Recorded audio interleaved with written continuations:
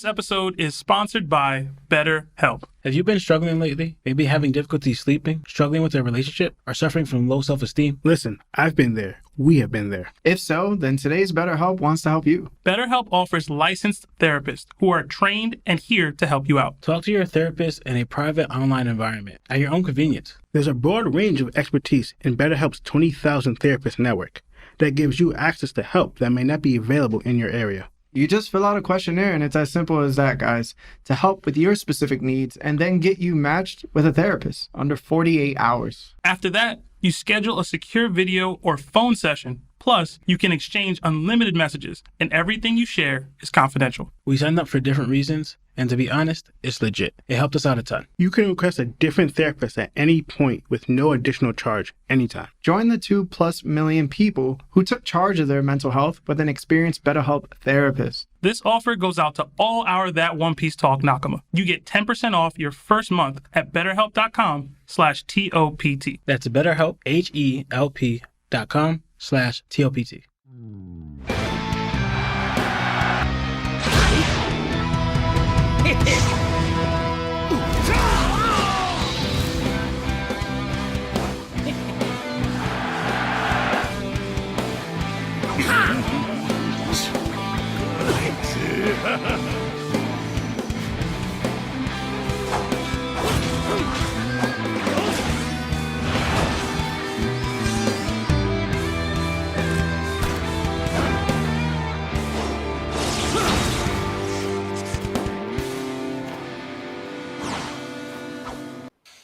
Hello, There you everyone. there you go. Now you good. You good. Go, man. Hello, everyone. Welcome to another episode of TOPT. My name is Larry, Seb. Lawrence, and Lionel, and this is a show where we talk about anime and One Piece. Woo! Let's go. Guys, the twins are late. It's not our fault. They will be here, though. They will be here. When? Don't know. Yeah, so what I'm going to do is I'm going to put only me and Seb right now. So I'm going to remove them.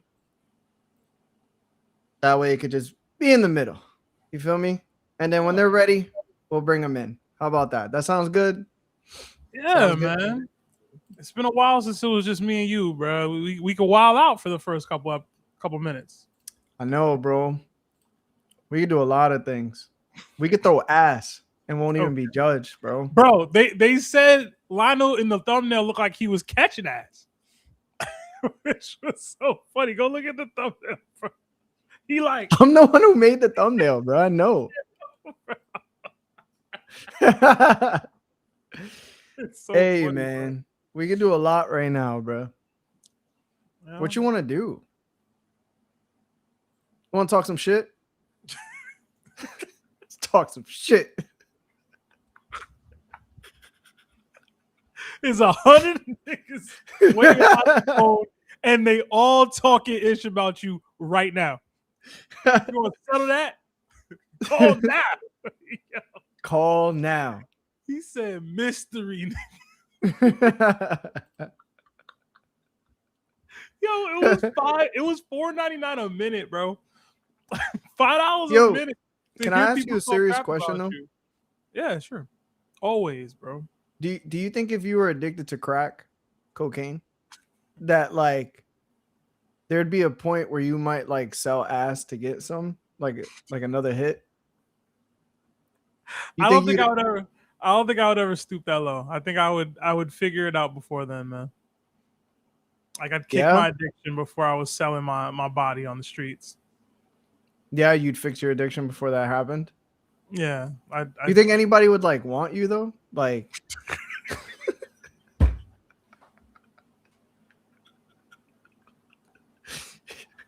yo, I don't know, man. I'm gonna say yeah, bro. I'm gonna say yeah. Yeah, man. That's what's up, man. I'm glad you have confidence in your lowest point, you know what I'm saying? Like of attractiveness. So, man. Crackhead Seb? I'm trying to think what I would look like, bro. It'd be hard, bro. Crackhead Seb is crazy, bro. Yeah. Guys, just so you know, we are also live on my Twitch account and on Facebook. So first and foremost, Law came to the stream. Look at Law. Oh, look. Law. Hey, All right. somebody scan the QR code. That's what's up. Oh, yeah. So when you scan the QR code, it's going to bring you to that betterhelp.com where you personally get like a discount from TOPT. Yeah, so if you need to work on your mental health, please do not be ashamed. Please seek help. Especially the men. You know what I'm saying? You know, we go through some tough times and sometimes we need somebody to talk to. But we are live on Facebook and we are live on Twitch. So if you guys want to come through, we're also live on Kick. If Kick is your thing, we're live on 4 places right now. So it's going to be a really good time. I don't think I made it in time to do the TikTok one. No, not TikTok, Instagram. I should probably do that right now. Seb, do you want to read? Like the super chats? Like, what are you saying? Yeah. You want to read some super chats? Yeah, there's a bunch of people in here. So I'll shout out chat and then read some super chats. I don't know what's up with Law's camera, but we'll get that figured out in short order. But yeah, I see Kruver J, Vandy Auger, Mamba Kid, Eep, Twilight's in here, Agent Q, or is it Agent Double O or is it Agent Q? I don't know.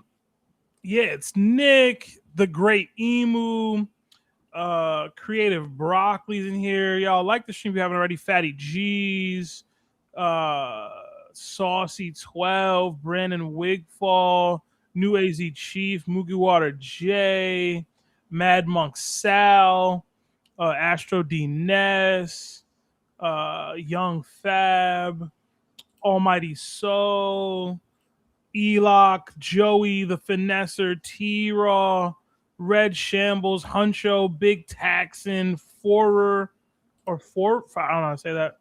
But yeah, appreciate y'all. Please hit that like button if you guys haven't already.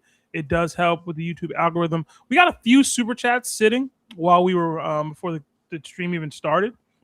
But yeah, we got 39 months at Yonko status from Project Iceman. It says first. LOL, always wanted to do that.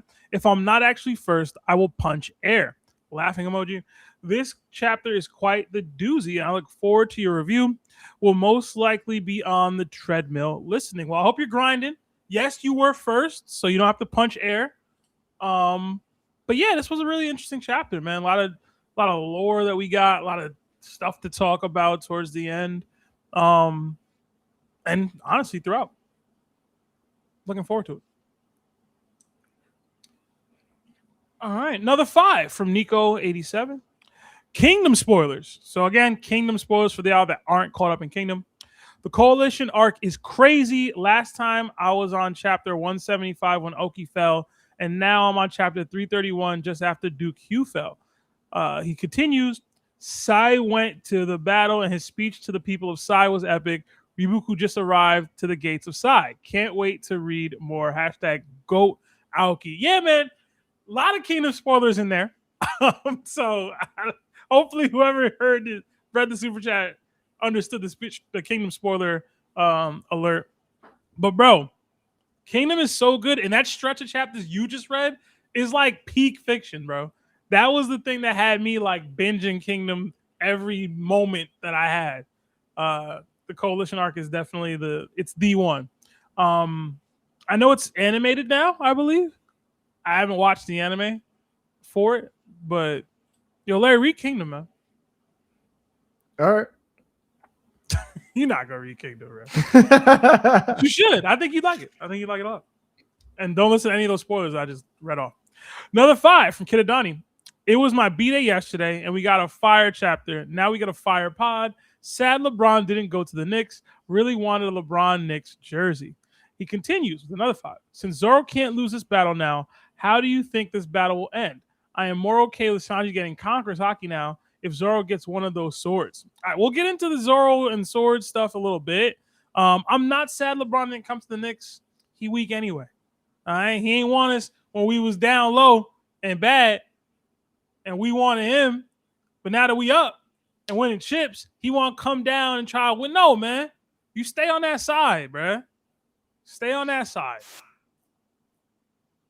Plus, I feel like the LeBron Sixers jersey is going to be tough, bro. Honestly. Especially the black, like the AI era. I feel like that's going to be tough. Yeah. But yeah, we'll talk about the Zoro stuff when we get to that part of the chapter discussion, man. Really curious what you're thinking about that, though, Larry. Another 15 months at Nakama status from K. Cover G. It says, will Zoro or any of the Straw Hats get one of Imu's weapons? I don't think so. personally don't think so. I guess we can wait till later to talk about it, but I don't think so. I think there's something same. even more impressive in store for Zoro in regards to that, and I'll get to that a little bit later. So, another 10 from Mama Kid. It says, yo, what's up, y'all? Hype for the review. One Piece is getting crazy, but was wondering who's you guys' top 5 strongest Cartoon Network characters? With eyes emojis. Hashtag Luffy get up. Cartoon Network characters. Who? I'm trying to think who's on Cartoon Network. I'm gonna give you my top 3. All for it.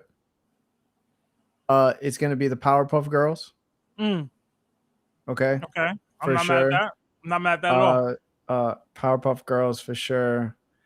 I'd probably say Bugs Bunny. Does that count as Cartoon Network? That I'm counts? pretty sure they were on Cartoon Network. So I got 4. And then the 5th one would probably be Captain Planet. I didn't know Captain Planet or Bugs Bunny counted as Cartoon Network's characters. I agree with you with your 3 for the Powerpuff Girls. I'm going to add Ben 10. Oh, yeah, like Ben 10. Yeah, he up there, bro. And then, man, after Ben 10, we have like Star Wars characters. You know what I'm saying? From like that little Star Wars animated series. So it's probably somebody from Adventure Time. No, they be wilding. Isn't Rick and Morty Cartoon Network? Or am I tripping? I have no idea. No, I don't remember, bro. I don't know. That's Adult Swim, probably. Is it? Oh yeah, it's probably Adult Swim. Yo, wasn't Space Ghost from Cartoon Network? He just The interviewed original? people. But he was supposed to be all powerful, no? I don't remember. I don't know, man. I really don't know. I haven't watched cartoons in a long time, bro. Yeah. I'll go with one of the Jedis from, like, I'll go Obi-Wan or something. All right, next, another 10 from Agent. I said Sanji was gonna get Conqueror's Hockey back in the DDT against Marco. Larry gonna call it Cockner's Hockey because Sanji don't gotta be in the action. You just gotta watch to learn how to use it. It's terrible. Hashtag the Watcher. Top. Bro, what's wrong with you?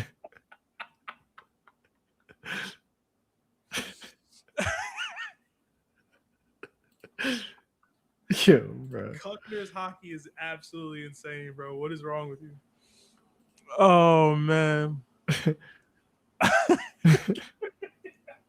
actually gold. That's actually so funny. Another 1 month at Yonko status from It's Nick. It says, Ayo, hashtag Heat Nation, hashtag Fly Eagles Fly Hill, hashtag TOPT. What's up, Nakama? Looking forward to an hour with the gang till work at 7. Hair down, AirPods in, hashtag like the stream, hashtag Seb do the roar, hashtag super. Remember I used to do it every super chat? Yeah. That was so And then you long got ago. tired. I got so we started getting a lot of super chats. Yeah. We started getting a lot. Imagine I still did it.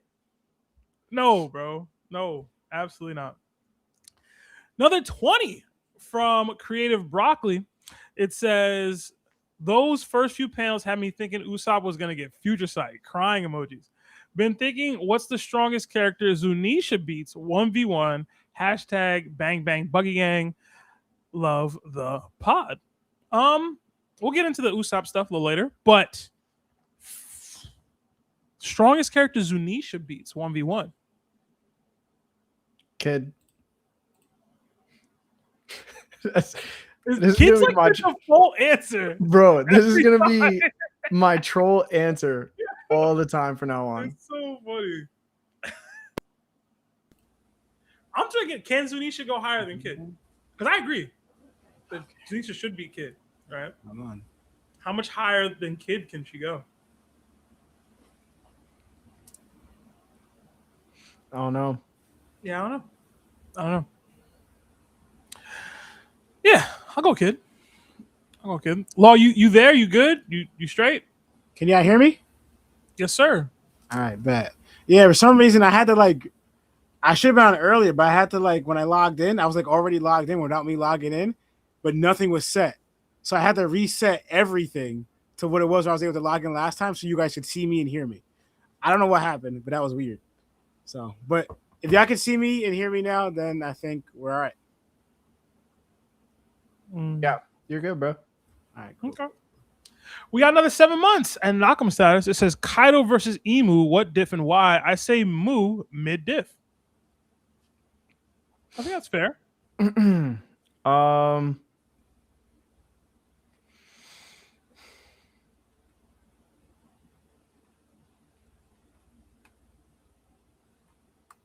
Can Kaido push him to high diff? That's the real question. I would say high diff. Mm-hmm. Push Emu to high diff? Yeah. Okay. Man, I guess we gotta say have to. I don't know. I don't know, bro. Emu moving different. Emu got it all, bro. You think he's gonna be mid diff, Sebastian? Yes. It's tough.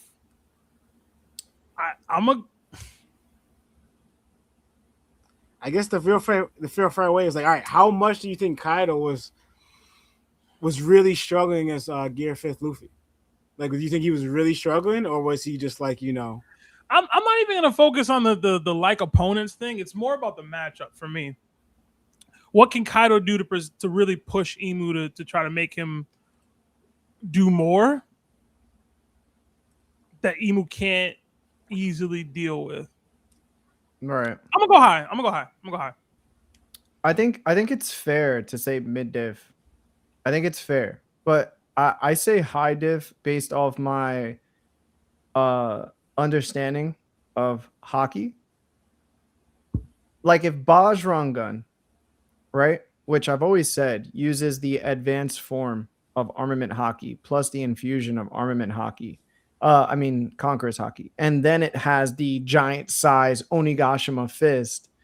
I'm going to say that, that's a bigger fist than Ragnar, the size of Ragnar. That's a bigger attack than, a lot of the attacks that Loki has done, except for the huge lightning attacks. And I think Luffy has stronger hockey than Loki itself, just because in my opinion, I haven't seen Loki do some of the hockey attacks that Luffy was doing against Kaido. And I saw Kaido doing hockey attacks that I didn't see Loki doing either against Luffy. So if Kaido can, and I know that a lot of people don't also agree with this, and this is just my personal opinion, and I think Law said that he believed this too. Correct me if I'm mistaken, but I do believe that Kaido can be awakened. I'm not of the belief like everybody else that he can't be. So if he is taking Emu as serious as possible, and he's using Future Sight off rip, and he's using all the hockeys that he has, and then he awakens, I think Emu still annihilates him for sure. But I do think that it's a much harder fight than mid-div. That's where because even during this fight now, Luffy hasn't used the hockeys that he was using against Kaido. He barely did it on Egghead too. And Loki hasn't used the hotkeys that I've been talking about that Luffy was using against Kaido. So it's kind of like when you add that extra layer of hockey, I feel like Emu has to go harder no matter what. He just does. I think I'm sticking with the mid. Because if Emu gets active for real, like the same way that you were talking, you were like Kaido going all out. Like I don't think we've seen Emu go even remotely close to all out. Yeah. You know what I mean? So I'm gonna go with Emu. If Emu's really pushing it and really getting in his bag, like it's probably even nastier, bro. I'm gonna go back down to mid. You know what it is too? It's that I feel like Kaido is a way better fighter than Luffy and Loki is. You know, like I feel like he's just generally a better fighter. So Lawrence, go ahead. I'm going to ask another question. I was just gonna say this, like for example, right? And this may change things, as in not necessarily about like I'm thinking more like the dynamic of the fight, right? We know Kaido kind of plays to his comp, he fights to like kind of like the level of his opponent, right? But he did recognize that Joy Boy, obviously not knowing what we know, what we know now, that he recognized as Joy Boy as the only real person that could kind of like defeat him or push him, right? But then you have Emu here, which Kaido doesn't know about, who's arguably the same strength or stronger. We don't, because Emu had time to keep growing or whatever. So at the very least, they have to be around the same strength. So then if you viewed Joy Boy this way, right, someone that can really push him, and then you have Emu who's around that level or stronger, how does Kaido fight? Recognizing, this person is that strength, Yeah. So that would vote Kaido to go all out. And to me, I believe even with a Kaido awakened and going all out to playing to his full potential, like Haki Harden to protect his body, all that stuff, I still believe he loses the Emu. Yeah. Yeah. The other question is Kaido immune to Adami Reversi? That's a good point too, because we don't know if it's the devil fruit or because it's the Hithos. So that is a variable we don't know of.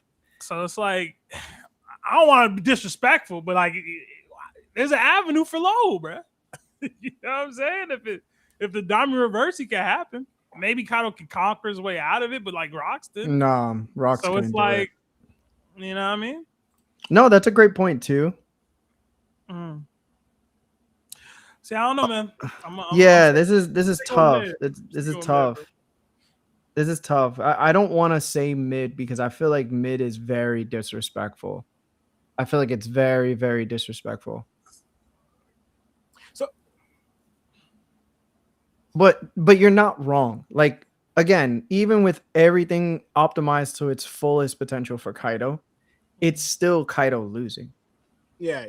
You know what I'm saying? Like no matter what we say, he's still losing. So here's the avenue for Kaido pushing this thing, right? He's crazy durable. Emu's seemingly on some sort of time limit in his fight. If he's fighting for days on end, can he get Emu weak enough in that space? I don't like that. I'm trying to see how he can do this. I'm trying to navigate this for him.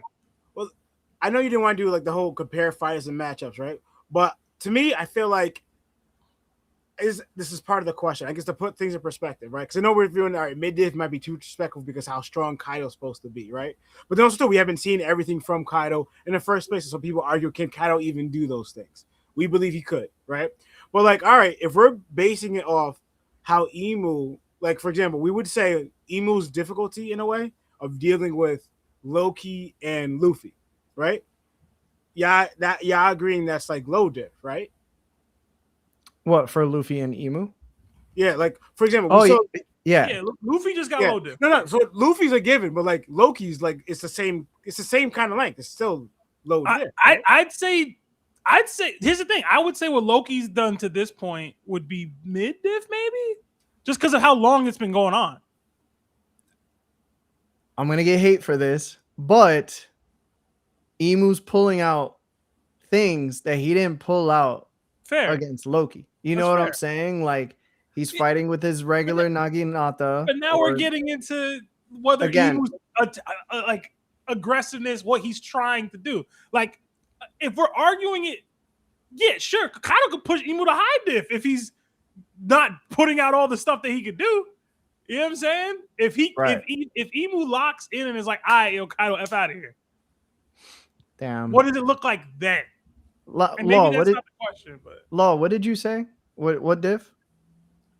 So I actually didn't say a diff yet. Because I'm still playing out. I think I was leading towards maybe high. Well, the more I'm mapping out in my head, I think I actually did. I think I did say that. I think I was leaning towards actually mid diff.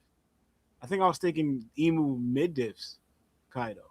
You know, because to me it's like the reason I brought up the whole Loki and Luffy thing, because obviously it was more, I guess, it was more of a showcase of low diff between Emu and Luffy, right? But then Loki lasted a little longer, but to me it's still low diff. Just because it's like, you know, it's still kind of like same competition. So I'm going to give a little more credit. So obviously I'm trying to say is that Kaido will look more impressive than these two would, right? But it still would be mid diff. You know, Yo, I know it's gonna sound very hypocritical of me, and I know people are gonna love this. All right. So you know how I complain about Kid and Big Mom not being able, Kid and Law not being able to beat Big Mom straight up. mm-hmm. All right, I'm about to do it for Kaido. What you about to do, man? You know how like. We don't know if Emu can just transport out of Elbaf without like the abyss pentagram circle in the castle, right? Like most likely he's gonna go back to it to like transport out of it. That's the reason why he used it to transport to there. If not, he would have just transported to wherever he wanted on Elbaf, right? Okay, where you going with this, man? What if Kaido, right, somehow figured out he had a time limit like Goku did to like Golden Frieza. And then he used the flame clouds to break off whatever piece him and Emu are fighting on. And then he lifts the island into the air and he doesn't allow Emu to fly away. Would he be able to win doing this? No. That's what I'm saying. This is stallman tactics. This is yo, let me get to the point where he tired or whatever. Honestly, bro, it's low diff. It's like, low diet. Yeah, it's low diff the same way Luffy low key no diff. But it's like you said, if Emu goes all out from I can't say no diff. Emu was using Conqueror's Haki to block attacks and whipped out multiple. I mean, we'll get into that, but multiple special swords and like he did things that he wasn't doing to Sanji and Zoro. I know. Yeah. Sanji and Zoro got kicked and slashed, and you know what I'm saying? Bullets, whatever. Haruden got low diff. I won't give Luffy low diff or no diff. I won't do that. I won't no diff for Luffy. I think overall all of them got no diff. If we being honest, bro. Like, I just don't want to say it because it's Kaido. But that's why I was going with the avenue. I believe, like recognizing, even though we don't see it a lot, like sensing from Emu, he's gonna sense like, you know, like this person, like, or knowing whatever, like the whole Joy Boy level thing, right? So I think that's gonna cause Kaido to like pull out all the stops that we didn't see before. Where the awakening, and also we saw him change forms too, where he got into this more beast hybrid form where he like hit Luffy with it, right? And then also, too, he's going to protect himself. He's not going to let himself get hit. So I'm thinking, even with all of that, Kaido at his apex, at his best, giving it all his eye, I'm bringing it to mid diff. You know, that's what I'm saying. I'll go mid diff. Okay. Slightly better than Loki's mid diff, though. To me, it's like Loki got low diff to me. I agree. I won't go there. I won't say low diff for Loki. He was fighting for a minute, bro. Yeah, he was fighting for a little bit. Emu was reminiscent. You had Ragnar popping up. He's chatting with Ragnar. Hey, what you got going on with your mental don't got nothing to do with what I scale the fight in terms of it does. Gym. Nah, man. There's the output. Nah, man. Emu was out here like for example, you say that the Kaido thing, but Kaido's letting himself get hit. Emu in a sense was letting himself get hit by these people because what I'm trying to show is like the concern of how the effort that E was putting in that fight. He was more concerned about his reminiscing, you know what I'm saying, than the actual opponent he's fighting. Hey man, That and he got affected caught. him. He's just Okay, like, Lawrence, if Ippo fighting and he fighting Ricardo Martinez, and Ricardo Martinez is thinking about that little Latina he had the other night, and he get caught, are we gonna be like, nah, he was thinking about no, bro, you got caught, bro. But let me ask you a question though. All right, you getting caught too, because you're thinking about that one. But you getting caught lets you taking like practically no damage. Then you end up still taking out your opponent. You can't be bleeding and flying across the map and landing on stuff talking about no damage. He took damage, bro. He took damage, bro. Sebastian, we've learned in One Piece that you could literally make someone bleed and it could be legit a non-factor to that person. I ain't saying it's a factor. I'm saying you can't say it's no damage. All right, let's move past this because we've been on it for a minute. Let's do 2 more super chats, yo. All right. We got $2 from Forur, I think. I don't know. It says, what did Gege tell Oda during dinner? Crying emojis. Kill them all. Kill them all. Listen, if Oda's taking advice from Gege, then that would be it.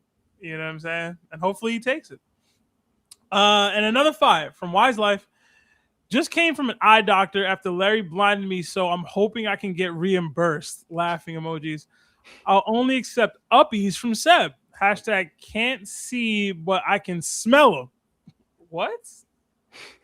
I'm not paying nobody out in uppies, bro. I don't do uppies, bro. What if like Lawrence wanted you to give him an uppie? You gonna deny your brother? Yeah. Without issue. I'm not really sure what uppies is, but I'm a little It's concerned. me lifting you up like you a baby.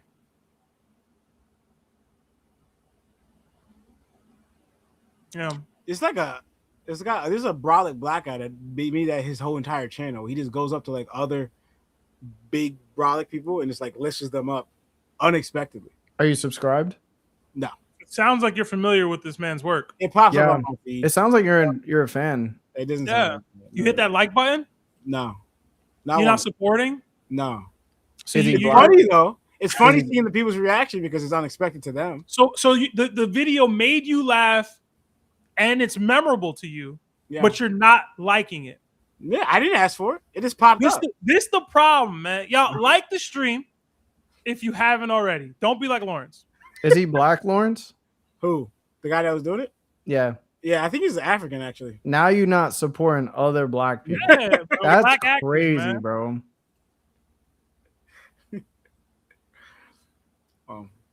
You do it for the man, though. What? What? Should I say if he was white, I would do it? No. Hey, All right. Guys, if you haven't liked the video yet, please like the video. It does us so much.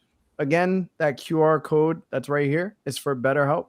If you want a discount, you can just scan that and it takes you right to it. Lionel will be here shortly. Okay? Lionel will be here shortly. So do not fret, young Padawans. I would fret if I was y'all. Don't fret. Frolic. I would fret. Frolic in his name. Through the fields. Y'all heard that? I did. Well, you good? Yo, y'all heard that or not? I totally heard that. That was lightning. It sounded like Superman was fighting a battle in your neighborhood, bro. That's what it sounded like. I think Anella's here, bro. I gotta go, yo. I gotta go, bro. Yo, He's bro, calling me, bro. that sounded wild, bro. Okay. So, guys, again, we're on TikTok. We're not on TikTok. We're on Twitch right now. On my Twitch, TOPT Larry. We're on Kick. We're on Facebook, and we're currently on Instagram. So, just want to say shout out to all of you guys. I love you so much. Thank you so much for supporting the channel. But after 35 minutes, we are going to get into the chapter. Okay. So starting this week, we're covering One Piece chapter 1189, titled King of the World. We also have another reader request. The caption reads, "Naughty see no evil, speak no evil, hear no evil, monkeys getting scolded by Nami." In the cover story, we see three monkeys resembling Zoro, Luffy, and Sanji. They appear to have gotten themselves into some kind of trouble, sustaining injuries before rubbing up against the clothes hanging on the laundry line. Naturally, this leaves Nami furious as she scolds them for making a mess. So, starting with Sebastian, did you have any thoughts on the cover story before we dive into the chapter? I really didn't. I mean, I'm familiar with the see no evil, speak no evil, hear no evil. But I'm not gonna lie, bruh. I didn't think too much into it. I thought it was funny, the Sanji was like doing the hear no evil. He's getting scolded, the Sanji monkey, but he's like obsessed with Nami with the hard eyes. I thought the Luffy monkey was fitting. It's see no evil. He's supposed to be covering his eyes, but he's not. He's just doing the Nika laugh, which I thought was pretty funny. His eyes are just closed. And then the speak no evil, the Zoro monkey, I don't know why, but it looked as though he was eating. Like, obviously he's covering his mouth, but it looks like he's eating something too. I don't know if I read too deeply into that, but it also reminded me of, you ever heard the no more monkeys jumping on the bed fairy tale rhyme? No, it's something Mom used to read to me and the twins and Charles when we would like act up. And I don't know, it reminded me of that, Lois. I don't know if you got that same vibe from this. I didn't think about it until now, until you said it, in all honesty. You never heard that nursery rhyme, Larry? No more monkeys. One more monkey fell and bumped his head. No more monkeys jumping on the bed. No? No. Maybe it's a black thing. Were you jumping on your bed, Larry? Maybe he didn't do it. Maybe that's why. Because we was doing it all the time. Shoot. Larry's mom would have been whooping his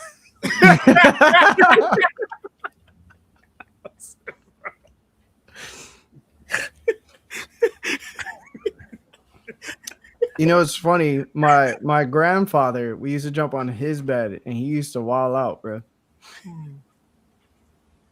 Yeah. I gotta find that nursery rhyme, bro. I used to love it.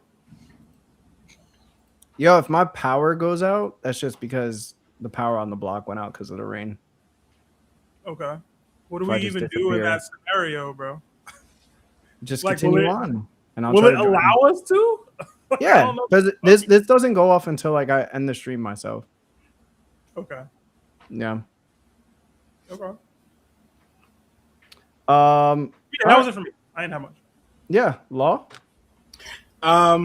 Yeah, I don't really have much either. I just thought it was to me, I want to know, because I don't think Nami's the one that gave them all these scratches, bleed marks, bruises, and like messed them up like this. So I'm like, what were they doing? Because I feel like Nami looks like she's getting mad at these three monkeys because they end up using her laundry or the clothes there to wipe themselves, like to treat, or not treat, but like wipe off the blood on them. But like, were they battling each other? Or are they friends battling some other war, like battle on that one? And Nami got mad at them for using, these clean clothes to wipe up their blood. That was my only question, like, because they seem to be marked up, like, they were in a battle. And I don't think Nami, because usually you have Nami as like running gag, the one that beats them up. But this looks like highly severe to be like a running gag that Nami just hit them like a few times because the way the blood looks, like, it looks like they were in a legit battle. And I don't know if it was against themselves, like them three were just battling against each other, or were they fighting something? Most likely them protecting something. But Nami seemed to be mad that they wiped it on their clothes. But that is my only question, though, about this. Yeah. Okay. Yeah, guys, Lionel's coming soon. Please don't worry about Lionel coming soon or not. He'll come. He's just gonna be a little late, he said. Also, like I said, if the power runs out, Seb and Lawrence will take over until I could get back online, just because it's like raining super hard. All right. So when I read the title of this chapter and saw the three monkeys lined up together, I immediately thought, here we go. This is where Sanji finally is going to get Conqueror's Haki, just like Luffy and Zoro. Then we'll watch him somehow pull this thing off that even experienced users, including Luffy, haven't been able to do without any guidance, and people will call it his greatness instead of chalking it up to plot.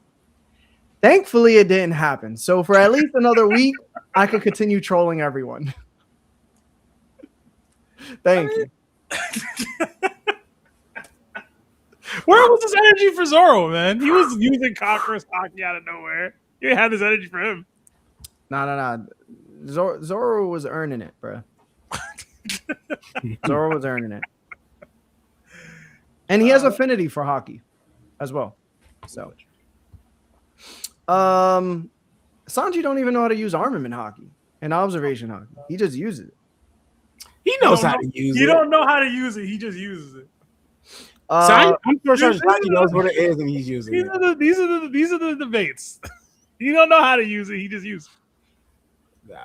Nah. Like, on a positive note, seeing Zoro, Luffy, and Sanji featured together does add a little more fuel to the Monster Trio conversation and gives Sanji fans something to celebrate, I will say. That said, we all know a fishman can never be a monkey. I'll just leave it at that. Other than that, I really don't have anything else to add. So that's it. all right. We can do like 5 super chats. Okay. Let's get back to it. Y'all like the stream if you haven't already. I see 476 people in here, but only 179 likes. Hit that like button. Don't be like Lawrence. All right. We got another 5 from Papa Naughty. It says, if somehow Blackbeard achieved Rox's goal, would that give him a hockey bloom on the level he needs to be to compete endgame? So becoming king of the world? Like actually becoming king of the world? Like how? It depends how he does it. Yeah. Right. Yeah, I'd agree with that too. So, But I don't think it would give him a hockey bloom if he does it the way Blackbeard does everything. Yeah, I'm trying to I agree. think. Blackbeard There's a could easily word- just get 2 of the ancient weapons and immediately take over the world. Immediately? I don't know about immediately. Bro, Pluton and Poseidon. Are you kidding me? We don't know what Pluton do for real. Like we know, but we don't. We've been told that the only way you could defeat Pluton is with another Pluton. They never even said the other 2 ancient weapons could defeat Pluton. Mm-hmm. You get what I mean? Yeah. No, Like- you're probably right. I just Like, the what? term immediately is my struggle. You're talking about overthrowing the entire world government Yeah. and Marines and being like, Yeah. yo, I'm the king now. Mm-hmm. I don't know that you immediately do that. You're immediately implies that it would take a day or two. Remember, I'm talking 2 though as well. So it's not only Pluton, it's also Poseidon that he could also get. So I feel you. if Poseidon was to be like, yo, all the Sea Kings, come to me, my X-Men, and they just decided to break the red line, they could take out Holy Land. Because remember, as far as we know, being Poseidon, your power is unlimited. She could really summon the entire Combelt. Hey man. She's like an Omega level mutant, bro. But having Shirahoshi doesn't mean you're like she would have to do these things on your behalf. Right? Like bro, capturing her doesn't get you this power. It gets you access to her who can then potentially use the power. Pluton, sure. Seemingly is a ship. Seemingly can be has cannons that can be fired. I don't know. Whatever. But Shirahoshi, like she's not just doing all that for you just cause. She doesn't even know how to do half of that. I've been told many times how similar Blackbeard and Luffy are. Oh my god.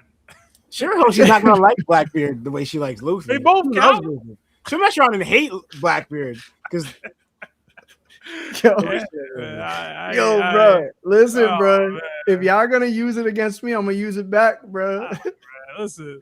Blackbeard got this charisma about him, dog. That's very similar to Luffy's, man. But I feel like it's gonna affect people more, and that charisma is gonna affect people more like or inclined to your nature. You know, Listen, Like- give her a little bit of hope that what happened to her mom won't ever happen again. All of a sudden, she's like, "All right." Yo, they both be cowardly. no, but like what I mean is like what That. stood out to her is that Luffy went on his way to protect her. You know, Blackbeard's not gonna do that for her. Hold on now. Hold It's an on. Hold on. ancient weapon, Lawrence. He What do you know that's an mean? ancient weapon. Yeah, but that's not genuine. That's more. He That's, won't be. He would like I'm gonna tell you right now. create a scenario to protect her to coerce her Sebastian. before he would actually instinctively Sebastian, just protect her. Blackbeard's gonna come more off like Vandir Decken Yeah. to Shiroshi than more like Luffy. That's what it is. Motive. Hey, Luffy I know was this is gonna driven by sound motive. crazy. It's Blackbeard's gonna sound driven by crazy. motive. Huh? It's gonna sound crazy, but like, this ain't the first time Blackbeard would have been into younger chicks. Oh You know my what I'm saying? god. So Pink hair too. Pink hair too. pink hair too. Mhm. All right, next one. We got another 10 from Saucy 12. How y'all gonna be sponsored by BetterHelp and not put Lionel on it after that horrible take last week? Hashtag cat getting packed. Hashtag bullet low diff. That's a little extreme. Hashtag lengthy Larry. Hashtag stretchy Seb. Hashtag black shades law. Hashtag brown bald Lionel. Why am I stretchy? Low diff might be too low. Is it In low the- diff cat? That's what you trying to say? Yeah, like I'm not co-signing that. I'm a cat hater. I'm not co-signing a bullet low diff cat. I'm not co-signing that. I'm gonna go mid diff though. I'm gonna say hi out of respect. Yo, you yeah, everybody high diffs today, bro. You want a high diff, bro? I'll take. I mean, one, bro. he's Cat's not gonna do bad because with the future sight and then the hockey too. Like I think people underestimate the fact that like Cat was legit overpowering Luffy's hockey. You know, like he legit was. So you what's know? the diff, Law? Cat versus bullet, gang. I'll say mid to high. Like as it's potentially could go be high. You know. Yeah. Okay. You know. Okay. You want me to stop there or read another one? Read another one. All right, another 5 from Noah Velasquez. It says, "What's up, y'all? Is it still odd to have Roger top 1? I know Emu a monster, but Roger is the one and only Pirate King. Is that not enough?" I love me some Roger, dog. I can't put him top 1 right now. He was never top 1, Dougie. Yeah, I can't do that right now. I'd have to see him in there with Emu, essentially. Like I'd have to see him with somebody at this level and see what that looks like. Because the other thing is, I don't think most people even now had Roger over Joy Boy. You know what I'm saying? So Right. he like Larry said, he was never top 1. He was top 1 when we didn't know who Joy Boy was. Right. We didn't know who Emu was. Like there was a Right. time, there was an era where it was like, yeah. And even then, there was a lot of Whitebeard was as strong conversations anyway. So unless we see another thing from Roger or whatever, like Gabon says something or whatever happens here, he not top 1 over Emu right now, dog, or Joy Boy, or probably a few other people from the Ancient Kingdom at this point. So Yeah. we got this Elbaf warrior god, whoever Dozen is, you know what I'm saying? Who knows? Davy Jones, who knows, bro? How many people are actually over Roger at this point? All right. Guys, you want to get into the next part of the chat? Yeah. All right, let's do it. Guys, Lionel said that he's gonna be here around 7:30 to 8 p.m. Okay, so not too much longer. Also, if you haven't liked the video yet, please like the video. So this chapter is a bit lengthy, and just describing what happened in like the 3 parts. So I apologize if I'm like speaking a little too long. You could just fast forward life, like Lawrence did when he thought we could fast forward a game. Live football game. I'll never forget that. Well, y'all just fast forward to the end and see who wins. Yo, bro. You were too old to think that, bro. It was so funny. It was so crazy. It reminds me of that part in the Street Fighter movie where Zangief is like, "Quick, change the channel." What's worse? You know what's worse. Okay. I Yeah, don't know what's worse. Bro, I don't it's know what's Zangief. worse. It's I don't know Zangief, what's bro. worse. It's I don't know It's what's worse, Zangief, bro. bro. Lawrence could have had a You lapse know and been we like, could fast forward live Listen, television, real granted, life. we love to like downplay Lawrence out of jokes, but like Lawrence could have literally thought for a quick second that the football game was just like recorded or on repeat. Zangief saw Nah, a Larry, car don't give him that. about Don't to give him that. crash Don't give him into that. the arena Don't that give he him was that. in. Lawrence asked us if this was live before he asked this question. Sebastian, don't first of remember. all, you be making stuff up all the time. So I don't want to hear that from you. All right? I don't want to I hear don't that. remember Did I that. lie? Nah. I don't remember that, bro. Because the whole grimace was the fact that it was like it's being I don't even remember It was my like thought process on that one. VA. But I know I had a lapse in judgment where I confused myself with like the because you guys were fast forwarding and rewarding this, and I was like, I was just fat like that. It's my fault. I own up to it, but it's not what you're making it out to be. Yeah, bro. That was crazy. Yeah. All right. Anyway, the chapter picks up exactly where the previous one left off, with Luffy impaled by Imu's sword Vohu. Luffy is shown to have sustained severe damage, struggling to catch his breath as Imu flies him toward a massive tree before violently slamming him into it, driving Vohu even deeper into his body. Elsewhere, Usopp suddenly senses that something is terribly wrong. He turns around, catching Nami's attention, and she immediately notices the concern on his face. When she asks what's wrong, Usopp nervously wonders if Luffy is okay. Confused by the question, Nami initially brushes it off, asking, "When is Luffy ever not okay?" But fear quickly begins to creep in.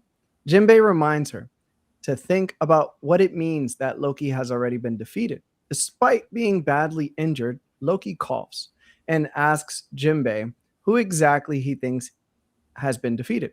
Ignoring the remark, Jinbei tells everyone there's no doubt that Luffy's haki has suddenly become much weaker. The scene then shifts to Frankie, who notices that the ice imprisoning Gunko has completely melted. Nearby, Brook cradles Princess Shuri in his arms, desperately calling out her name. Frankie warns him not to warm her up too quickly, but Brook reassures him that he doesn't have any body heat, so there's nothing to worry about. Still receiving no response, Brook desperately asks Shuri what happened to her after Asperia fell, what transpired all those years, and whether she truly is Princess Shuri. She remains unconscious. Ragnar suggests freezing Gunko again, prompting Brook to angrily tell him to leave them alone. Meanwhile, Usopp readies his Kabuto, cautiously asking if Gunko is safe and whether she's still in her terrifying state.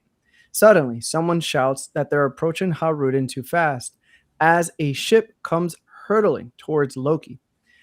Haruden and Gerd brace for impact, but the vessel crashes directly into Loki, destroying the ship Haruden and Gerd were standing on. Chopper quickly transforms into guard point to shield Gerd from the collision. Usopp yells, wondering what they were trying to accomplish, while Nami calls out in concern for Haruden, Gerd, and Chopper. Grateful, Gerd thanks Chopper for being so cute and helpful, causing him to blush with embarrassment, as he adorably calls her a jerk. Gerd immediately begins treating Loki's wounds and is shocked by how badly he's been injured. Loki complains that some of those injuries are their fault before demanding to know why they've come.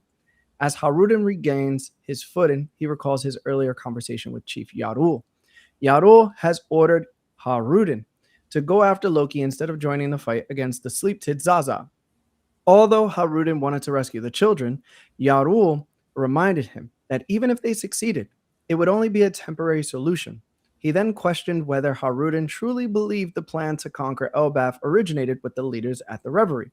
Thinking to himself, Yarul concludes that it couldn't have come from them. It had to be him. Back in the present, Haruden asks Loki if he knows the identity of the man currently fighting Luffy. Loki simply replies that he thinks he does. That ends the first part of the chapter. So, starting with Law, tell us your thoughts. Um, yeah. So honestly, like Emu just savagely like after he just poked up Luffy and then saying, "All right, oh, there's a tree here. I'm just gonna pin him to this tree and everything." In a way, and especially what we see later on, like it came out like why, but we're gonna see more. It kind of seemed like a more like sadistic pleasure for him to do so, you know, which is crazy to do so. How calmly they right, but honestly, I gotta give Usopp a little bit of props here. This might be his one of his highest feats we've ever seen in the show, and it's a small one, but I'm gonna give him his credit because he sensed what happened here. Like we just got confirmation from Jinbei that there's no doubt that Luffy's haki suddenly grew much weaker, right? Usopp peeped that immediately we're here. And it could be from the awakening. And it's like the upscale is like the first time we seen Usopp tap into like his awakened observation haki was Dressrosa. We've seen no evidence or sign or anything developed from that since then, right? But we are seeing it now. So I'm gonna give him his credit here that because he's looking the other way. So not like he saw it, he sensed this and looked immediately, and then Jimmy kind of confirmed because we already know what happened, right? But the fact that Usopp drew his attention to it, it shows the case that Nami didn't see it at all, who's an observation we know, didn't really see. Not going to sense what happened to Luffy. But the fact that Usopp did, I'm going to give him a little credit that, all right, his observation is slowly awakening because he sensed something that happened with Luffy. He may not fully understand what fully happened, but it made him question, yo, is Luffy all right? Jinbei made me, understanding, nah, like, yo, Loki just got put here.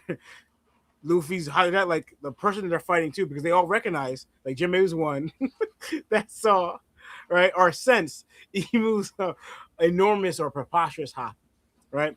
That's what they're dealing with here, right? I want to give credit to Usopp that he's able to sense it, you know. Hopefully he does more, but I'm at this level. There's not really anything or much that Usopp's gonna do, but the fact that he's able to sense it, I'm gonna give him a little credit there, right? I thought it was hilarious because clearly to everyone else, yo, Loki, you're defeated. You're getting medical treatment as we speak. Like, I don't know, not yet, but like you're laying here not being able to do anything. The fact that you have girls like, who's defeated? I haven't been defeated. Then what are you doing laying here, bro? You ain't fighting. You know what I'm saying? You legitimately got put. But the fact that Loki's like, nah, I ain't done. While he's like can't even get up right now. I thought it was early, but that's not like that spirit he has. So I thought that was funny.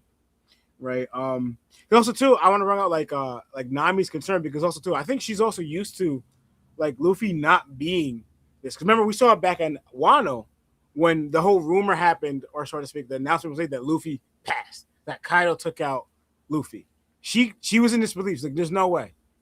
Like, when is he not? Like I said again, when is Luffy not okay? Like, don't scare me. Like, Luffy's always been all right. So it's like the same thing we're here. It's like thinking like, oh, the whole disbelief in a way that Luffy got taken out by Kaido. It's like almost like repeating, like not back-to-back arcs because arc, but like it's showing that the higher level that they're at right now, that they're reaching, that that for Nami to like be in disbelief that Luffy's actually getting taken down like this, right? And Ratataskier rolling up to Brook like yo, what are you doing with her, yo? Why y'all cuddling her? I froze her. I didn't do it on purpose. Well, obviously they can't understand him. I thought this was hilarious. He's like, why are you protecting her? She's not. Like, what's going on here? And it makes you laugh because you're like, he's just like whatever, So I thought that was funny, like pretty much because he's like, he just yelling out words, but he's like showing a caution, like, yo, she is dangerous. Like don't whatever, right? This is the equivalent of like your boy saying, yo, she's mad toxic, bro. don't save her, bro. Don't save her, bro. She don't want to be saved. You don't want to be saved. And then your boy is like, nah, man, don't talk about her like that. She different. You don't know her like I know her, man. And he's like, brother, everybody know her. No, it's crazy. Yeah, I don't know if y'all remember this. There was like an episode of this on the Wayans Bros when Marlon was dating that how should I put it? The call girl or something like that. Or she was like, she's not trying to be one no more. And Sean's trying to warn him, like, yo, you don't wanna, but Marlon's like, nah, whatever. I don't know if you ever remember that episode of the Wayne's Bros, but what you said, it reminded me of that. It was funny. Not for Marlon, but yeah. Anyway, but no, and it cracks me up like what Oda is just doing to Loki. This dude already got put here, and now he's like resting here, whatever. And then he's like, huh? He sees the ship coming, and it smacks him dead in his face. I was like, bro, how many times this dude could have kicked? Because then we saw him while he was chained up. He got cut up or attacked by Shamrock, right? And that like did heavy damage. And then while he's in that state, you had Zoro kicking his wounds. He's like, yo, what the heck? Whatever, right? And also Luffy attacked him, but Luffy wasn't trying to hit him too, right? And then you get treated a little bit. I forgot what else happened there too. I think something else happened. But either way, I don't remember. But then you fight Emu and you get even more hurt. And now when you're resting too, your own brother crashes a giant ship into your face while you out here trying to rest up. They had me dying for the because also no, yeah, he doesn't say it here yet. But yeah, wait. That's it, Law? Nah, I'm trying to see. Yeah, he does say it here. It's like you're the reason why some of this blood is leaking out of me. Like it's your fault. Like to me, I don't know how they crashed into Loki. Like I understand you can't maybe steer well because you don't have a husband, but crashing into Loki of all places you could have landed, Loki kind of feels because maybe it was on purpose. Hydra was like, yo, forget Loki because we have a little bit of beef. We squashed a little bit, but you kind of deserve this, because their relationship. Because also too, after he did it, he doesn't even care about Loki's his situation. Hydra, not even a little bit. He's just like, yo, we got to deal with the thing at hand. It's like, yo, you just crashed a ship into my face.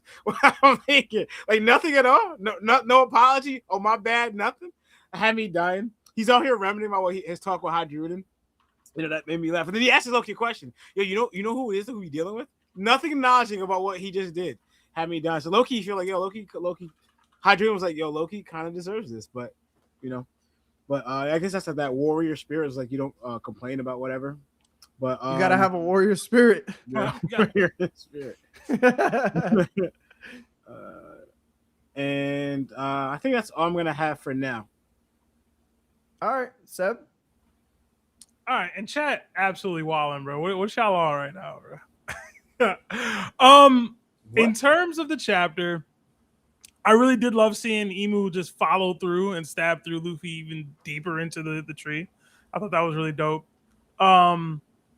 Usopp reaction, Lawrence highlighted it as like a little bit upscale for Usopp. I love that. It reminded me a little bit of, I think it's chapter 1044, where like Kid and Sanji and Law and Marco all sense Luffy back up on the rooftop, like he is revived. They all kind of have a spark jump and look up. Usopp's a little more worried, obviously. They were kind of hyped in that situation.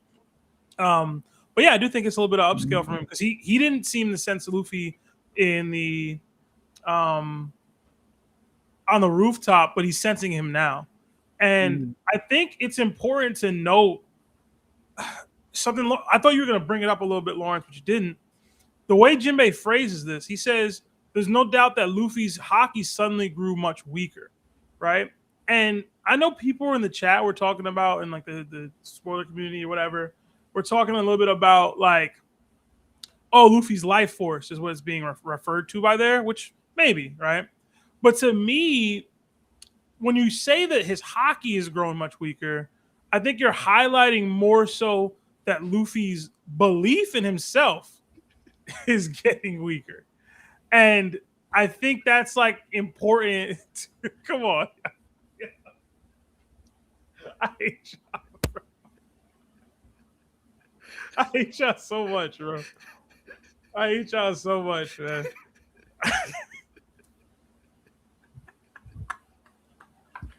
What is happening? I don't know what's going on. Larry keeps putting the chat on the screen and they keep saying wild stuff, man. But yeah, so it's his Luffy starting to believe he can't win the fight. You know what I'm saying? And it's like such a different view from where he was at a few chapters ago, where he was like, "Oh, I can't lose to anybody," because he was eating all the food and he felt super powerful. But now it's like, oh, his hockey's starting to wane. He's starting to be like, "Yo, I'm really overpowered. Yo, I'm really out of my depth here." So I kind of really like that positioning that Emu's putting Luffy in. I really like that. Similarly, I thought the Ratatosker stuff with Brook and Shuri was really funny. I thought the little mini joke that Brooke had, don't worry, my I have no body warmth. I thought that was funny too. I didn't think about it. Like, does Brooke really not provide any warmth when he like touches people? Like, that's kind of funny. The Haruden scene, hilarious to me. Because why do they keep doing this? This is like the third time that they've fallen from the sky on these Elbaf ships. Does nobody know how to steer these ships correctly? Like, they just keep flying into the air using these clouds and the rainbows and stuff, and then just, all right, we'll get there however we get there. And like, Chopper uses the guard point, but like Haruda and the rest of them just land clean directly on dude, bro. Like, low key, Chopper landed on Loki's nuts. Like, if you look at it, like he got messed up, bro. That ship got rocked. Like, it really landed clean on them. Shout to Gerd. She was looking mad cute in this chapter. That's my girl. She also seemed very concerned about Loki, like more than I thought she would. Maybe there's something there, maybe not. I don't know. The conversation that Haruden was having with Yarul was interesting to me because he was basically saying, yo, don't go after the kids. Like, don't save the kids. Go deal with the other thing. But which I guess is kind of similar to what Sanji was doing recently with the Zaza water demon thing. But it's like, bro, what's Haruden gonna do? Like, what's he gonna do? Right. Like, I was like really thinking, I'm like, yo, maybe we send him after the kids, bro. Like, maybe he's make sure the kids are good. Because what is he about to do for anything else in this area with the, you know? Yeah, he got low diffed by Luffy on Dressrosa. Bro. Or no diff. Low diff to no diff. What's he gonna be doing if Luffy in this state ain't doing nothing to evil, bro? Yeah, man. I don't know. I don't know, bro. I don't know what Haruden got going on. I really don't. I'm trying to think if there was anything else from this part of the chapter that I wanted to highlight. Not really. I have a little bit more coming up, though. So. Yeah, same. A little bit. Yeah, I feel the same way as you guys. Like Law, I want to give a shout out to every fan that's a fan of Usopp, who never wavered in their belief that their godly king would eventually have his moment. This is what you've been waiting for. Usopp used observation hockey by sensing Luffy getting absolutely bodied by Emu. That was his moment. His second confirmed use of hockey. He made a difference. He changed the arc for the better. Years of waiting finally paid off. And honestly, could you have asked for a better moment than this? I think not. If you're a Usopp fan, just know you earned this, Brody. I should have hopped on the bandwagon a lot sooner. I don't think we need anything else from Usopp for the rest of the arc.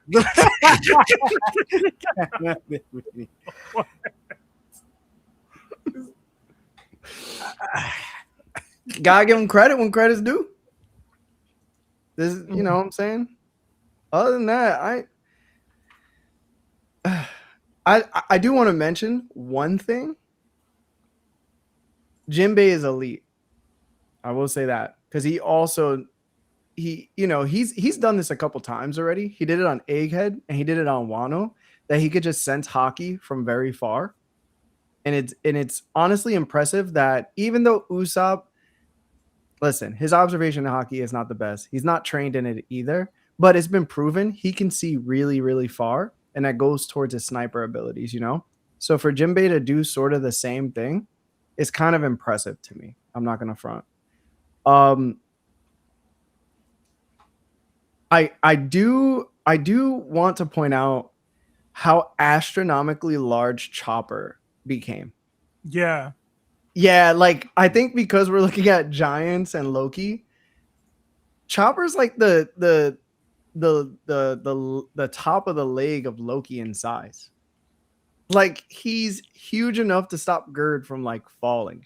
He's like a big pillow. It's pretty impressive that Chopper could even get that big. Yeah, I didn't even think about that. That's true. Yeah, he's like the smallest straw hat too. He's like literally the smallest straw hat. I had when I first live reacted to this on Sunday, when Yaru and Loki were basically talking about how there is a person that they think Emu might be, I had like 3 thoughts. One of the thoughts were that they somehow figured out that Harold had been controlled. They just didn't know by who. My second thought was that Shanks or Gabon had told them after their battle with Harold. And I think the third one, I think I just forgot. But I knew that there was 3 of them that I came to when this, first got read. And it tells you later on in a chapter. And if I just waited like 2 extra pages, I would have known. But this was pretty exciting to see that they both had knowledge of who Emu could be. So I was really happy about that. But yeah, that's all I really got for this part of the chapter, guys. I didn't have much.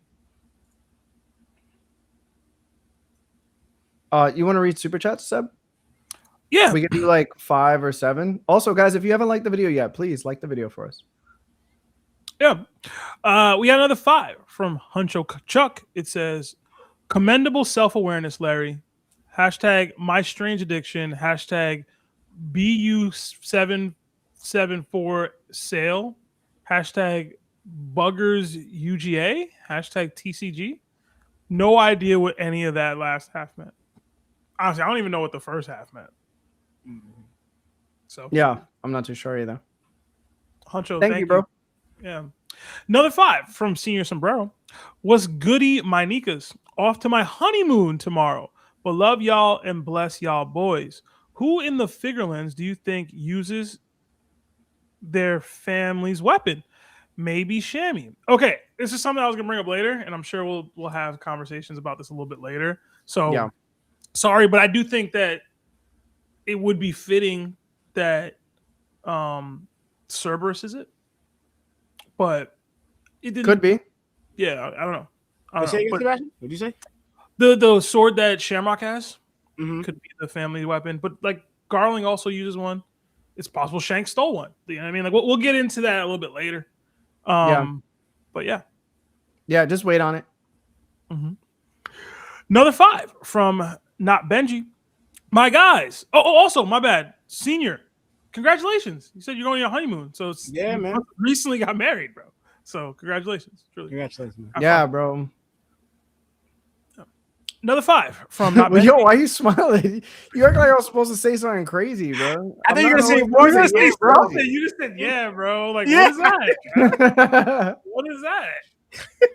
Listen, man. I hope love flourishes, and y'all put yourselves in a position where y'all can serve each other forever, in a healthy way. Good stuff, Larry. That was good. That was really good. Another 5 from Not Benji. My guys, my wife and I have welcomed the newest member of the family, my son, Draven D. Ray Dominigini. Dominigini. I hope I read that correctly. I probably didn't. Remember to like the stream. Well, congrats, Not Benji, to you and yours. It's awesome to bring a child into this world. We were able to recently link up with Nerd Taku, and we got to see his baby daughter. That was awesome, man. Warms my heart. He also put the D in the name. So for those of y'all that are having kids, you know what you got to do. But that's awesome, man. I'm happy for you. Draven D. Ray. I cannot read this last name, man. Dominigini. Maybe it's Dominigini. Bro's kid sounds like a Targaryen, bro. yeah, bro. Bro got a dragon for a son. He's a D clan member and a Targaryen. He about to be a One Piece character, bro. I don't think that's a good mix, bro. I ain't gonna lie, but hopefully it works out. That's a crazy mix. But all right, congrats. We got another 31 months at Warlord status from J.D. Cervantes. It says, thoughts on the parrot theory? Hashtag BBC. Hashtag no twin takeover. Lionel will be here whenever he gets here. Have y'all seen the emu as a parrot theory that's been going around? I haven't seen a friend of mine came up to me to ask me a question because he doesn't care about spoilers. He goes, I just gotta know. Is Emu a parrot? I was like, no. I don't know. I had no idea where. He's just like, no, because I was like, stop. Like, just stop. Just stop. Right. Yeah, I know me. And I had no idea where it came from. He tried to explain me where, like, someone had, like, a monkey and a parrot. And so Nika's supposed to be the monkey to this person. And Emu was supposed to be the parrot to this person. I guess make the person who had both supposed to be greater. I'm like, I hope, and I don't think that's what Oda's going to with all, especially now. There's no comparison to with a parrot. They try using they're basically going off the silhouette. And I asked him, is this a theory that came only from the anime, like anime watchers? He was like, yeah. I go, yeah, that's why. Because if you read the manga, there's no way you're thinking. I think they could have had some manga stuff in there. No, it's manga stuff in there. Yeah, there's manga stuff in there. Or you got to watch the theory before you bash it, bro. You know what I'm saying? It doesn't make sense. Did you watch the theory? No. Then how do you know whether it makes sense? How do you know whether it makes sense, Lauren? All right, let me ask you a question. The theory. The whole thing is that like he's a parrot, like he's a bird, right? A parrot, it's a bird. Yeah. So let me ask you a question: does Emu look like a parrot or a bird to you? He does not. Does his ability, even though he had wings, does that look like he has a parrot or bird type ability at all? No. So it doesn't make sense to me. I'm sorry. Like that's. But you didn't watch the theory. If he's saying it like a real parrot bird, and what I'm saying, I'm just matching them up, and I don't see where it doesn't draw my interest because already it doesn't make sense. As TOPT's resident crackpot, open-minded individual, I also don't subscribe to the parrot theory personally. I don't. But I did watch the theory. I thought there was at least some merit to what he was trying to say, you know. But I don't subscribe personally. I think it would be a little too out there. But there was stuff in there that I thought was like, oh, okay, that's interesting. But I don't subscribe. People have been asking me all week, Larry. I don't know. You said you've seen it. I doubt you subscribe. But how are you feeling?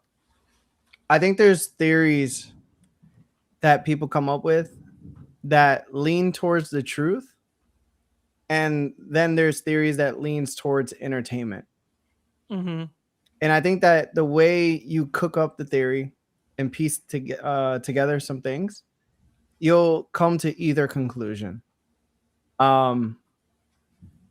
This is sort of the same thing that happened with the crocodile being Luffy's mom theory. That was real. Hold on, there was real heat there. I ain't gonna lie, there was real heat. No. Crocodile being Luffy's mom. Never mind. I thought you said something else. My bad. No, that was no. That was always so. There again. It does. You can connect mad dots to say how Crocodile is Luffy's mom. Like there's mad dots. There's mad dots, right? You connect them, it seems to link up. But the idea of it happens to be so astronomically ridiculous that it strays from the path which One Piece has laid out. And I think a lot of people can agree with that. We've had things about the Afro being the One Piece, which I vehemently have said is nonsense, even though it was a great theory. And then, I think the parrot theory falls into that, unfortunately. I think that the idea of it is very entertaining. I do think that there's a lot that connects to it. You know what I'm saying? I do think that that's possible. Do I think that it will happen? 100% no. It's just, I don't think Oda would go in that direction because it's very silly. Oda wouldn't depend on the world being tortured for 800 years because a random parrot that might have been Joy Boy's parrot ate a devil's devil fruit and then wanted to bird cage the entire world under its control. Larry, Doflamingo is our resident bird, and he wanted to be king of the world. I know. No? But again, I can see why the dots connect, but I'm telling you that wouldn't be sufficient enough to make this theory ring true. So, they're again. I mess with it heavy. I think it's honestly the most entertaining theory we've come to date since the Croco Mom theory. But I don't think that it's going to. I don't think it's going to come true at all. Yeah, I don't think it's happening. But I will say, to Larry's point, the way One Piece theory crafting works, and like the fact that you could craft a theory so crazy and have half the community subscribe to it is, in my feeling, part of the beauty of One Piece. To me, anyway. Like when I heard it, I was like, "What are we doing?" And I watched it, and I was like, "Yeah, okay, you gotta watch it. I got you, Lawrence. I'll send you the link. You'll probably still think it's stupid, but it's a good watch. It's fun. It's also a good watch. How long is this? And maybe hit the like button that time. You know what I'm saying? If you like it. Why would I like it? It's called support, Lawrence. It costs nothing. I support what I condone and what I like. All right. If I don't condone it or like it, why would I support it? Yeah. All right, let's do the next one. All right. We got another 5 from No One Special. It says, what do y'all think about Luffy getting a staff like Sun Wukong? Maybe the bell pillar from Skypiea. I think he needs some kind of weapon. Love y'all. Okay, so for a long time, I did subscribe to the idea that Gear 5th would be Luffy awakening some sort of Sun Wukong form. And I thought that would come from him also like spawning a rubber staff that he would then use in his fighting style. And when we got Gear 5, I kind of went, okay, 1, this is better than that. And 2, the idea of Luffy consistently using a staff just doesn't sit right. You know, short spurts maybe, but actually using a staff to fight, like he's still throwing hands. You know, like end of the day, it's still gonna be him throwing hands. So as cool as it sounds as an idea, and maybe it's something that Luffy can do short term using Gear 5, because that's the way that Gear 5 works. He can kind of just do whatever. But I don't think we'll get that as like a mainstay of his fighting ability. I don't think it'll be a Gear 6 Sun Wukong form or anything like that. I think it's more likely that we run into. I think it's more likely that we run into a situation where Joy Boy used that form in the past than it is that Luffy uses it in the current. So, I will say, like I agree with Sebastian that it's just not Luffy to fight with a weapon, because if we're gonna get Luffy gonna have a weapon, he would have had some like a long time ago. The only one time we got Luffy kind of using one or using something like a weapon besides his fist is very like few times. Like when where we had the shadows back on Through the Bark, where he had someone else's shadow and he used the sword, right? But then we also know later on he didn't keep using that sword. It was just to show the demonstration of what the shadows can do. And then later on we saw him make in Nika form or Gear 5th, we saw him make a bat. So, but that was also used very briefly to smack away those bullets that the Gorosei member was shooting at him. So if he wants to use like whatever his own ability to make like a staff shortly, it will be more like how those things were in almost like a comical relief type setting, very briefly, but not his main fighting source, as we see. You know, it's not Luffy. Yeah. Let's do 2 more. okay. Another 5 from Wise Life. What's up, boys? My son is a week old today, and I can confirm he is a conqueror. So me and him are going to be moving like Loki / Harold or Colin / Gabon. Hopefully it doesn't end up like Loki and Harold, where he got to take you out. I don't know if you want that relationship. He also just wasn't there at all for most of Loki's childhood. Like I definitely lean heavier into the Gabon and Colin. Is Colin a conqueror? That's my second question. Listen, bro. All I know is just repeat the cycle. You feel me? Oh man. And 2, what? How is everybody just having kids? Like, Yo, what's right. going on, bro? Right. Yo, this did make me think though. Is there a healthy Conquerors hockey father-son relationship in the entire series? Wait, what? Is there a healthy father-son Conquerors hockey relationship in the entire series? I feel like the closest we have is Garp and Dragon. And I don't know that I would call that healthy. Like where one's a conqueror, like the father's They're a both conqueror. conquerors. They're both conquerors. And they like, I'll make We you don't have right. too many where they're both You know what conquerors. I'm saying? Like I'm here. It's We a don't good have vibe. many. We don't have many that they're both conquerors. Maybe Garling and Shamrock. Would that be the only one? And who knows if these two people are conquerors? Maybe. Or were there two conquerors? Like they're both They're conquerors? both conquerors, yeah. We don't know if, like you said, like we don't know if one or the other or Shamrock's a conqueror. And we don't get a lot of those. We know Roger Garp and Dragon is like, Yo, Larry, this reminds me, I was telling Peyton about Conquerors hockey because I was doing like an analysis or whatever. And she was like, this sounds toxic. And I was like, yo, it kind of is. Like, It's pretty toxic. It's pretty toxic. I can't lie. It makes you extremely unlikable. Oh, man. We got another 5 from 1G Rose. It says, Larry, what position did you play in football and were you good? Seb, you play any sports? I'll let Larry and Lawrence take this over. No, I didn't get to play any sports growing up. Was I good? To me, I was. Larry was the star quarterback of our football team. Lawrence was the star running back of the football team. I didn't get to play for trauma dump based reasons, but I wasn't allowed to. I won't elaborate, but I wasn't allowed to play. When I did play football and baseball and stuff, like backyard kind of just with our friends, I played first base and catcher, and I played defensive tackle or end. I like to sack the quarterback. Yeah, I would say me and Lawrence were pretty good. Yeah.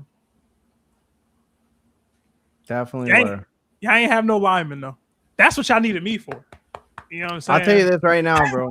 If we had linemen, like if our school actually had linemen, we would have won the states, bro. States? I'm so serious. Yeah. States? I'm not even joking. Yeah. We were that good. States is a lot. We just were running for our lives. They really were though. It was every game. Every game for years. Every game. Yeah. But yeah, let's guys, if you haven't liked the video yet, please like the video. We're about to jump into the second part of the chapter. All right. This one's a little lengthy as well, so I apologize for reading nonstop, but here we go. All right. We return to the battle between Emu and Luffy. As Luffy hangs impaled against the tree, completely unable to move or even speak, Emu begins drawing a second blade. Looking down at Luffy, Emu coldly says, "Thou canst not move now." Emu explains that the sword Vohu, which has already pierced Luffy's body, devours its victim's vitality. Curious, Emu wonders just how much it would take to finally end Luffy's life. Luffy slowly opens his eyes, barely conscious and struggling to breathe. Holding the second sword, Emu calls Luffy by his full name before declaring that it's a hateful name. Emu then reflects on Luffy's two brothers, each bearing different names. One was slaughtered by the Navy, while the other has become one of the Revolutionary Army's most prominent figures. As Emu speaks, he casually points the blade toward a nearby branch, causing it to instantly wither away. Then, with no hesitation, Emu thrusts the sword forward, impaling Luffy once again while declaring, "Blade of the Sea God, Fragarak." I think that's how you say it. Emu finishes by calling the three brothers an uncouth lot, while Luffy continues bleeding from every opening on his face as yet another blade pierces his body. The story then shifts back to Loki. He tells everyone that Emu has to be him, the very man Red Hair Shanks once warned him about. We flash back to the aftermath of King Harold's death, where Loki stands alongside Yarul, Gaban, and Shanks. Filled with rage, Loki declares that he'll use both his devil fruit and Ragnar to avenge his father and the soldiers who passed away beside him.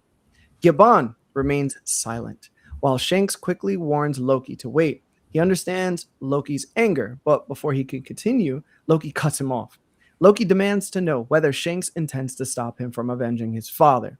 Shanks calmly replies that Harold was his friend as well, and he shares Loki's grief. However, he urges Loki to think carefully about why the world government is trying to seize control of Elbaf. Conquering the nation isn't their true objective. They're preparing for a greater war. Confused, Loki asks whether the world government is planning to fight someone else. Regardless, he insists that none of that matters to him. His father died an unjust death. Harold's soldiers were massacred alongside him, and someone must answer for those crimes. Shanks then asks a simple question, but an important one. And who's guilty? Who exactly are you planning to strike down? Without hesitation, Loki answers, the world government. Shanks calmly reveals that the man who manipulated Harold was none other than the king of the world. Yarul is stunned. He questions what Shanks means, pointing out the entire concept of the world government is built on there being no single king. Before he could finish, Gabon interrupts, warning Shanks to be careful. Shanks simply tells Gabon, it's fine. No one will believe him anyway. Loki laughs. So the king's the culprit. That makes things nice and simple. Looking up at him, Shanks warns Loki that the king's power is impossible to measure. Even if Loki were to invade the Holy Land, he'd only uncover more mysteries instead of answers. If defeating the king were that simple, someone would have already done it. Those words immediately remind Loki of rocks. Shanks concludes by telling Loki that now is not the time to fight. Ignoring the warning, Loki gathers the remaining soldiers loyal to Harold and walks away, telling Shanks to keep his opinions to himself. He doesn't care who the king is. He'll destroy anyone who stands in his way. Yarul calls after him, pleading with him not to be a fool. Back in the present, as Gerd continues treating Loki's injuries, Loki reflects on what happened afterward. He left Elbaf and spent years traveling the world searching for the king, but never found him. Now he stares toward Emu. He realizes he'll never have a better opportunity. Haruden responds by calling Loki's plan of thinking one of a simpleton, but admits he has no intention of stopping him, as long as Loki gives him the chance to avenge their father as well. And with that, since Lino is not here, we are going to go back to Sebastian. So, Seb, what did you think of this part of the chapter? All right. Emu hitting the double tap. I'm with that. I love it. I love seeing that, bro. I also love that he's like throwing Luffy's like brothers in his face. Like, yo, Ace dead, man. You know what I'm saying? Mm-hmm. And Sabo, he gonna get this work too. Okay. Like, I just really do like him kind of phrasing the battle to him in this way. I typically actually don't enjoy Emu's dialogue much. I don't like having to read in this old-timey nature. I think it's a little forced. But I liked it in this situation for whatever reason. I really did. Him highlighting the losses that Luffy has already taken, especially considering, like, he mentions Ace, like, already slaughtered by the Navy. And it's like, we all know why. We all know how that happened. It was in front of Luffy. You know, mentioning Sabo, you know, I really did like that. Him calling them uncouth is always... The word uncouth always makes me laugh. It just does. Shout out to Ace Vane. The Loki and Shanks conversation was another really interesting one. It shows that, and we've already known this, but like Shanks just like isn't a smoke demon like some of the other people out here are. Like Loki's like, yo, I just want revenge. I want to take this out. But Shanks like, yo, think about it. Who are you going after?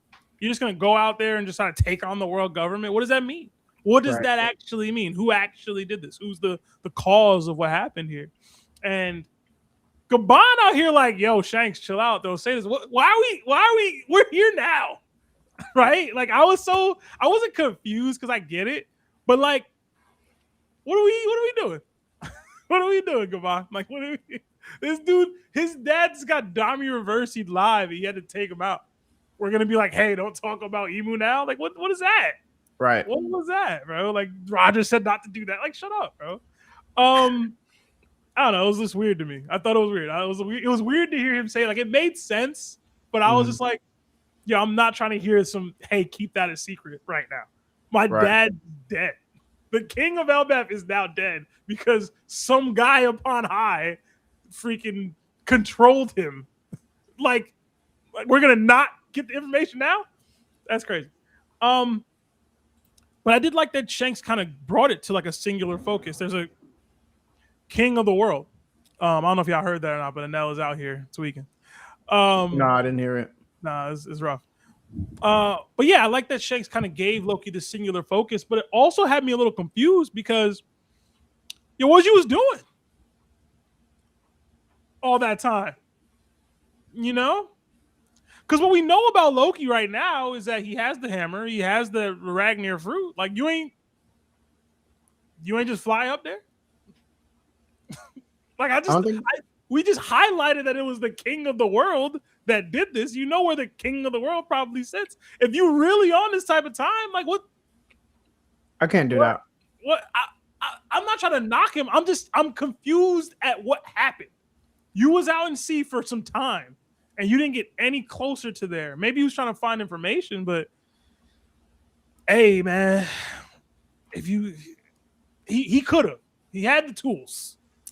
But I did like Shanks kind of giving him that, like, it's not time to fight kind of messaging there, which is pretty cool. I also just kind of like that they have this Haruden / Loki moment. Even if I was just clowning Haruden in general about like, yo, bro, what are you about to do? Like, you can't do anything to these people. It's still his dad too. It's still his kingdom too. It's still his people too. So he wants to do something to help. And what that is, I'm still not sure. But I do think Oda's framing it as though there will be some role that he can play here to help avenge his father and save Elbaf. I'm just not sure what it is yet.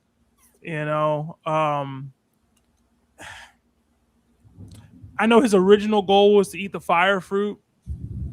I've wondered if we'll see Haruden eat a fruit at some point in the story to replace that. Get a buff. I don't know what fruit that could be based off what's happening here on Elbaf. Maybe it's... I mean, I would have to... I don't know. I was going to theorize some crazy stuff here, but I don't know. I'm just interested in where we go with that. Like, I didn't think I would be interested in Haruden's story, but I kind of am. So, I don't think you got much farther than that, so I'll pause there. Yeah, it was basically to where Haruden is like, I'll avenge my father too. That's it. Also, good to see Rocks, man. I know, like, it must have made Larry hype. I was hyped to see Rocks. I turned the page. He was just there. I was like, bet. I knew it was going to happen. Yeah. I wonder, the way it was framed, though, I'm wondering if Shanks, like, knew that Rocks had already done it. Already gone up there, at least. Like, I was wondering if it was something that he knew Rocks had done. And if it's something that Roger once, like, told him about or something. Maybe not with the way it was framed, but, like, we know what Rocks' goals were. We know that Loki was inspired by him because of those goals. And for Shanks to frame it in that way, I thought that was pretty cool. Also, back to the emu thing. That second sword that he used, Fragorok or whatever, I was like, what does that mean? Like, what is that sword's name? Whatever. But I like that it said, like, it can drain your vitality. I don't know exactly what that's meaning. Does that mean, is that the source of why Luffy's hockey has been drained? Was it this sword? Seemingly not, because Luffy was already kind of being hit by something and reacting, unless there's differences in time lapses here between moments. But if Emu's going to be whipped at this moment in time, I was like really hyped because like Emu's whipping out more swords. And I remember I had dropped a little mini thought process theory about the like, the 20 kingdom swords, whatever, 19 kingdoms. I was like, maybe this is that. I mean, we get more later for that. But like in the moment when I was reading it, I was like, like we might really be getting that. So that was cool. So I'll point one thing out going backwards. So you mentioned the vitality thing. That's coming from Vohu, the first sword. Whoa, okay. Yeah, so the first sword, because you remember it was taking life from like the trees around. He stabs him with that one, and he goes, "That sword devours thy vitality." And then he says, "How many will it take to end thee?" After he has like the second sword. Okay. And then so you're questioning on how Shanks would probably know about rocks. We've been told through like Rosinante that they are told when they're children about the D-Clan. and they're told about certain dangers of the world. But the D clan members were specific. I don't think that rocks would actually be told to future existing like holy knights based off of the fact that Emu doesn't want people to know his name.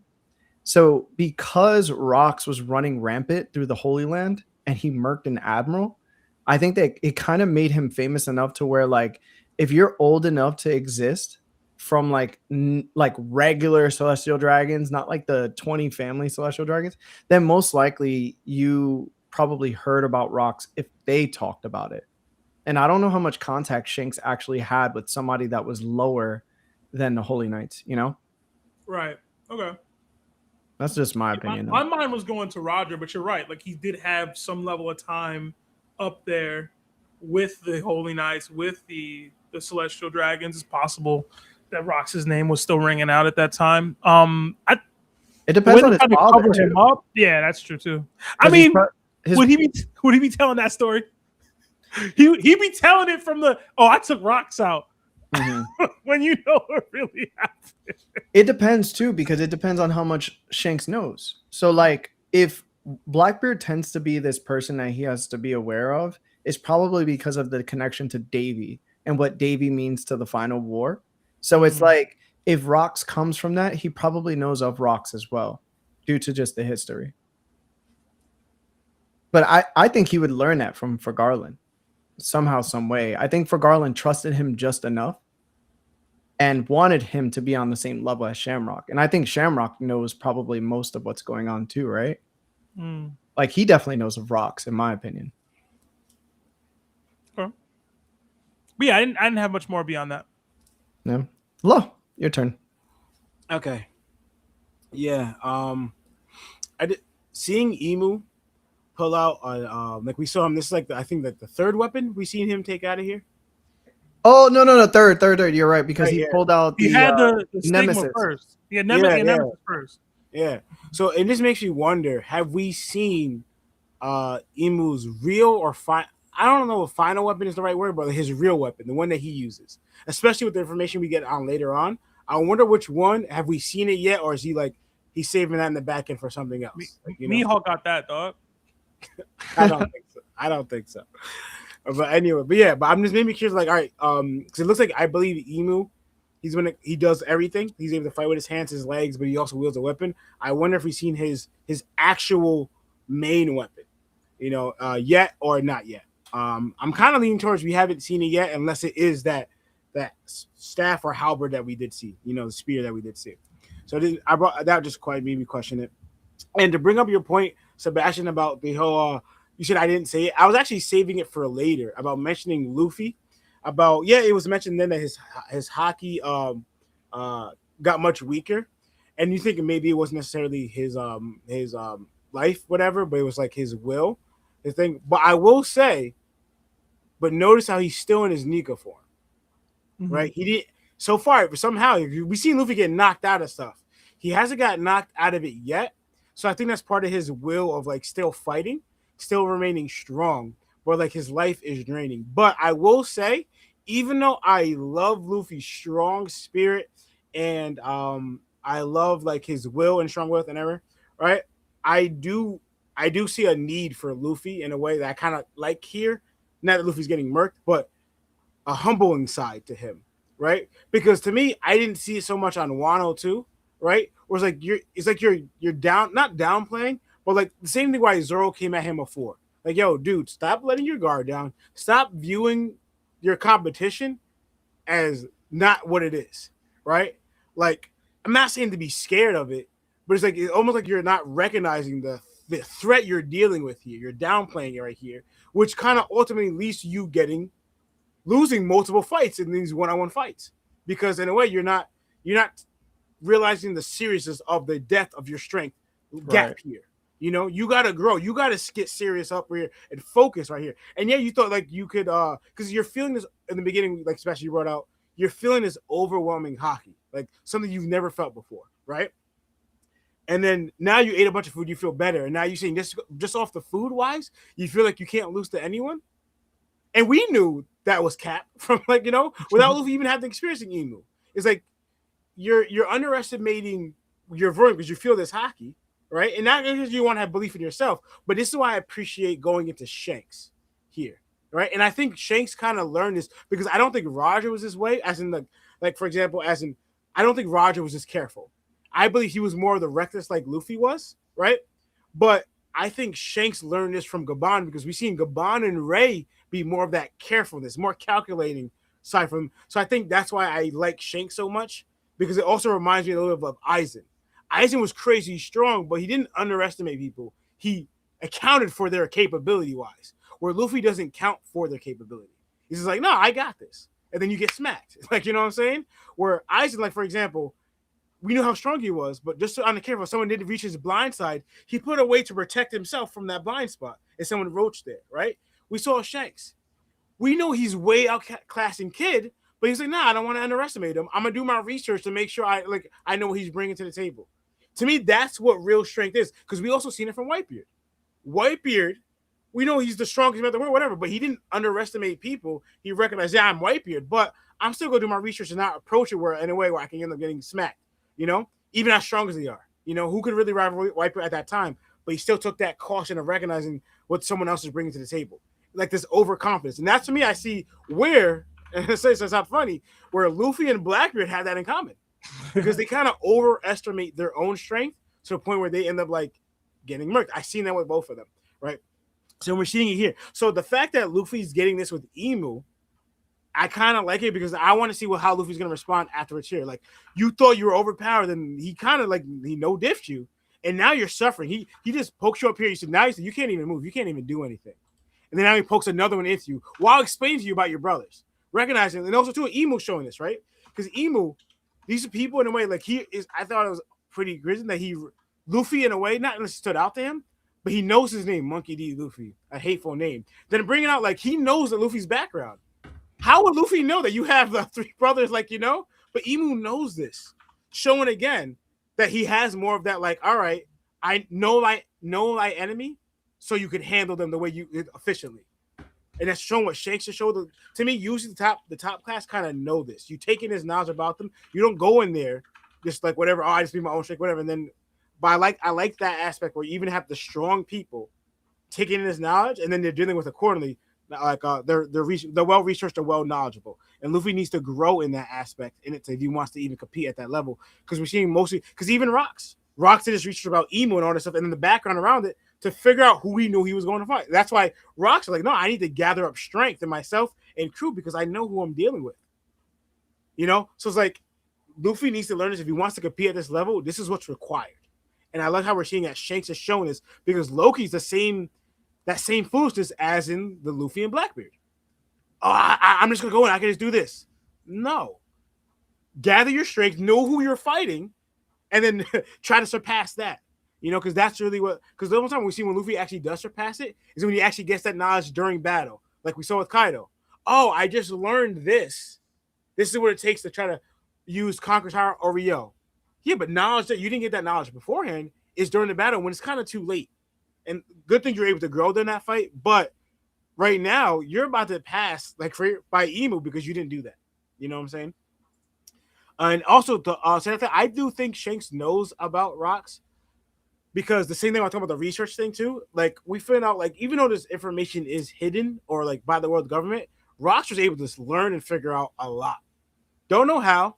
Blackbeard was able to figure out and know at least a little bit about even the fruits wise. So there's a way to gather that information. And like I said, what I've shown here is that we saw Shanks does his research. Even on, again, he did his research against Kid. To me, what is your research to do on Kid, his background and all that stuff? But Shanks did it anyway. And especially what he learned from Gabon and Ray, whatever. And then also, too, on the Roger ship, he learned a little bit about what behind the world, the history around the world through just being on the ship with Roger. Right, so I think he knows at least who, even if he didn't say Rocks, I think he knows who Rocks is and probably what happened though too. Because also too, at the very least, it was probably explained to him what happened and why he was separated.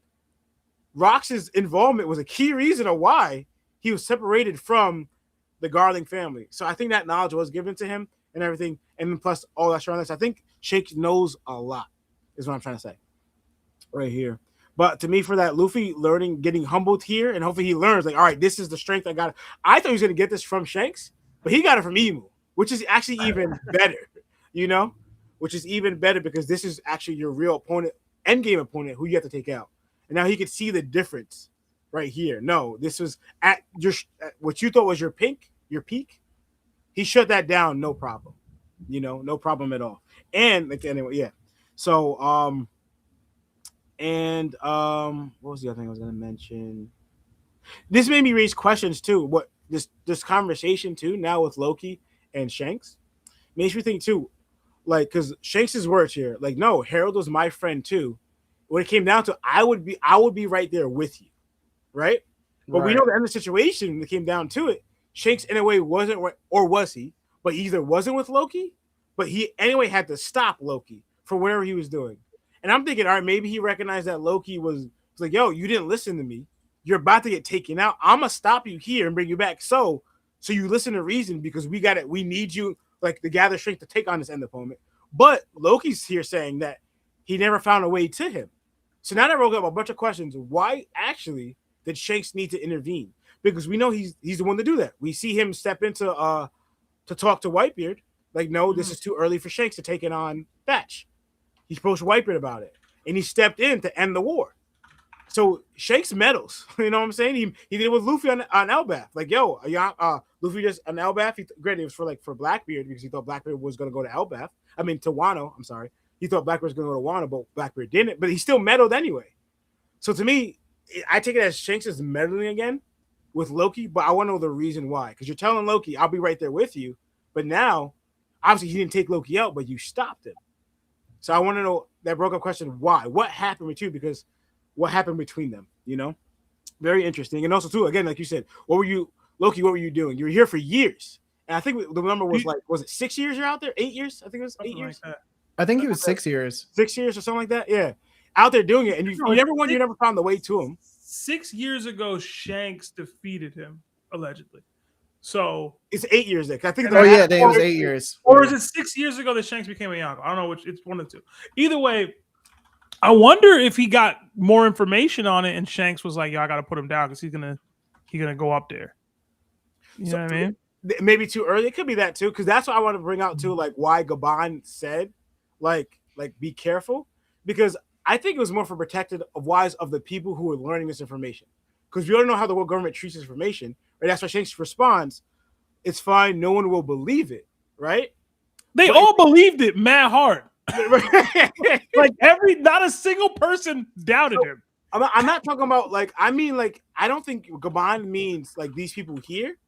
I think he means like in general. Say like people like, for example, we all see what O'Hara, to learn this information, you got to be able to protect yourself with the information you just learned. But right? The thing is, if this they said this, there was other random giants here. Yeah. Like there was a what? How many people did Loki end up leaving with? Yeah, I don't know. But I'm thinking like low. Yeah, I know, but I'm thinking like lower, because also too, Elbaf is so separated away from the world government. I'm thinking like lower end people. Where if it gets out, you're gonna see a lot of people passing off this knowledge, because if you have this knowledge, you got to have a way to protect yourself and your loved ones from having this knowledge, because you'll end up like O'Hara if you don't. You know, so I think that's what Gabon was worried about. Was like, yo, careful, because if too many people will learn this, we're getting more O'Haras here. Fair. Right. I think Gabon was cautioning, like, yo, careful, Shanks. But I think it's like, and it's no one believe it, you know. That's why they're, because at first you said they believe it right away. They pushed back first a little bit, though, Sebastian. The only one who believed it right away was Loki. But then it's like Loki's gonna go about it a foolish way, you know. But a lot of belief, man. Yeah. A lot of not doubt. Yeah. And like you said, like thinking about rocks, showing that, because the statement too was like right here, why they're taking this knowledge. Like the first time we hear that the power of the king, right? The king's power is impossible to measure, you know? Like it makes me also think how, because we all know the reason why, kind of like learning. Shanks went to the Mary Jo for a reason, right? And it was, again, like I said, to gather information. Who's this person? To learn about Emu's power, all this stuff. That's why he joined the Knights, to understand the gravity of it, right? And when he got there, it was like, yo, and it could be like, how close did you get to Emu? And did you go there? Then you like sense it was like, yo, it's impossible to measure this dude's strength, like his capability wise, what he's able to do. Is that what Shanks learned here? Because to me, that's what he learned and what he's telling to Loki. Like, I went there to do recon, to learn about my opponent, who I'm gonna have to fight. Because that's Shanks learned a little bit with the Roger Pirates. This is Endgame. So he went there, he's like, yo, this strength is like impossible to measure. This guy could do anything. Is that what Shanks learned here? So I want to know, like, this is what he learned on Elbaf. Like, that time there, he spent a year there doing something, and I wonder if this is the recon he learned. Like, yo, we can't measure this dude's strength right now. We need more time to figure out stuff and to gather strength ourselves to try to take on what Emu is and what he has. But yeah, that's what I had to say. There's a lot to say during this second part. I'm not even gonna cap. I think the third part is really the meat of the chapter, obviously, but what can I say? Is this where do we stop at again? We stopped at where Page 11. we stopped at where Haruden is about to leave. Yeah. Right? Where Haruden says, give me a chance or whatever to Yeah. avenge my father. Okay. I think this speech that Shanks gave to Loki is the very same message he gave Kaido when Kaido and King were on their way to Marineford. At the time, Shanks intercepted them and prevented Kaido from interfering in that war. And we all know that. We always threw it up to like Absnith or something of that nature. But considering like Kaido's obsession with starting the greatest war the world has ever seen and dying a glorious death, I can absolutely see Shanks telling him now wasn't the time, that an even greater war was coming. And that's ultimately why Kaido waited, and that why there was no bruises on like Shanks or Kaido either after their fight, because I'm pretty sure they clashed. Every Yonko has clashed between each other. So I think after that, Shanks had told him. This just says a lot about Shanks's motives moving forward. I don't know when he learned it.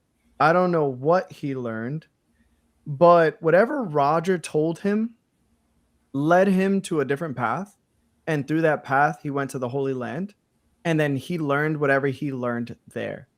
It seems like every single moment of his life always has some hidden agenda he's trying to perform.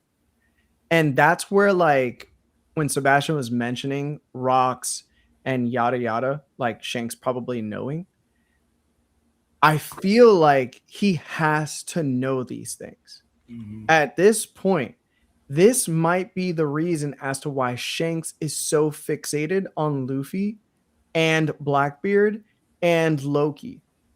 He knows that these are going to be prominent figures who necessarily hold the key in order to sway the world into either the dawn or the dusk. And it makes it so much more important now, Shanks's motives for literally doing everything, like even going after the One Piece. There's a reason now as to why he didn't go for it. Mm-hmm. And the only reason he started was because of Luffy. And Luffy's going to lead this great war against Emu. So it's like all these pieces are now starting to fall because he already knew things were too early still. And that means a lot to Shanks and his character now. And I think Oda's writing him in a way where we're going to look back and appreciate Shanks so much more than we already do, because the narration is just going to carry him completely. I just don't know how he's going to end. Because like Sebastian, I do think he's going to get taken out at some point. I just don't know what that's going to mean for the story when it does happen, or how it's supposed to happen. So Shanks being this centerpiece and just behind the scenes, making sure everything goes to the way prophecy, I guess, is supposed to lead everybody, just seems like such a huge weight for him to hold. I think I'm starting to think like maybe Shanks's goal might be one of the hardest goals in One Piece. And I think we're going to have a talk about that when we fully realize what the goal is. Because this seems to be like the world itself and not just something, you know what I'm saying? Tashiki Gold just got way harder. That's all I'll say. It got much harder, bro. I'm foreshadowing too much. Go ahead. So I was doing some research on what Fraggle, I think that's how you say it. It's basically just Irish mythology.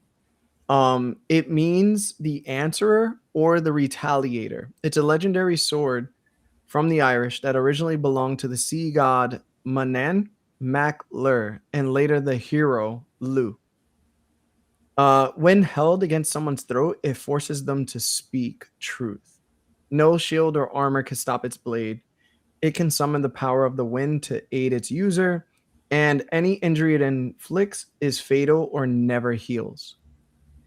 Now, I'm going to probably get into like the weapons conversation at the end of the chapter because I feel like that's the best place to talk about this. But there's a lot I want to say with just the title of the blade, its connection to the family that it probably belongs to, and the fact that Emu is able to use it because of Omen. I have so much deep like theory crafting for the third part of this chapter. And bros, I will say this. I think Oda just changed the power system of One Piece. I'm gonna get more into that. Just to go off too, I can't even mention what I wanted to mention just yet. So I'm gonna glaze a little bit, and I apologize. I know it's gonna sound like glaze. All right, so when Shanks mentioned the King of the World and like, you don't know how deep the mysteries go, and you don't know what type of power you need, and et cetera, et cetera. Like if you go there, you're gonna mess up. Like you're just gonna lose. And then Loki, at the time after he beats Harold, he has the Devil Fruit and he has Ragnar, and then he thinks of Rocks. I looked up to that as Rocks is his idol. He wants to be like Rocks. He wants to achieve what Rocks has achieved to some degree. But I also looked at it as like Loki also thinking Rocks was that strong and he still failed. So when he looks at himself, he kind of thinks to himself, if I'm not on Rocks' level and I go there, I'm probably going to fail too. Like he doesn't know if he's greater or not than Rocks at this point, which in my opinion, he's not. So it's like, I want to glaze Rocks a little bit because that's my guy. And I think that kind of like falls in line, but listen, I understand it's glaze. I'm glazing that donut. I didn't mean it that way. No, I think it's a dope. I like the framing of it. You know what I mean? Whether I agree or not, I like the framing of it in Loki's mind being that way. That would be pretty cool. So the other thing I want to speak on is what Lauren spoke on. Lauren said something about Shanks and Gabon saying to like be careful. I think this is, I mentioned this on my reaction. It's kind of like when Rayleigh told Robin if they wanted to learn the truth of the world. And Luffy was like, nah. But basically, Rayleigh was like, if you learn the truth of the world, I would rather you discover it on your own so you could come up with your own interpretation of what to do. And I feel like that also applies to knowing about Emu and the King of the World. So, for example, if the One Piece contains this truth, and I was to give you the middle section of whatever this truth was, and I took it out of context and I just gave it to you, you're going to formulate an opinion that's going to be incorrect. We saw that with Vegapunk. Vegapunk told the world, yo, the world is sinking, brodies. What are you going to do, basically? This is why it happened. This is who's behind it. This is not man. This is not natural, etc., etc. And what did the world do? They didn't hear the D-clan part. So it was taken out of context, right? Completely. And then the world either laughed, got scared, started to scrounge. Also, people didn't care. There was like this huge interpretation of people making their own choices on what it was that they heard. I feel like that's also happening here. Because if Vegapunk just said very little information and just said, oh, the world is sinking, and didn't say anything else, you would kind of like freak out. You would kind of like do whatever, and the world would just be attacking each other. I feel like that's what's happening with Gabon telling Shanks to be careful. Because if you do just speak on, yo, the king of the world is this, and that's it, you're not going to know exactly like what's going to happen after that for everybody knowing there's a king of the world. There needs to be more information put together for us to fully like comprehend why there's a king of the world and why it was needed at the time. And then this is how the power corrupted them over time, and then et cetera, et cetera, et cetera. I don't know if you guys watched the Hunger Games. Have you? Like both of you? Yeah. Do you remember part 2, Seb? Like the Yeah. last final movie? Yeah. They were trying. All right. So basically, Lawrence, there was this guy who did the Hunger Games, and the Hunger Games was basically he takes two people who are between the ages of 12 to like 18 or something like that, and he makes them fight to death. And there's like 12 districts. So there's like 24 people who fight in the Hunger Games, and it just quells all war and violence. So he just has kids murder themselves. So there were people who led a rebellion against this guy. And then it turns out that the person who was leading the rebellion also wanted to do Hunger Games too. So it's like you're going to have one guy who's the king of the world, and then you're going to replace them with somebody else, and therefore they're going to be as equally or just as bad. So it's like, that's why I think Shanks is saying, okay, if you attack the world government, who are you attacking? And then he goes, oh, I'm going to attack, the world government, but that's not the guy who's doing it, right? Like those people are just following orders. So if you murk them, you're technically murking civilians who have nothing to do with this. They're benefiting from it, of course, but there's still people who have to live by the system. So even though they're at fault and guilty, it's kind of like they're forced to uphold that, or unless they lose their lives. You know what I'm saying? So if I take the king out, who's going to replace that person? And I think that's the problem with the Revolutionary and Dragon, is that because Dragon hasn't been on panel and hasn't moved, we don't know what's going to happen if Dragon succeeds. And I think that's the huge issue that Gabon and Rayleigh also had. It's like, we can move. We can decide to do things. But if we do it and we succeed, will it be for naught? And I think that's the issue of why he's saying careful, Shanks. Mm-hmm. But that's just me. That's just me like thinking like this is what it is. My thought was Shanks, if he does know enough, it would be that he knows that Loki's needed for the end war.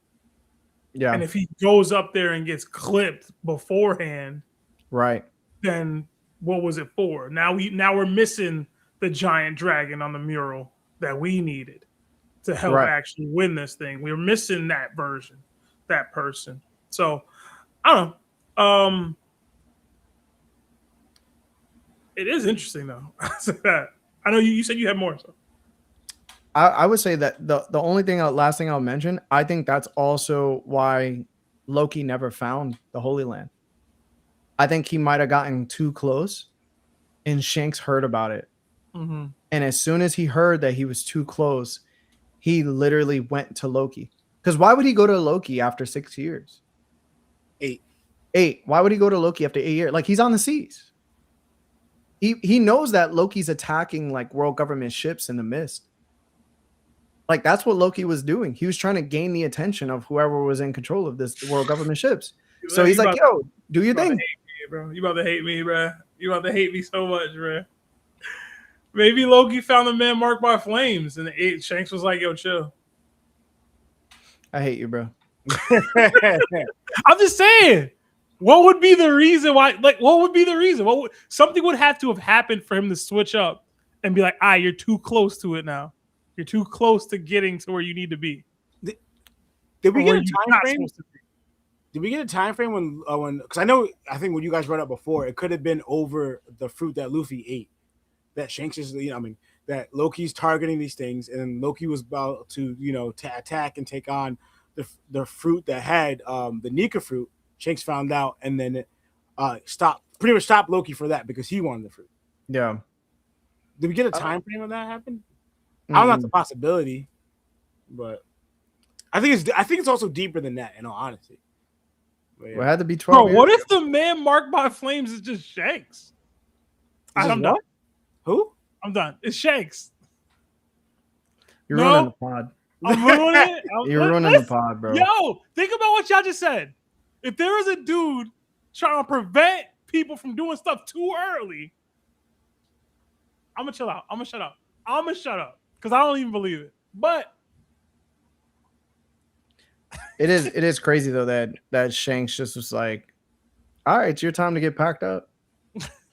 Yep. Yo, like straight up. He was like, yo, it's time to get packed up. It's time to wrap it up, dog. So it's crazy too. It's like this is kind of what I keep telling people, right? Is that Shanks and Blackbeard fought so long ago, more than 12 plus years ago, okay? It was before he had the Shallows covenant, okay? Right? Shanks and Loki. I think Loki's stronger than Shanks right now in this point, in the flashback after he beat Harold. I'm just going to put that on paper. Like, I think he's stronger than Shanks right then and there, okay?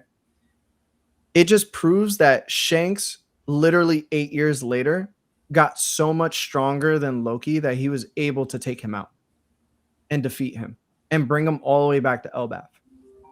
So when we talk about like Shanks' strength in comparison to like Blackbeard's, you can say that wherever Blackbeard was and Shanks was during that time, Blackbeard was able to hurt him, but there's no way you could think that they're ever on the same level when Blackbeard is fighting Ace or Blackbeard is fighting Magellan.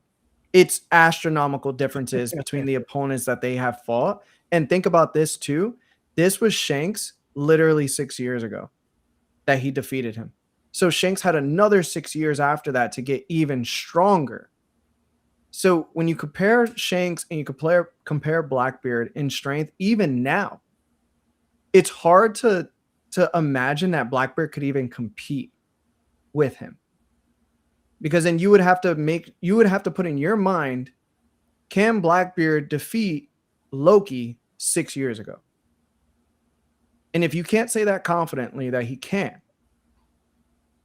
or, then he just doesn't amount to Shanks. And if you say that he could, then you got to add 6 years on top of that, Shanks getting stronger than he was then. Well, you're saying Blackbeard 6 years ago versus Loki 6 years ago? No. Or Maybe I'm saying now? wrong. No, yeah. I'm saying Loki 6 years ago, right, was defeated by Shanks. If Blackbeard right now fought Loki 6 years ago, would he win or not? And if he does, then that means he has to fight a Shanks who has 6 years more of a difference of strength now. Okay. That's what I'm saying. So I apologize for that. And just to clarify, even to answer that, for example, Blackbeard was out here taking shots from Luffy 2 years ago. Yeah.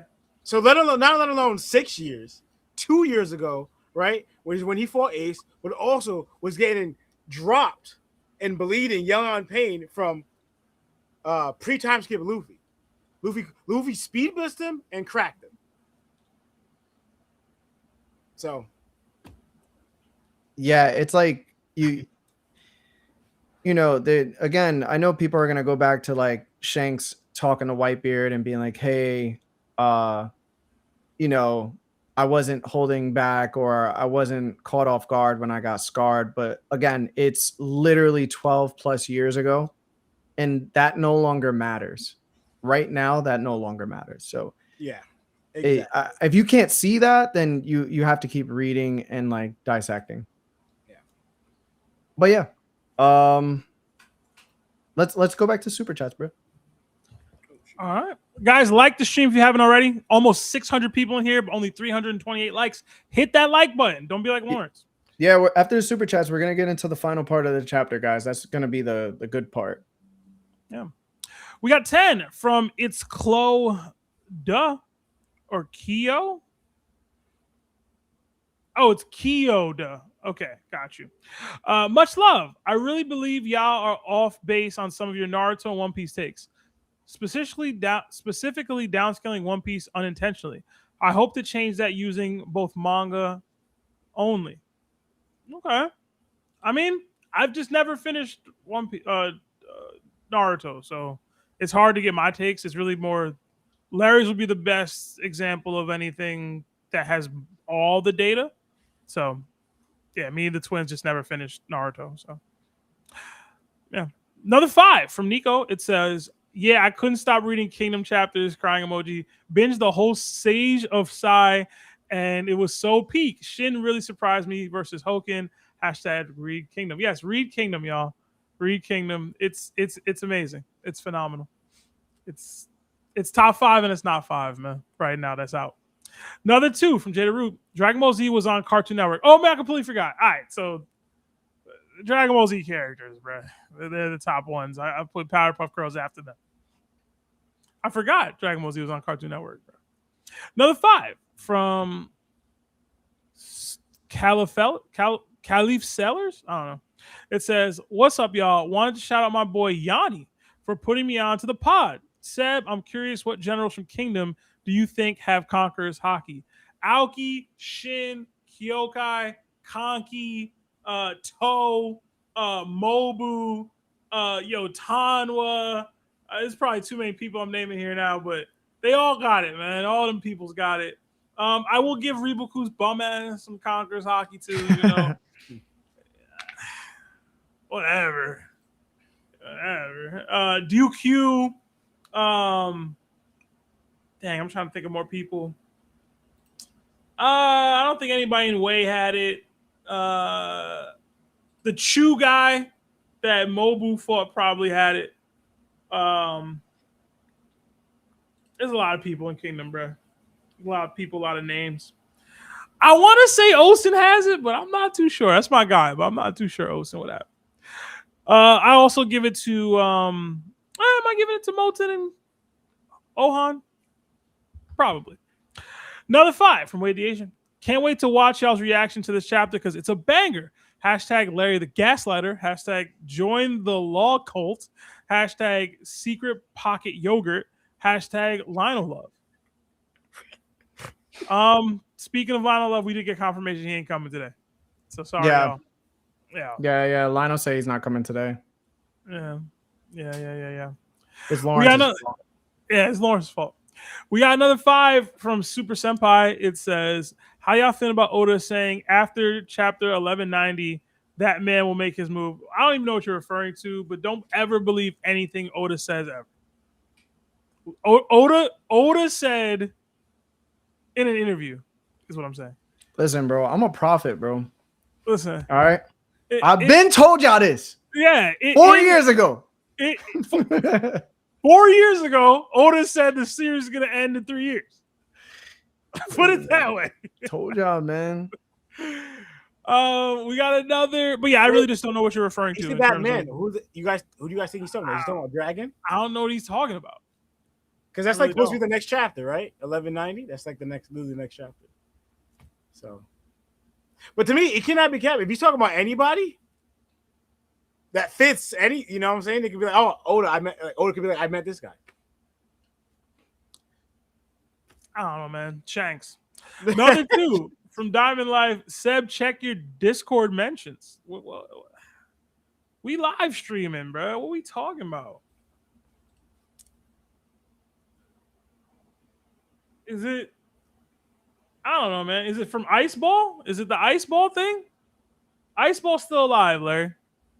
I didn't know that. I don't even know if you remember who Ice Ball is. From the DDTs all them years ago, back with Party Pete and them. No. I remember Party Pete. Yeah, Ice Ball was part of that era. He DM'd me. He said to keep them bums warm. The buns warm. Don't know why. Another 5 from Black Op Pops. Many episodes ago, Larry once said he would drop the manga if Sanji ever got Conqueror's Haki. I wonder if he's standing 10 toes on that. Hashtag Sanji season all 2026.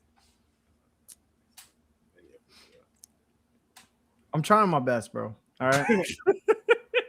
I can't drop it a third time because of Sanji. That would be crazy. You could. This is America. Nobody's forcing you to read. I'll say the same thing I told Lawrence. Nobody's forcing you to read this. If you're not enjoying yourself. I've watched worse shows. That's a factual statement. Another 5 from K out of here. Law looked like he buy and resell couches on Facebook Market. Right, really like that? Yo. So I haven't even done that once. Oh my gosh, that's funny. Is there good money in it? No, okay. I mean, I think Law looks like he looks like Captain America in the Winter Soldier movie when him and Natasha went into the Apple store. yeah. Yeah. That's his like default whenever he got the hat on with the shades. Yeah. Yeah, man. I can't. They said you look like an undercover civilian. What does that mean? You're more civilian than usual. Undercover civilian. No. We got another 2 from Mustafa Fakar. It says, the more chapters come out, Mihawk gets upscale, world's strongest swordsman. Yeah, Sure. we're gonna have some talks around that, I think. Sure. It's gonna be a combo. Another 10 from Reckless Lemon. Just finished episode 100 of the pod, and we definitely need to bring back the cosplays for when y'all do special visit to Marv. Hashtag Bang Bang Buggy Gang. Hashtag Fishman Seb. Hashtag Papa Law. Hashtag Lionel for Kami. That last one's not happening. Yeah. You know what's so funny? I was thinking about this. I was like, if we were to bring back cosplays, what should we do? And I was thinking, you know what?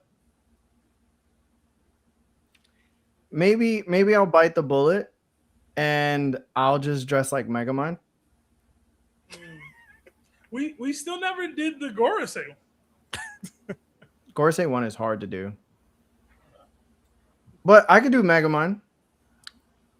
Megamind? Yeah, wanna you create a guys would goal just for have that? to. You guys would just have to let me know what's the proper like milestone we'd have to reach bread wise in order to do it. You want it to be a bread thing for a donation, or you want it to be a subscriber thing? Like, what do you want it to be? It'd have to be a bread thing. I gotta buy the costumes and stuff, bro, and the paint. Okay. I gotta sit through the paint. Like I'm you've had not- blue paint. Yeah, bro. I'm not going to give my dollar amount anymore because apparently I was predatorial. Yeah, you're pretty predatorial, bro. And always. Wow. Yeah. But yeah, I mean, cosplays would be cool. I'm just not paying myself again. It's not happening. Yeah, that I was love y'all, crazy. but I don't love y'all like that, bro. That was What should the goal be, guys? $3,000. $3,000, Sebastian, bro.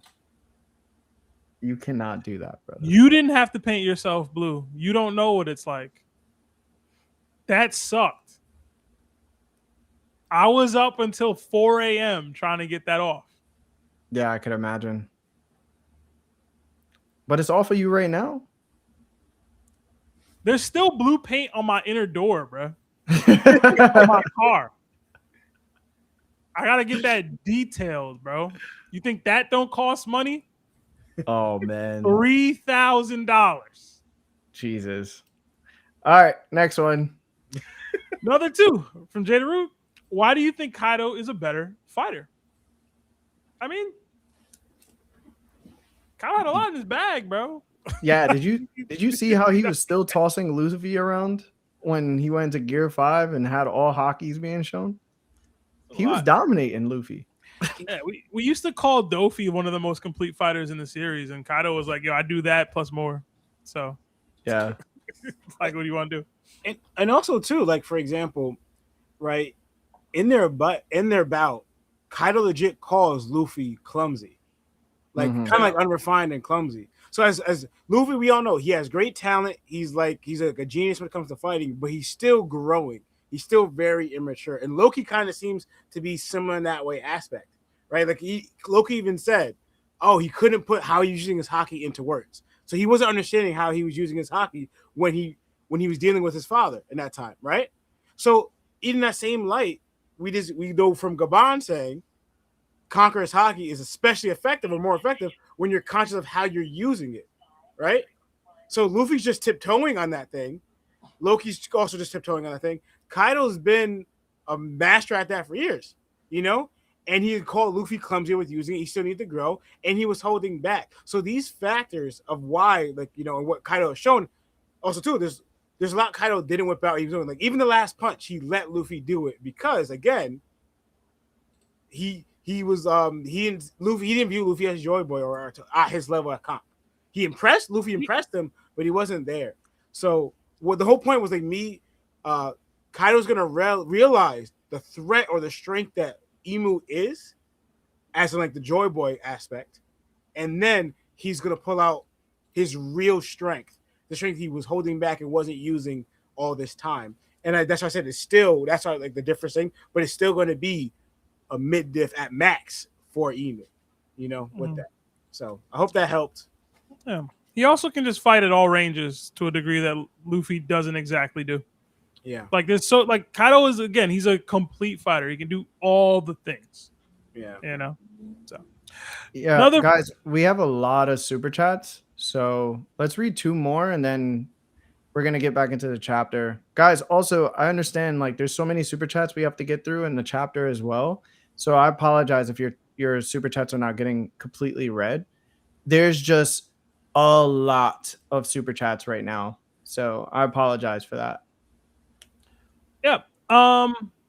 We got another one about whether we heard the theory about Imu being a parrot. We did. We talked on this a little bit earlier. I'm sure, I don't know if it exactly will have a timestamp for it, but sometime earlier in the super chat section, we had that. Another 2 from Jada Rude. We've never seen Imu get pushed. Yeah, we never seen him get pushed to any real difficulty at this point, for real. We've seen him physically moved, but pushed. Another 5 from Hotep the Real. Mid is disrespectful to Big Moo. Easy to no diff. # 3 gucks. # you're gonna respect my authority. What? That was probably in regards to the Kaido thing. Yeah. All right, let's jump back into the chapter. I feel like we should definitely do that. Guys, if you haven't liked the video yet, please like the video. We're about to jump into the 3rd part of the chapter. Okay. We're going to read your super chats. We haven't read all the super chats once again, so please be patient with us. This is a live stream, and you guys have some really open-ended questions that, we want to answer fully, and sometimes those take some time to answer. So I apologize since we haven't gotten to them just yet. If you haven't heard yours read, that's because we're still back in the beginning of the super chats of the stream. All right, so we head into the final section of the chapter and return to the Nami pirates. Jinbei remarks that Loki's story sounds almost unbelievable. Nami follows up by asking that if there's truly a king of the world, then what role do the Gorosei even serve? Meanwhile, Ragnar attempts to freeze Shuri once again, but Brook immediately yells at him to stop interfering. Ragnar tries to explain himself, with Chopper translating what he's saying. According to Ragnar, he froze Shuri because she was dangerous. Brook fires back, pointing out that she was dangerous, emphasis on was. He's convinced that Shuri wasn't acting of her own free will and had been under someone else's control. To Brook, Shuri is like a daughter, and he'll do whatever he can to protect her. Ragnar stares at Brook's skeletal body, trying to see the resemblance between him and Shuri, but comes up empty. Suddenly, Robin appears and calmly remarks that all of this is very interesting. Nami and Chopper are surprised to see her. Robin politely asks Chopper to return to the library with her, and when he arrives, Saul calls out to him. The chapter then cuts back to the battle between Imu and Luffy. Imu summons yet another weapon from the Omen Wheel, this time an enormous axe. Looking down at the barely unconscious Luffy, Imu says, next is, this will do more than /V. Luffy continues fighting to stay alive with 2 blades already driven through his body. Imu continues. Alas, the third will be Axe of Xingxian. I think that's how you say it. Luffy struggles to breathe as his eyes begin to roll back. The scene shifts to Sea Cloud Port in the Western Village. Zoro prepares a hockey-infused attack while Somers laughs and coats his own weapon with Omen. We hear the attacks called out. Dragon Damnation! Graham! The 2 techniques collide violently. As their weapons clash, Somers reveals a piece of history. He explains that 800 years ago, the 19 kings who founded the current world swore an oath of equality by thrusting their weapons into the ground around the empty throne. The impact of the clash sends Zoro crashing backward to the ground. Somers continues naming the legendary weapons: Blade of Chaos, Tohu, Vohu, Nemesis, Longinus, Stigma, and Muramasa. They are among the 19 weapons wielded by those who brought the world to heal. The Great One used Omen to restore them and bestow them upon us. The legends passed down through each family were true. He then asks Zoro if he finally understands that this is the power that conquered the world. Somers goes on to reveal that the Shepherd family inherited the blade Graham, while the Longinus spear has been passed down through the Remo Shifu family. The story cuts back to Imu and Luffy one final time. As Imu raises the axe of Xingxian for the final blow, Imu declares, "Thou shouldest be honored to die by the weapons that created the world." Luffy desperately tries to move, but with 2 swords already piercing his body, he can't. Just as the axe comes crashing down, the massive tree pinning Luffy is split cleanly into 3 pieces. Standing before Imu, Gaban. He blocked Imu's attack with a smile on his face, using his own hockey-coated weapon. After that incredible cliffhanger, the chapter comes to an end. So let's start with Lawrence this time. What were your thoughts on the final part of the chapter, bro? I'm sorry. Okay. Yeah. And I can say for Jinbei's point, why at this point the lies has been told. It's so unbelievable for them to accept, that there's a king of the world, right? Because it's such a well-kept secret that the world governed surrounding themselves wise, right? And that even questioning if there is a king, what are the 5 elders for? But to me, knowing Jinbei, he's very discerning. It's like, to me, I think it's like, for example, he's questioning as in like, what is like their standing between the king? Like, it's not to like, all right, hold the peace like he's thinking. It's to disguise. Like it's basically what I think Jinbei's thinking is that they're like what we know as the king's dominions. Like his hands or to do things right here. So he's questioning, whoa, hold on, how deep does this go? So like that, right? And finally we get short-lived though, right? Chopper translating Rattatas, very short. It happened like once, I wanted more because like Rattatas is very vocal. Like he's trying to say something, and then Chopper just says it. But we get a little bit, he just letting him know I froze her because he's dangerous. It is funny because now I see a little different from Rattatas. Like before, it seemed more aggressive. Like, yo, what are you doing, Brooke? I guess I understand the situation. He's just like, yo. Now he's more like, yo, hold on. I froze her because she's dangerous. But and then him thinking about Brooke's statement about like he's like a daughter to me, it's like kind of made the connection like, yo, things are not adding up. What is going on? Like I'm confused. Right? I thought it was funny. And then Robin comes and takes Chopper away super fast. I was like, dang it, Robin. I understand because now it's like again, Chopper can translate, and I already thought as soon as I saw Robin, I was like, yeah, they need answers about how the owl took all those books and saved it from the fire. So it's like, because also too, when they ask the question, it's like, more than you're on, and he just kind of looks at them. So yo, all right, Robin's like, yo, Chopper could translate.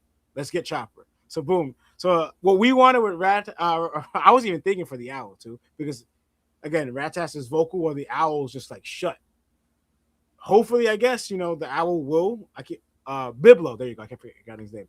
Biblo will actually speak to Chopper because it kind of seems like he's shutting his mouth on purpose. I don't know if he wants to give information or it's just like, I just know you're not going to understand. What is it? Maybe he'll tell Chopper. Maybe not. We'll see. All right. And this is what I go into before about the whole weapons thing because Emu keeps bringing out more and more weapons, right? And I was so curious about this too because, right, we see him bring out an axe now. We saw him whip out a spear or a halberd. I guess I get confused on which one exactly it is, but it looks to me it looks more than because what I'll say what Killing Graham pulled out that looks more like a spear. What he was using looked more similar to what Whitebeard may have been using at the time, but not exactly. Right? So we never see him without an axe. It's like which one is his main weapon? Because it seems like he has a whole what's the word? Infirmary in his bag right here. He can put out any weapon he wants, right? Showing that he's versatile in any weapon he could use. He's a weapons master. Love that about him, right? But then also too how calm he is about the taking out Luffy. And I don't know if you guys noticed here, Luffy seems, and I understand because he just got stabbed beforehand, but we know he's getting stabbed in the torso. But from the head down, he looks a lot more bloody than he did previously. Like I even compared it, right? It looks like he's bleeding on the top of his head, like his forehead, to his nose, his eyes, and his mouth, right? And I wonder if that's something to do with the Vitality Sword, is making him bleed profusely from all these areas when you're just kind of like, I understand maybe coughing up blood because you got stabbed, but he's not just bleeding from just his mouth. It's his nose, his eyes, and looks like his head too. When you look previously, he wasn't bleeding from all these areas before. So I wonder if it's a Vitality blade that might be doing that, causing these effects to Luffy and why he looks like that in that small panel right here of him breathing heavy when Ema whips out the axe, and so going and showing Oda's trying to demonstrate the buff that these knights have gotten through the like they said, I'm Super Summers and how incredibly strong out now that Emu's here and he gave us these omens, right? Because now before it looks like they didn't mention these weapons before, and now with the omen, does it poof their strength too? And does it give them access to these ancient weapons as well? Because here they had weapons before. Because remember, Samus was using his ability a lot more with these spiked thorns. I didn't see him without this blade, And the same thing with Graham. He didn't whip out the spear before, or he had something, whatever. But now, since he has the omens with Emu, now they're whipping out these specialized weapons. And is that because Emu's omen has granted them to that? Because the way Samus worded it, they've always had these weapons. This is what was gifted to us by Emu. But I wonder if there's a restriction of when they can use it, under only omen or why. So I wonder what's going on here. We'll also bring out that buff though too, because I don't know if anyone caught on. I'm sure everyone did. This is the same finishing move that Zoro used against Albert to take him out. And remember that move also cut through blackened blade that Albert was using and his Lunarian stuff. So we know that Lunarian under fire, they're they're invincible, but it doesn't make they're completely vulnerable underneath the non-fire. They're still strong because we saw again Albert take multiple attacks from Zoro. Fine, he barely even reacted to those attacks. But we see with that how much it got taken out that it ended him. And not only did Summers block it, because we see it, I even compared the hockey. He's using a lot of hockey here, similar to what he did. Maybe I don't know if it's the exact same or whatever, but it looked like very a lot I'm gonna say around the same level he did with Albert too, maybe even more because he probably has more mastery over it. Not a full-on mastery, maybe not, but full mastery over this ability-wise. To Summers, and then not only Summers block it, no problem, right? He overpowered Zoro, knocking him not only back as soon as he knocked him back, but sometimes they take their distance. It wasn't them taking their distance. He got thrown back to the floor. So with showing this superpower that this Ami that they got from Emu or Mu, right, was able to overpower Zoro's finishing move at this time to knock on the floor, showing the super Summers that he is. That Zoro's even oh shoot, Zoro wasn't expecting it, and Summers is giving this explanation to him, okay. Strangely enough, though, I do gotta admit, why Zoro still doesn't have his headband on, don't know. Take this seriously, Zoro. You're gonna come at Luffy for stuff like this. I'm just saying, do the same. This is the opponent you have to take out. Get serious, because I know the headband doesn't. I say make him stronger, but it kind of locks him in and makes him focus more. Because someone even called him out, was the head would grant you anything? And Zoro was like, no, it doesn't. But it locks him on to a focus mode where it brings him to a more tapped in level than him just fighting the regular form. So it's like, Zoro, take this fight more seriously, especially you're going to come at Luffy for not taking stuff seriously, you know? Right? Because especially it changes him, you know? It's like Luffy has his gears. It's like Zoro putting in gears in a way, his gears going off when he has his headband in, you know? But I was impressed that Summers was able to do it with this attack that Albert did and blocking him back very easily too, showing that. And also, I think Summers even, I don't know if he is bigger, like the Omen grant him a bigger size too, because he looks kind of bigger to me as well. But I'm not sure. I don't really remember how Summers was, but was he this much bigger than Zoro before or not? But it could be the Omen as well, right? And the blades now. So now it makes me think of, like, for example, because Summers also mentions these blades that he was granted to them, like these knights. So now it's like, all right, I wonder then, because he mentioned 19, because we know the Alabasta family, the Natari family, right? They went. So did they keep their blade? Did they not like put it down with them? So do they still have their blades? Because it means, like, we know that the poneglyph was kept secret somewhere. Do you have this blade? Right? But or also, he also mentioned restored, or is it just lost? Why would the blade be lost? Restored, like, what does he mean by restored? So I want to know, like, what's up with that? Does Emo have the Natari blade? Do the Nataris have that blade hidden somewhere, or is it just lost forever? Because he did mention restored them through Omen, right? And then also too restored, because we see Emu kind of use these weapons, but they're also granted to the knights. There are copies of it. Did Emu make copies of it to grant to the knights as well, and keeps them for himself? So many questions here that I have, because he said he mentioned the Blade of Chaos. We see Emu mention the Blade of Chaos. Vahu, Nemesis, we've seen Emu use these weapons. You know, the other one's not so much yet, but Emu seems to have his own version, or the main version, but he's given the knights some version of it. And is it all 19, you know, whatever. So, like, does that mean there's only 19 knights? Or 20 knights, or 18 knights? Because Emu, in a way, would be one. His family line will be one as well. So, like, how many knights is it? Is it just 18 or whatever? Or did he fill in the gaps with 20? Or how many knights is there? I guess families wise, so to speak, right? And also, too, who do you decide who gets the blade? Is it like every member of the knight? Because there's multiple knights in that family, right? We have different types of blades in that aspect, because, you know, obviously, or is it just the general? I'm so curious about that too, how those blades work. Is it just one, or is it a few? Because obviously each family, you're going to have multiple warriors within that family. Like, how many blades were collected? Because they only mentioned 19. So raise questions for me. We'll see how that goes with Oda revealing to us later on. And it made me think, the way it shows that the way Summers rips out his blade, was Graham saying the same thing to Sanji that Summers was saying to Zoro, like, in a way, but like we only got Summers saying it to Zoro aspect, because the way Sanji looks, it kind of seemed like he was listening, intrigued by what Graham was telling him too. You get what I'm saying? So was Graham telling Sanji the same thing that Zoro was, and then we just got the end of it while they're whipping out their blades. You know, very curious, right? And so hyped, right? One, I gotta say that, like, Luffy squirming, like, oh, that was like oh, this is it again. Like, Luffy, like, learned from this, but the fact that Gabon came at it like nowhere. Obviously, he came with Hadruden and them on that ship, but then did he sense Luffy's danger? Obviously, and then was like, oh, Luffy's like about to get taken out, and then rushed here as fast as he can to block here.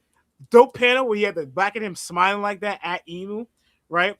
I'm so curious, like, how Emu's gonna respond to Gabon next chapter, and how this fight's gonna go out, like, with Gabon, because Gabon is still injured from him sacrificing himself from the attack he took from Gunko to save his son, right? He got treated here, and also too, because Gabon isn't like some special race like Loki out here taking a bunch of damage and still able to fight. Gabon is kind of like this. I can't say I'm normal or regular god, because obviously he's not, but he's not no special race like Loki is, like an ancient giant, whatever, right? But I love his presence. He came here blocking with his hockey to save Luffy in this time. I'm so curious. I'm hoping he does. I'm not expecting much from Gabon, because this is Emu, right? But I hope he shows out a little bit, and I'm low key thinking, like, kind of fearful. This may be the end of Gabon's life here. I'm not gonna lie. Like, Gabon may pass. We may get that. So I'm just gonna be real. We may get Gabon's end of life here. We don't know. I'm hoping Gabon, even if he does, which is gonna suck because that's gonna kill stuff I have for later on. But I'm hoping that Gabon does not end here. But he shows out a little bit, even though he's in his old age and he's wounded. Not the best circumstances, but he is also a veteran warrior, you know? So I'm so curious how this fight's going to develop here. Because to me, it's like, he has to save Luffy. If he just gets taken out, that doesn't change Luffy's situation. He's gone. You know what I'm saying? So, like, something has to happen here with this interaction. But I'm so curious. I'm so hyped for it. I want to see what Gabon's able to do. How he held back against Luffy and Zoro here. He's wounded though, and he's old, but I want to see what's going on here. But yeah, I'm hyped for this situation. But yeah, I'm gonna end my turn for now. All right, Seb. All right. Okay, so a lot to talk about. And Lawrence went over a bunch of what I already kind of had listed here. But he didn't have everything, so I'll talk through almost all of it. I thought Robin pulling up in this situation was hilarious. I really did. I laughed so hard because she just like, oh, this is all really interesting. And I was like, bruh, like, the hell is breaking loose, bruh? Like, all the things are happening. All the things. And she just chilling. I thought that was so funny. I thought it was Nami who said if the king of the worlds are, if there's a king of the world, what are the 5 elders for? But maybe it was Jinbei. I read that as Nami. You're right. You're probably right. Yeah, I read it as Nami too. Makes more sense. I do feel like it does make more sense that maybe Jinbei said it, but like I thought it was Nami who was saying it. No, the arrow's pointing to her, Nami. Yeah. I didn't even see Nami there, honestly. The interaction with Ratatoskr was so funny. Like, I froze it because she's dangerous. She's like, he was dangerous, okay? Like, she's not dangerous anymore. Blah, blah, blah. I thought that was great. And then like him trying to figure out how Brooke could be her dad. He's like, you're skull and bones. It's like a really young girl. Little does Ratatoskr know that like she's like 80 something or something. Yeah. I did wonder though. Chopper's leaving. Yes, we were all disappointed that he's not going to have an elongated conversation with Ratatoskr, but the conversation with Biblo was interesting because a lot of people have been theorizing that Chopper is the forest god.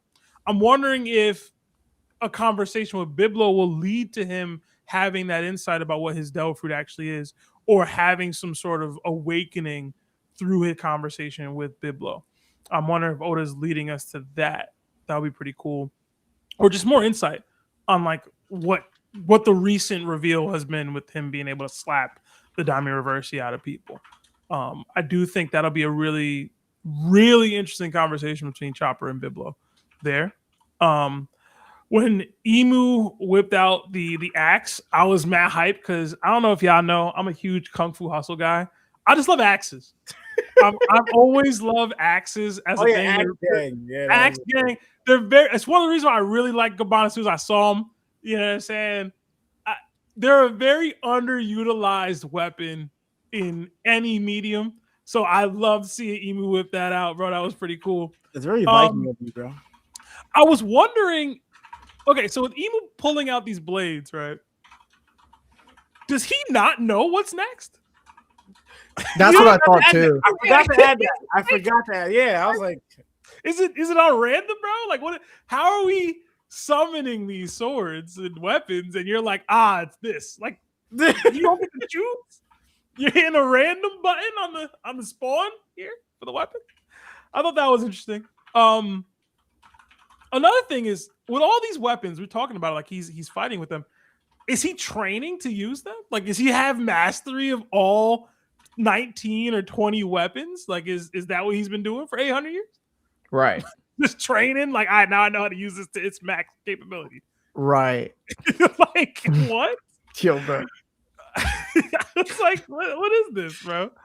I had the same reaction Lawrence did when Zoro straight up whipped out what seemingly to this point in time is his strongest or at least second strongest attack to date. I think most people would probably still say Ashura was stronger, I guess. I don't know.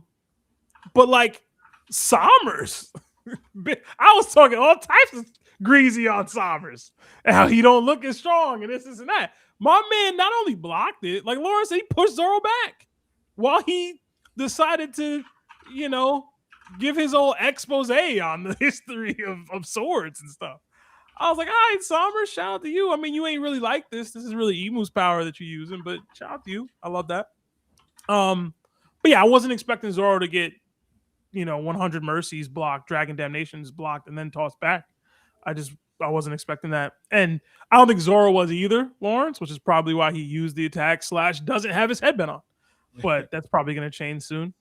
But Sommers' dialogue really did open up a lot. I was hyped because I had my little mini, are all these blades part of the Ancient 20, Ancient 19 or whatever? So I was like really hyped about that. But it mainly made me think a lot about a few different options here.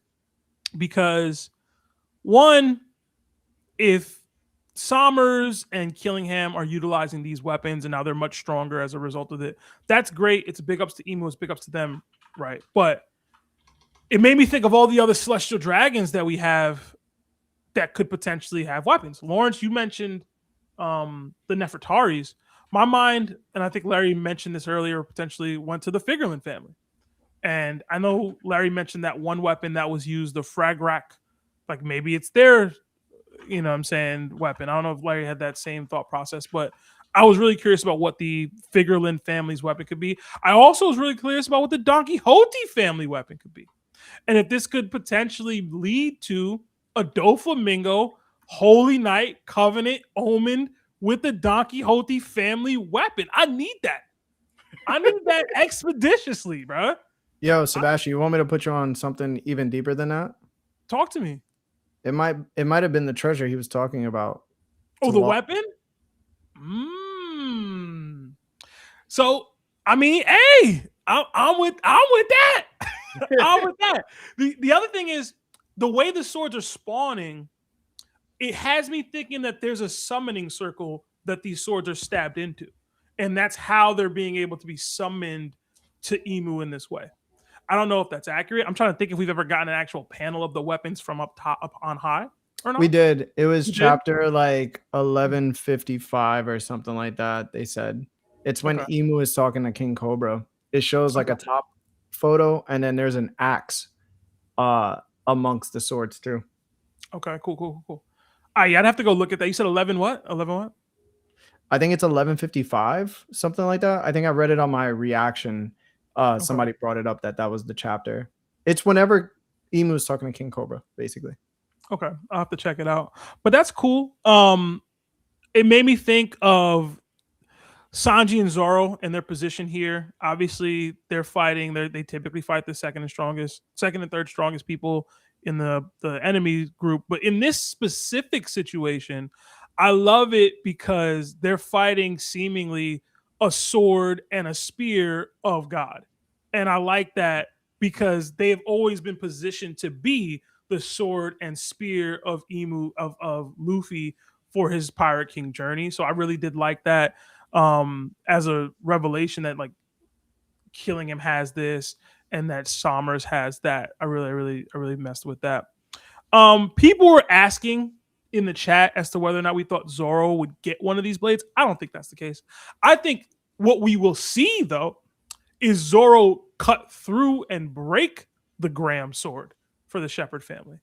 And whether or not that'll be the first time that's happened in the history of this thing, I don't know. Whether or not it'll be the first time in a long time that has happened, I don't know.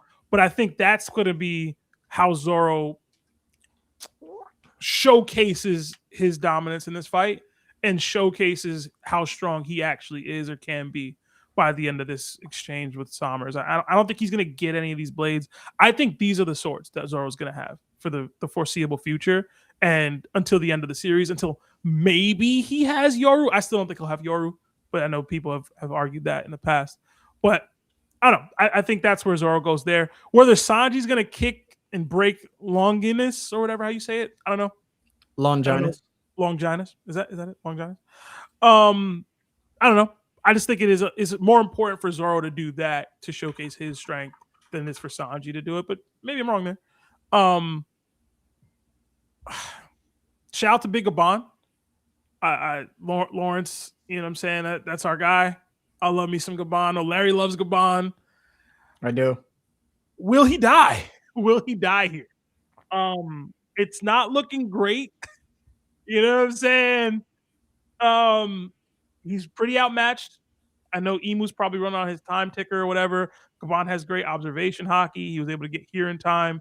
He's a pretty versatile fighter. He can fight from range. He can use his observation hockey. He can use his things, but unless he's got critical mass hockey, man. And even if he do, to be honest, I don't know if he's going to be able to put up enough of a fight to win this. He can maybe stall and get Luffy back into the fight here, maybe even Loki, but it's going to be tough, man, for Gabon to survive this. And if he does, I mean, more power to him. I know Oda doesn't like killing people, but if there was ever a person to clip, it would be somebody who knows the history of the world this close to the end game, is a father figure, is already old, would be sacrificing himself for Luffy. He just kind of checks off all of Chekhov's guns boxes that Oda kind of needs to take a dude out. And it'd be sad. I'd have to see how it goes down to see if it's going to be one of Oda's better sacrifices. I mentioned critical mass hockey. I know there was a huge conversation as to whether Gabon has it or not. I don't know that he does. If he does, though, and he shows that to Luffy in this fight with with Emu, that could be how we end up getting the resolution to the Elbaf story arc, with Loki and Luffy potentially together doing what Garp and Roger did versus Rocks, to have like a full circle kind of moment. I don't know if I would love that, but it's kind of where my mind went seeing Gabon pop up and how we might potentially end this whole thing. They don't kill Emu, obviously, but maybe they send him back because of his time limit / them combining critical mass hockey. Now, with all the blade stuff, it did make me curious what the Nerona blade is. You know what I'm saying?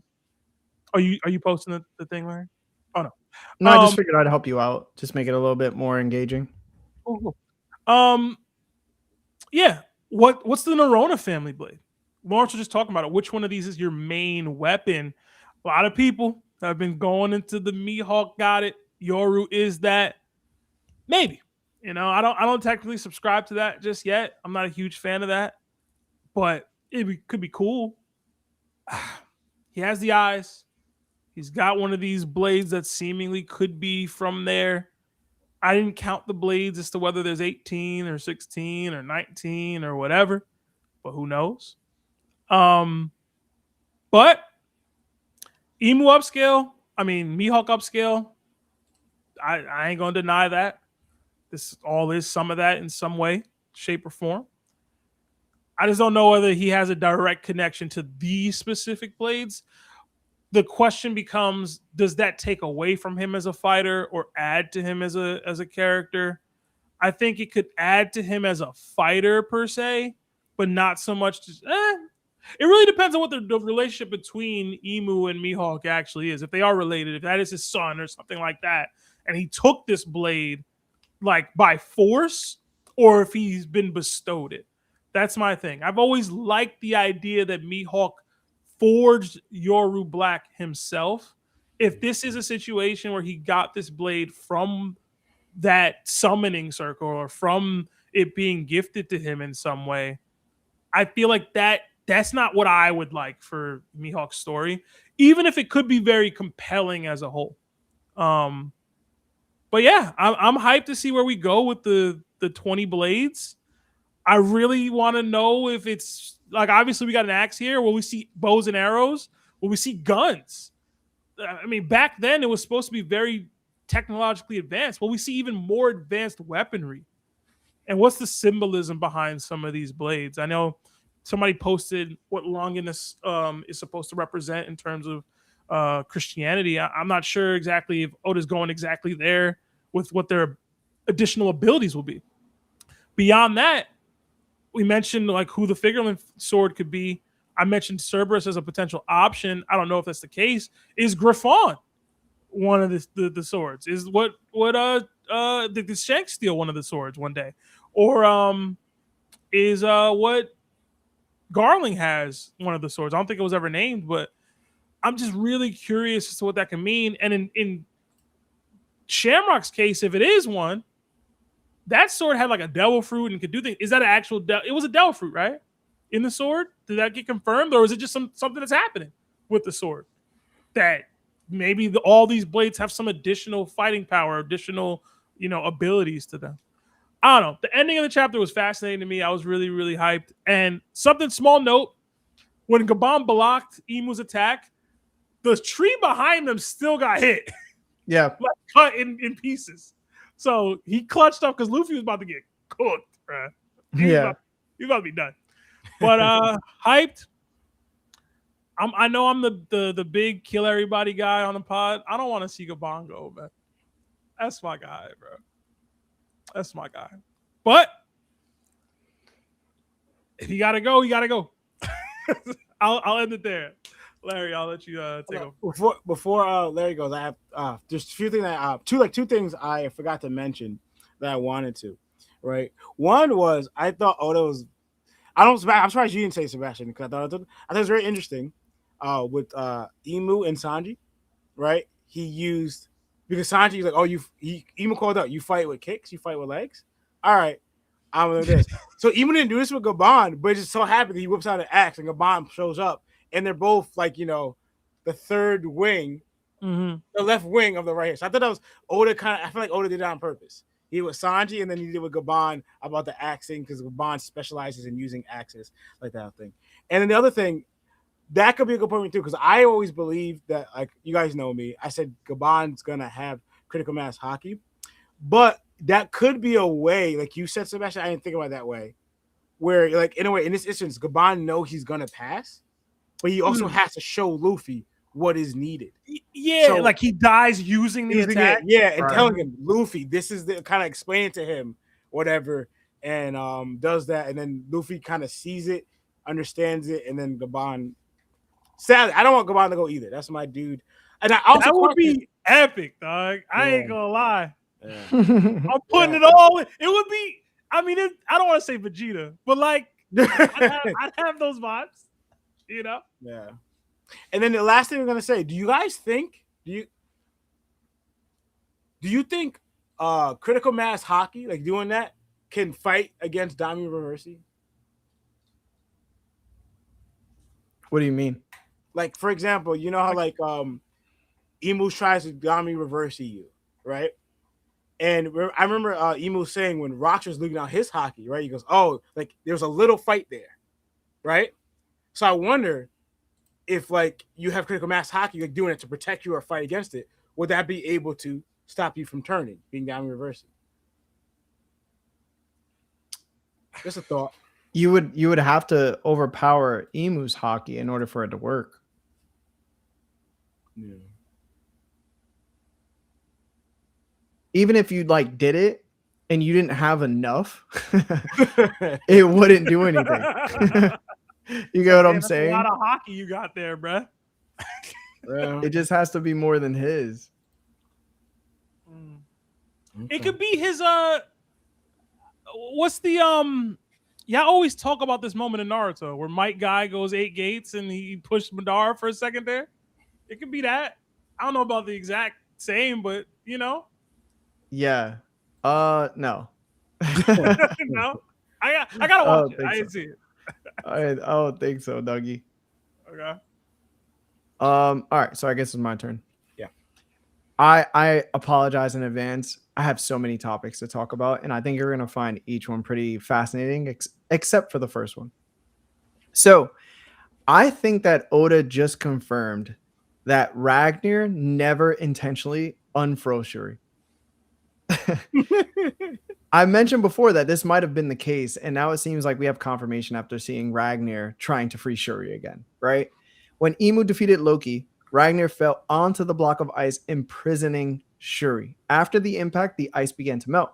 That suggests that if either Ragnar or even someone else strikes the ice created while Ragnar is in that transformed state, the ice will eventually thaw.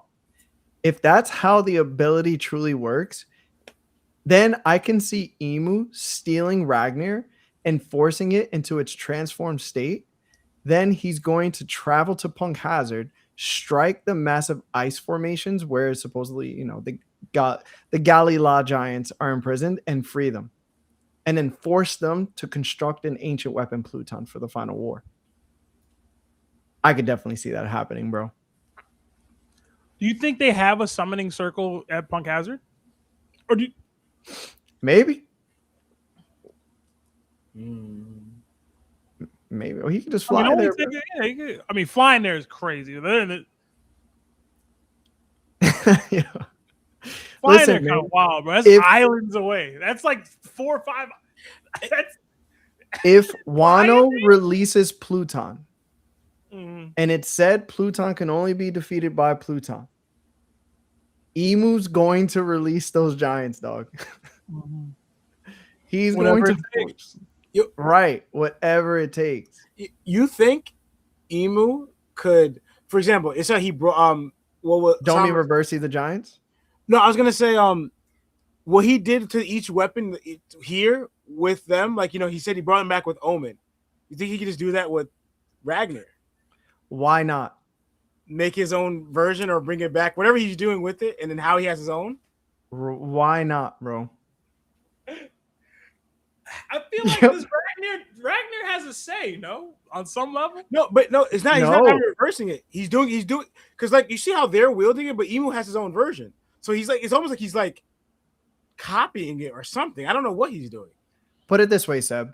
Let me put it this way. So we know that Haki suppresses devil fruits, right?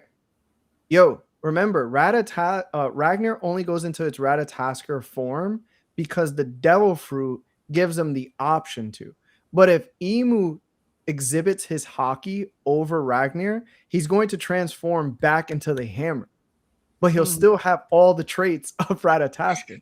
So he can just hit the ice, and we already know that I keep saying Ratatasker. We already know that Ragnar didn't intentionally melt Shuri. So he can be forced to do things that he don't want to do. Right. Or at least when he interacts with things, it'll reverse things. Exactly. I mean, they got to play a role somehow, right? We got to do the thing. So yeah. All right. So my second topic, okay? I want to talk about Zoro versus Somers. I'm a hockey guy. I love hockey. Everybody knows this. It's one of my favorite power systems because even this deep into the story, it's incredibly mysterious. So when I saw Zoro use one of the King of Hell attacks against Somers, I genuinely expected Zoro to win the clash. Instead, Somers stopped it cold. From everything we've seen and from everything I've researched, Zoro's King of Hell 3-sword style attacks are infused with regular armament hockey and Conqueror's hockey, not the advanced armament hockey, okay? That's different. This is the pinnacle of Zoro's hockey arsenal. It's the same attack, as Lawrence stated, that was used to defeat King. And it's even the namesake of the monster's one-shot featuring Ryuma. And Somers blocked it. To me, that's a huge statement. It immediately suggests that Somers is currently operating above the level of a typical first commander, at least King. Okay? My first question was very simple, though. How? Like, how? Hey, every time we've seen Somers face someone using overwhelming Conqueror's hockey, whether it was Rayleigh back at God Valley, Gyaban when they fought on Branch 8, or even Loki when he turned into his Nidhogg form, he's never been able to simply overpower them with his own hockey. And throughout the series, the strongest fighters have consistently shown that to contend with top-tier Conqueror's hockey users, you generally need Conqueror's hockey yourself. Otherwise, you're at a disadvantage. As Garp pointed out during the battle against Rocks, overwhelming hockey can completely determine the outcome of a clash. As far as we know, Somers isn't a conqueror. That leads me to believe that Omen is compensating for the power Somers himself lacks, right? That just makes sense. Somehow, Omen is allowing him to withstand or even overpower an attack infused with armament and Conqueror's Haki. Right now, I have about three theories. The first is that Omen allows its user to temporarily borrow a portion of Imu's Conqueror's Haki. Here's why I think that. If Omen is ultimately a Devil Fruit ability, we already know that sufficiently powerful Haki can suppress or overpower Devil Fruit powers. Under normal circumstances, if Somers simply infused his own Haki into Omen, Zoro's stronger Haki should have overwhelmed him still. Instead, the opposite happened. So how? That's why I'm leaning toward the possibility that Somers isn't relying solely on his own Haki. He may actually be wielding Imu's Haki through Omen. If that's true, then Somers himself isn't a true conqueror. He's more like an interim conqueror. I think I said that right. Temporarily empowered by Imu. That theory also brings me back to something I think we've discussed a long time ago, and it was, what if the Gorosei aren't natural conquerors either? Because they depend on the power that Imu provides them the same way Somers and Killingham does too. So that would explain how they can go toe-to-toe with some of the strongest Haki users in the world despite never being explicitly confirmed as conquerors themselves. Now, my second theory revolves around Somers' weapon, Gram. We're told that Gram is one of the legendary family weapons passed down since the Ancient Alliance. I'll dive much deeper into these weapons in a moment, but I'll say this for now. If Gram possesses a unique ability, enchantment, inherited will, or some other special property, and Omen is amplifying those abilities, then we could be watching the power structure of One Piece evolve in real time. That would completely change how we evaluate strength moving forward. The third one I don't have just yet, but it's going to get crazy when I get to these weapons part, bro. I'm so excited to talk about this. All right. So I don't know if y'all noticed though, bro. I've purposely held off on talking about Luffy versus Imu. I have not mentioned it once until this point in the chapter because I wanted to look at the entire sequence together because it was super separated. Imu is dogging Luffy. It's no diff, bro. From the very first page of the chapter, Luffy has been fighting for his life despite starting this battle at full strength. Imu impales him into a tree, calmly draws a second sword, reminds him that Ace was slaughtered and that Sabo is still out there, then drives another blade through his body. As if that wasn't enough, Imu summons an axe and tells Luffy that he should feel honored to die by the very weapons that created the world. And just a second ago, he was telling him he's nowhere near Joy Boy's strength.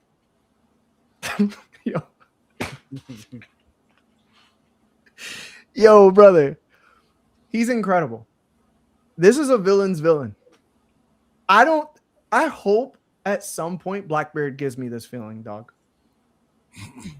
I really do. If he's supposed to be the villain at the end I hope he can top this or be equivalent to this badassness, bro. Because golly. And the thing is, if you don't notice it, Luffy spent 95% of this chapter with wide eyes. Barely clinging to consciousness. It was one of the most one-sided beatdowns we've ever seen, in One Piece ever. And honestly, Elbaf might end up as one of the most brutal and graphic arcs in the entire series. Lawrence mentioned how the gore of Luffy's blood just getting worse and worse as we've seen him go on. Brother, it's been this way since the Elbaf arc started, dog. But I won't get sidetracked. I came away from this chapter genuinely impressed by Imu. Oda has done an incredible job making Imu feel terrifying, overwhelming, and worthy of being the final antagonist. Even though I do agree with Seb that Blackbeard should step up, it's just very hard to see how he does it at this point. And the craziest part, this isn't even Imu at full power, dog. Not even. Not even, Yo, dog. you know what this reminds me of? This reminds me of freaking Piccolo, King Piccolo, when he fought Goku before he like gained his youth back. Mm. Listen, bro, if this is what a weakened emu is capable of, then Joy Boy must have been an absolute monster, bro, to stand up to someone like this, dog. Golly, brother. You know what? It's so funny. As Emu continues on, I just gain even more respect for Joy Boy. I like Joy Boy. All right. I do want to talk about weapons. I have to. And there's going to be so much conversation about this. And I don't want to just speak to you guys. I actually want you guys to join me in combo for this one. So I've counted the number of weapons that Emu has basically released. He's released 9 of them. We don't have the other 10. Okay. So when I looked at these weapons, right? Let's start with the first one that was displayed. And it was the Blade of Judgment Nemesis. Okay. And this was when Loki got stabbed in the chest and was forced down, but he brought it from his halberd. So we're starting to see that Emu has control of matter itself. He can manipulate it. And with that manipulation, we saw Graham actually used before Somers used it. Emu used it against Loki. He used the Blade of Wrath, Graham. I think it was chapter... Hold on 1 second. He used it... I think it was chapter 1182. Give me 1 second. I think I'm going to find it really quick. It's not 82. I think it's after the Brook arc. Yeah, it's after the Brook arc. So I think it's chapter 1187. No, it's 1186. Hold on 1 second.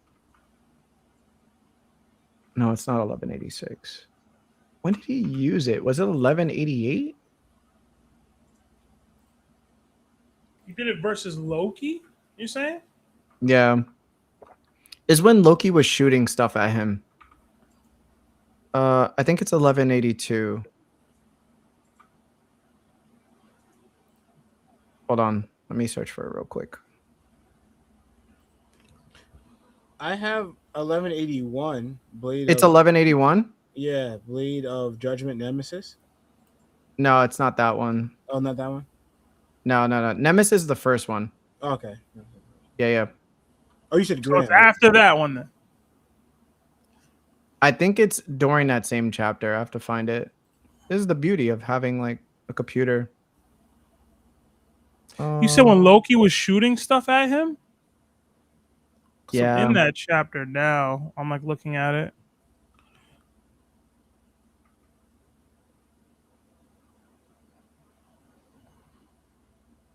Let me see it. I know we're on hold right now, guys. My bad. But I just wanted to prove what I'm talking about for a second.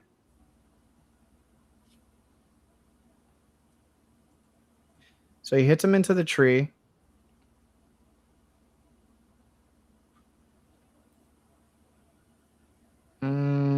Blazing Eclipse. Mm-hmm. Oh, it's chapter 1183. Sorry, page 4. So he mentions Dozen, and then Loki does the Ragna Dual Heim. Yeah, then, Blade of Wrath, Graham. Yeah, right. I see it. So here, you remember when I said that Emu is capable of changing matter, enlarging it, basically just manipulating matter at will? Mm-hmm. So we see that the Blade of Wrath, Graham, is actually the same blade as the one that Shepard is holding. It's just that Emu attached it to his halberd and then changed the matter of it to make it bigger. Mm-hmm.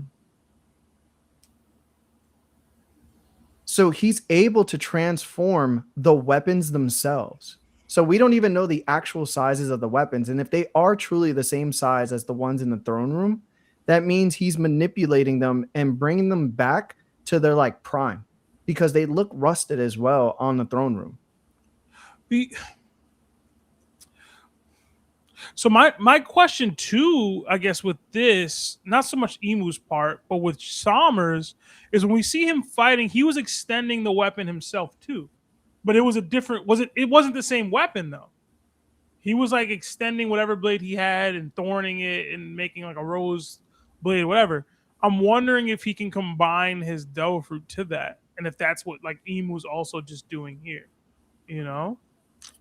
Maybe, but I think because of the fact that like Omen is attached to it, he's able, like Graham is able to just do anything it wants.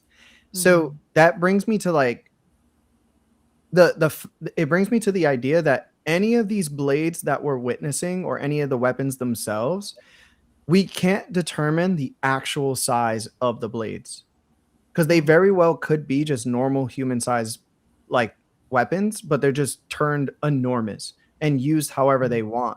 So like, for example, like the Blade of Judgment Nemesis that was able to like put Loki into the ground after it was stabbed into him.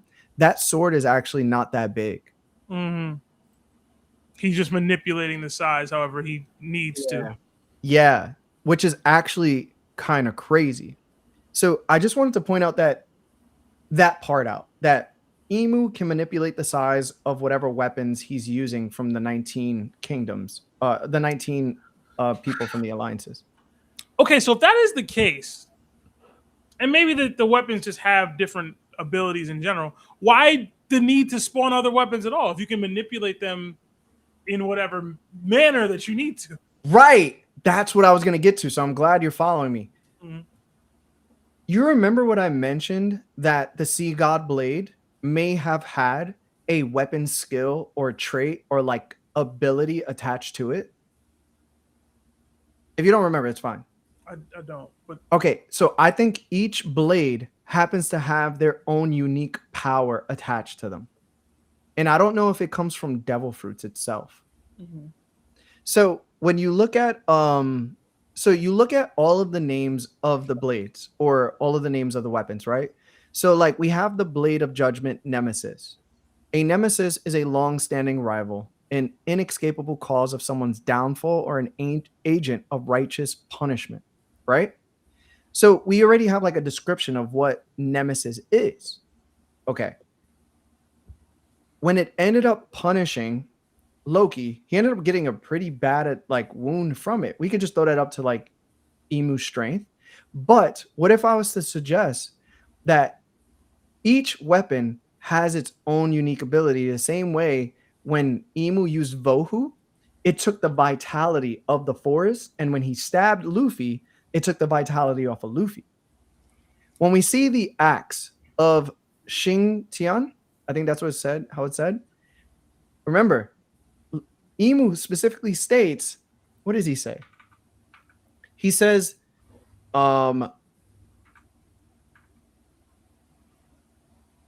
this will do more than slash thee. And when the axe comes down, that's not black fire that's on the ground.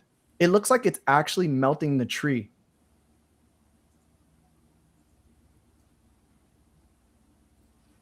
So I'm starting to think that each of these weapons, remember, like even the second sword that he pulled out, the Blade of the Sea God, that actually took away the branch itself and melted the tree. It didn't just take its vitality away. It literally destroyed it without even touching it.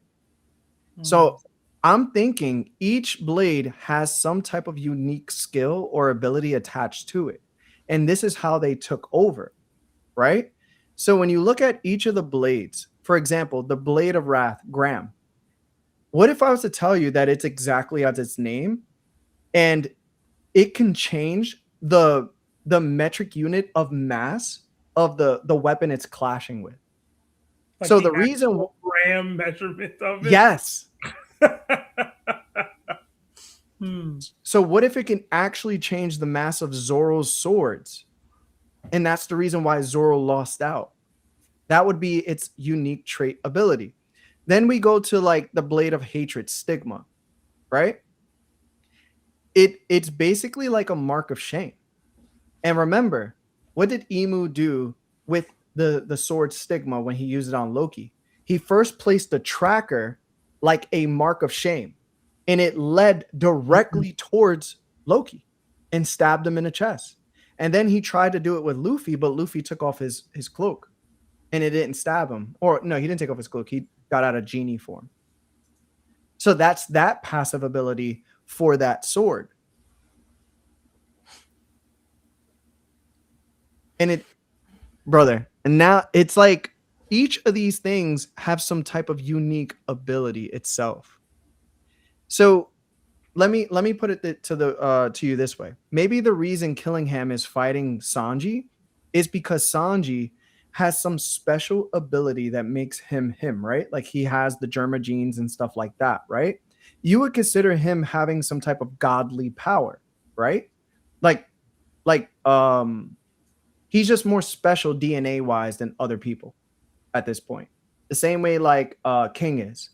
So the reason he's probably fighting Killingham is because Killingham has the Spear of Longinus, which is a blade that had pierced the side of Jesus Christ during his crucifixion and killed his body, but not his spirit, which is basically going to be the fight that Sanji has to fight, right?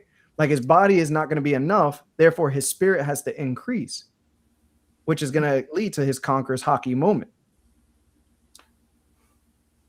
So maybe the passive ability is saying your body is not going to matter. No matter how special your body is, you're going to have to conquer me through spirit alone, which Jesus did 3 days later. You get what I'm saying? Like each of these weapons have abilities to them. It's funny because I had like a specific reason as to why Sanji was fighting Killingham, or like why that was his specific matchup. But the sword, the spear thing is making this even, it's different now. Because I was thinking that because of Killingham's ability, he'll show Sanji his actual worst nightmare, which is him as a Germa, mindless, kind of like that emotionless version of himself. He'll have to overcome it. But now, like with the spear having some sort of additional weight to it in the fight, I'm wondering if what you're saying has more to do with what will happen here. Yeah. It's just a couple interesting things about that. I just want to say, like, I think each weapon has some type of skill trait. That's what I want to say.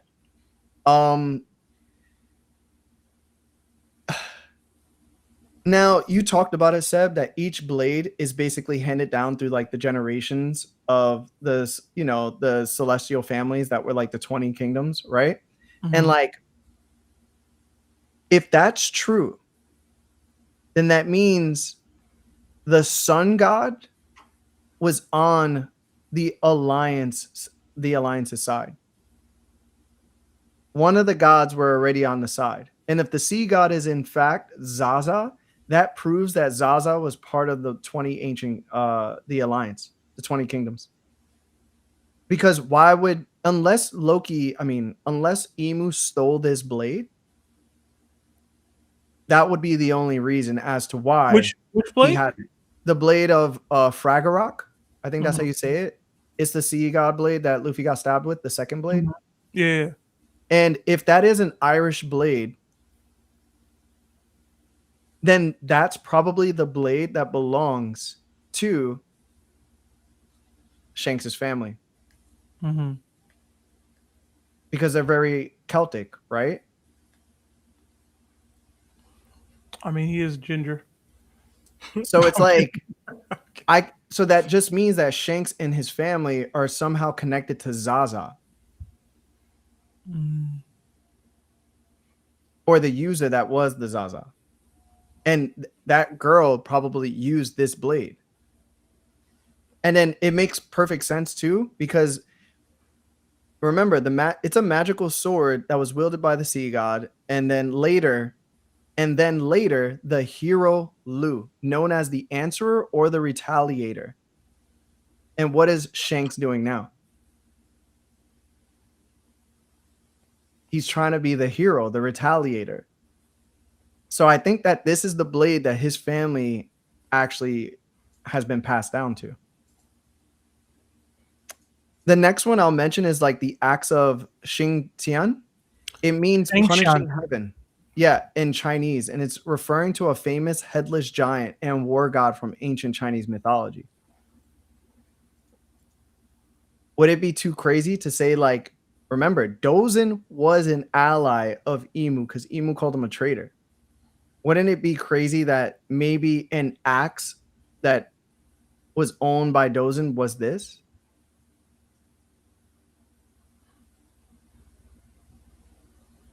And he just took it, stole that shit. Stole that shit, man. Stole that. Look at me, man. I stole that shit. The other, I know this is like so much information, but this is honestly crazy. The next thing I'll mention is like, we heard of Muramasa, right? Muramasa sounds very, very Japanese. And what's crazy is that the literal translation means village reign, and a famous fictional sword from Japanese literature and culture. So, you remember, we have a Gorosei member by the name of Ethan Venus Joro. Mm-hmm. Very Japanesque, right? Japanesque is crazy. Yup, Japanese, right? Japanesque. But the thing is, remember, he's using the Shodai Kitetsu. Mm-hmm. So what if he's only using the Shodai Kitetsu because he believes Emu should be the one wielding all the 19 blades? So he let Muramasa be within Emu's grasp. And whenever Emu let him wield it, he'll wield it in order to fight. But he uses the Shodai Kitetsu anyway. So that means that somebody from Wano back in the day actually was part of the alliance.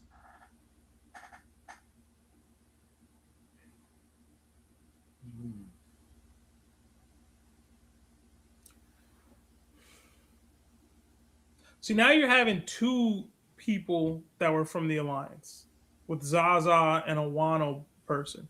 Yeah. The only other way would be that Emu stole these weapons from those people. Well, I'll say this in terms of the nomenclature of the naming conventions here. I mean, Oda is still just Japanese. You know what I mean? Like he could just name anything off of any random Japanese folklore if he so chose, without it necessarily being tied directly to Wano. But I get what you mean. Like, it's very possible what you're saying is true. I'm just saying this is still Oda's home country, and his upbringing is in this world, you know, in that culture. Mm. The other thing I'll mention is like we have Tohu, Vohu.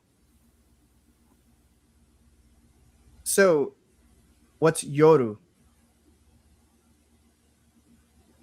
Mm-hmm. Right. So the big question is, if Yoru is part of the 10 missing weapons that are not listed here, right? If it's not, is it part of maybe Alabasta? Mm. Because Alabasta was the 20th kingdom that was a part of the Ancient Alliance. And when they won, they said, nah, we don't want to join it. So what if Yoru might be the blade from Alabasta that was never put on the throne room?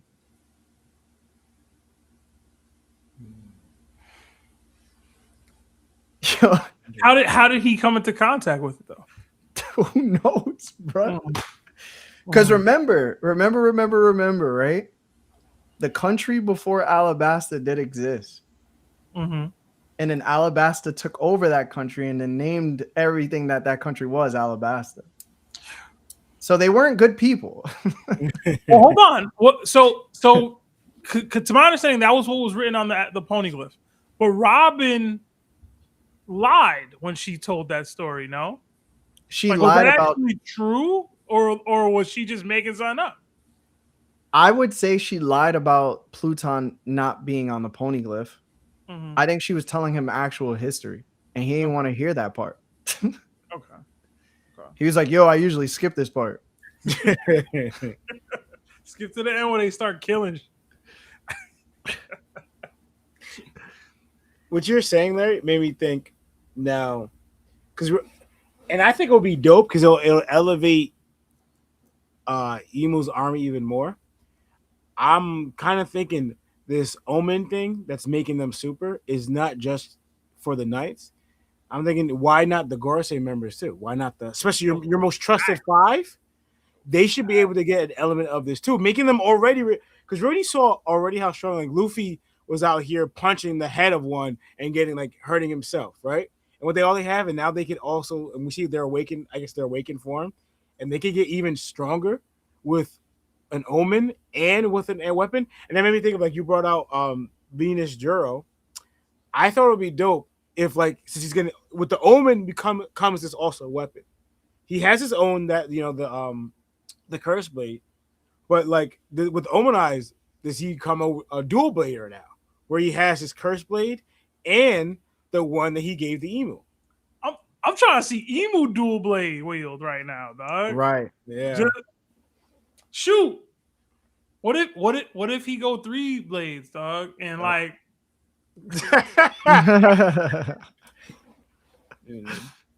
start wilding? Oh no, it's crazy though, bro. So this is what I'm gonna say too. If there are weapons that have these like weapon skills, they're basically just Bankais, bro. I mean, they're Bankais. Okay. I mean, Bleach be going off, right?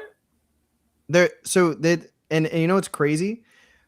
Oda gave us 3 graded swords in categories. Not once have we been shown that these weapons are part of the supreme graded blades. Yeah. And even if they were, we only know that there's 12 supreme graded blades. We have 19 weapons.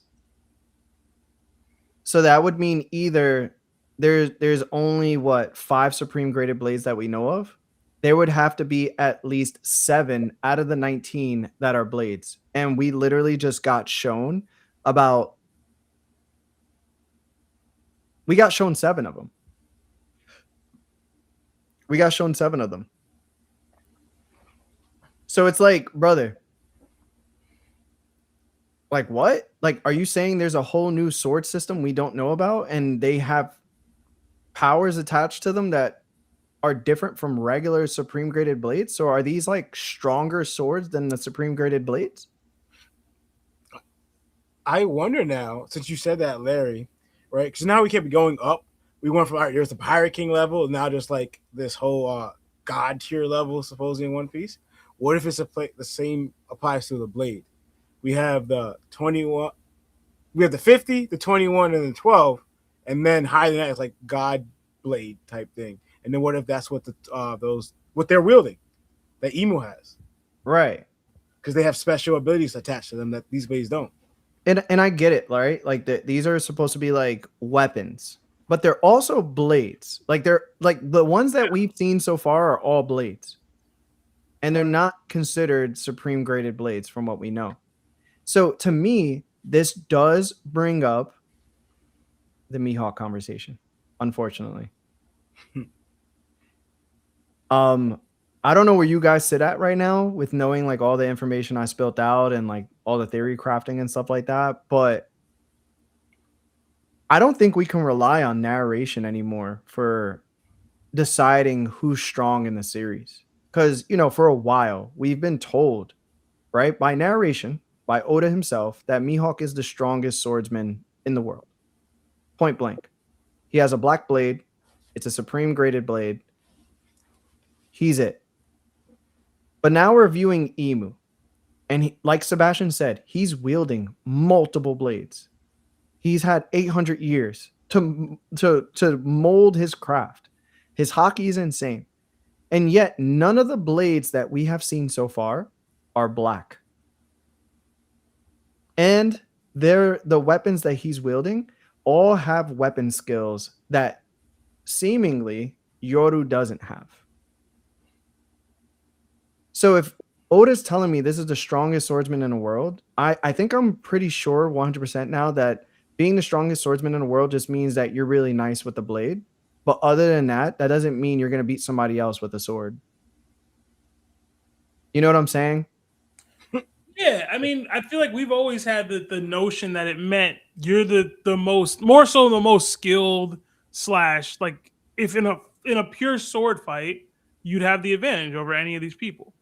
But when we're involving hockey, and I know hockey's a part of swordsmanship, I'm not saying it's not, but I mean, I say it all the time as to whether or not like whether Shanks could kick or punch Mihawk. Like, he can do that at a higher level than Mihawk would be able to do that. But to me, I will say I don't think we were ever supposed to be including the emus of the world in that notion in terms of like the swordsmanship or world's strongest swordsman title, because when he was given that title, and I'm not saying Oda didn't know that emu existed, but the world that bestowed him that title didn't know emu existed. You know what I'm saying? Like, nobody who is out here calling Mihawk the world's strongest swordsman, except maybe Shanks, I guess, knows that emu exists and what his kit involves or entails. You know? That these 20 or 19 blades that are sitting at the top of the throne can be utilized to fight people and summoned in situations. So, like, I'm not trying to disrespect the title itself, but the second emu existed, if he ever decided to wield a sword, like, yo, I'm sorry, Mio, you just not the world's strongest swordsman, bro. You can't go up and fight emu and win. So, and yeah, man, like, it doesn't change anything for me. It just changes what's possible in terms of how he got the sword. You know what I'm saying? Where the origin of Yoru is. I'd still think Mihawk is a top tier fighter and swordsman, but did he blacken this blade himself? Or is this something that he got from somebody else? As people are joking in the chat, did Mihawk get Yoru for Christmas? Which I think is hilarious. But I don't know if I subscribe to that, but it's more possible now than it ever has been. And shout out to NYC Anime Nerd, because he was the first person to float this idea to me in the Yonko Bingo. So shout out to him.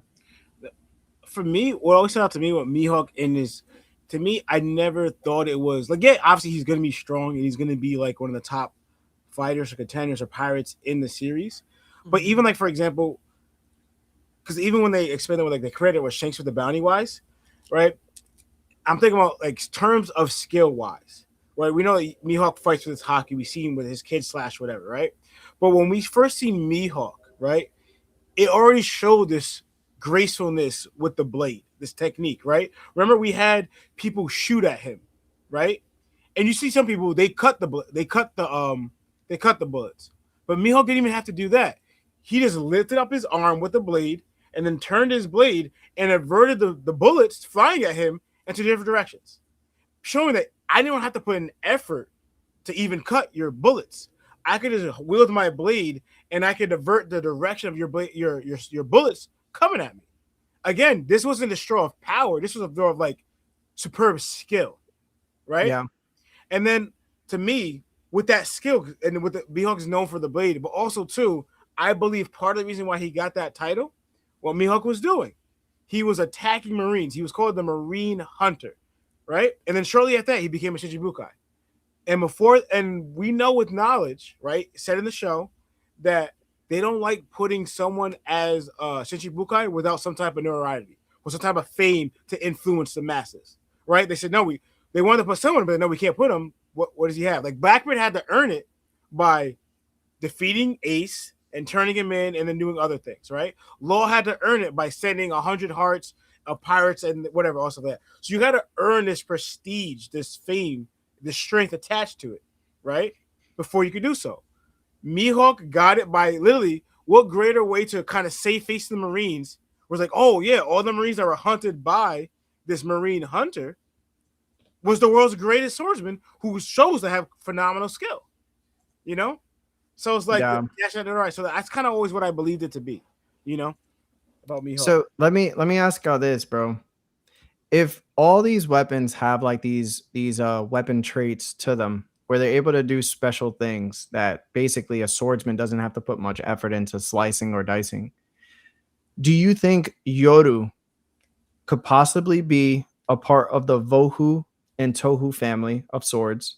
But also, do you think that Mihawk's Yoru has a special ability attached to it, and we just don't know about it. I've seen people say that it has clairvoyance, and it's helping Mihawk when like the Hawkeyes is attached to it in that way. I don't like that personally, but I also don't think I would like some like crazy mythical additional ability that Mihawk's doing.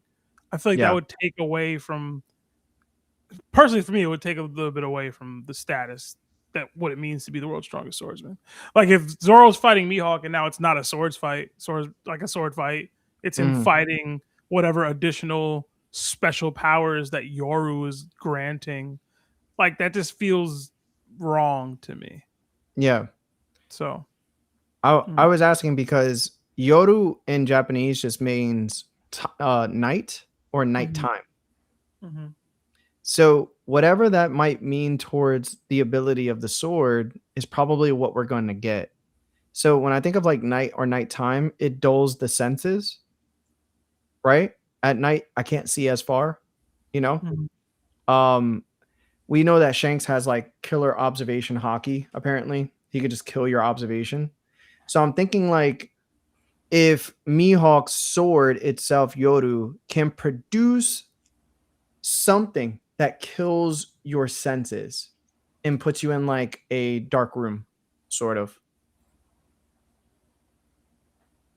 Because then it would just match like everything else that the axe is doing, whatever else. So I was thinking like, this is an upscale for Mihawk now in a way, because if his weapon can do something like that, that makes him strong. That makes him stronger than I thought he was before. Only if it's something that he can access without the omen stuff. You know what I mean? True. Like if this is something that he can do because he earned it, then cool, right? But like, if this is just something that he can do because the sword has some innate ability, like I need to know he's the reason why he can do that. He drew this out of the sword. We have to see somebody use the weapons and their abilities without omen attached. Right. Right. And maybe he is the example that we get of that. Maybe it's Shanks. Maybe it's, I don't think it would be Shamrock and Garling would have omens, right? Or whatever. Mm-hmm. So I don't know, man. Lawrence spoke to about like, what about the Gorosei getting omens? Like maybe they don't need omens. I don't know. But it rubs me the wrong way if Mihawk is relying on this other ability versus him being the reason. So right. However we get to it where Mihawk's the reason, I'm cool with. If we're getting to it and he's not, major L's for Mihawk, bro. Yeah, I think at this point, if you're still in belief that Mihawk is the strongest swordsman, and it's based on like he versus Emu right now and beats him when Emu has a sword, then I just think that, you're going to choose to believe what you want to believe. And Mihawk fans are going to continue to be exactly who we expect them to be, right? Like this is their thought process most of the time. But the story is proving over and over again that that's not the case. So, but I do think that Oda just introduced a whole new line of swords. And I really wanted Lino to be on because like he's super interested in this portion of the story. And I really I don't know how Joy Boy beat these people. Like, or fought them. Like, bro. Like, brother. Like, this is huge Joy Boy upscale because it's crazy. You remember when we saw the Joy Boy silhouette when he was fighting the Kings? They had these weapons. They had these weapons, yo. Yeah. And he looked like he was by himself. Right. And we don't even know if, like Sebastian said, he brought. Wait, was that Joy Boy or Nika then? That was Joy Boy. That was Joy Boy. Okay. Yeah, that was Joy Boy Brody's. Okay. I don't, because Vegapunk was talking about it. Yeah. Okay. He was in his Nika form in a way, or the yeah. He was mentioning how like Lawrence mentioned it a couple times how his crew was something. It was like a weird word. Robust. Like so, yeah, it was robust. And then they showed a picture of Joy Boy. Yo, but the thing is, it's like Sebastian said, if those kings didn't have omen attached to them and they were just using the swords and they had those abilities, and they were strong, because we have to suggest they were strong, right? Like you said, like the Don Quixote was definitely one of the families. So which blade were they using? Mm-hmm.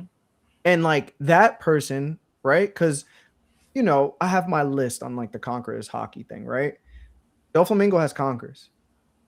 So that means one of his people must have Conquerors too. So it had to be one of those 19 kings. Odds are all 19 had Conquerors hockey, bro.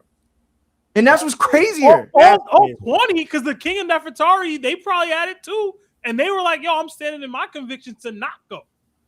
So it's like, I can't say all of them had it. That's wild.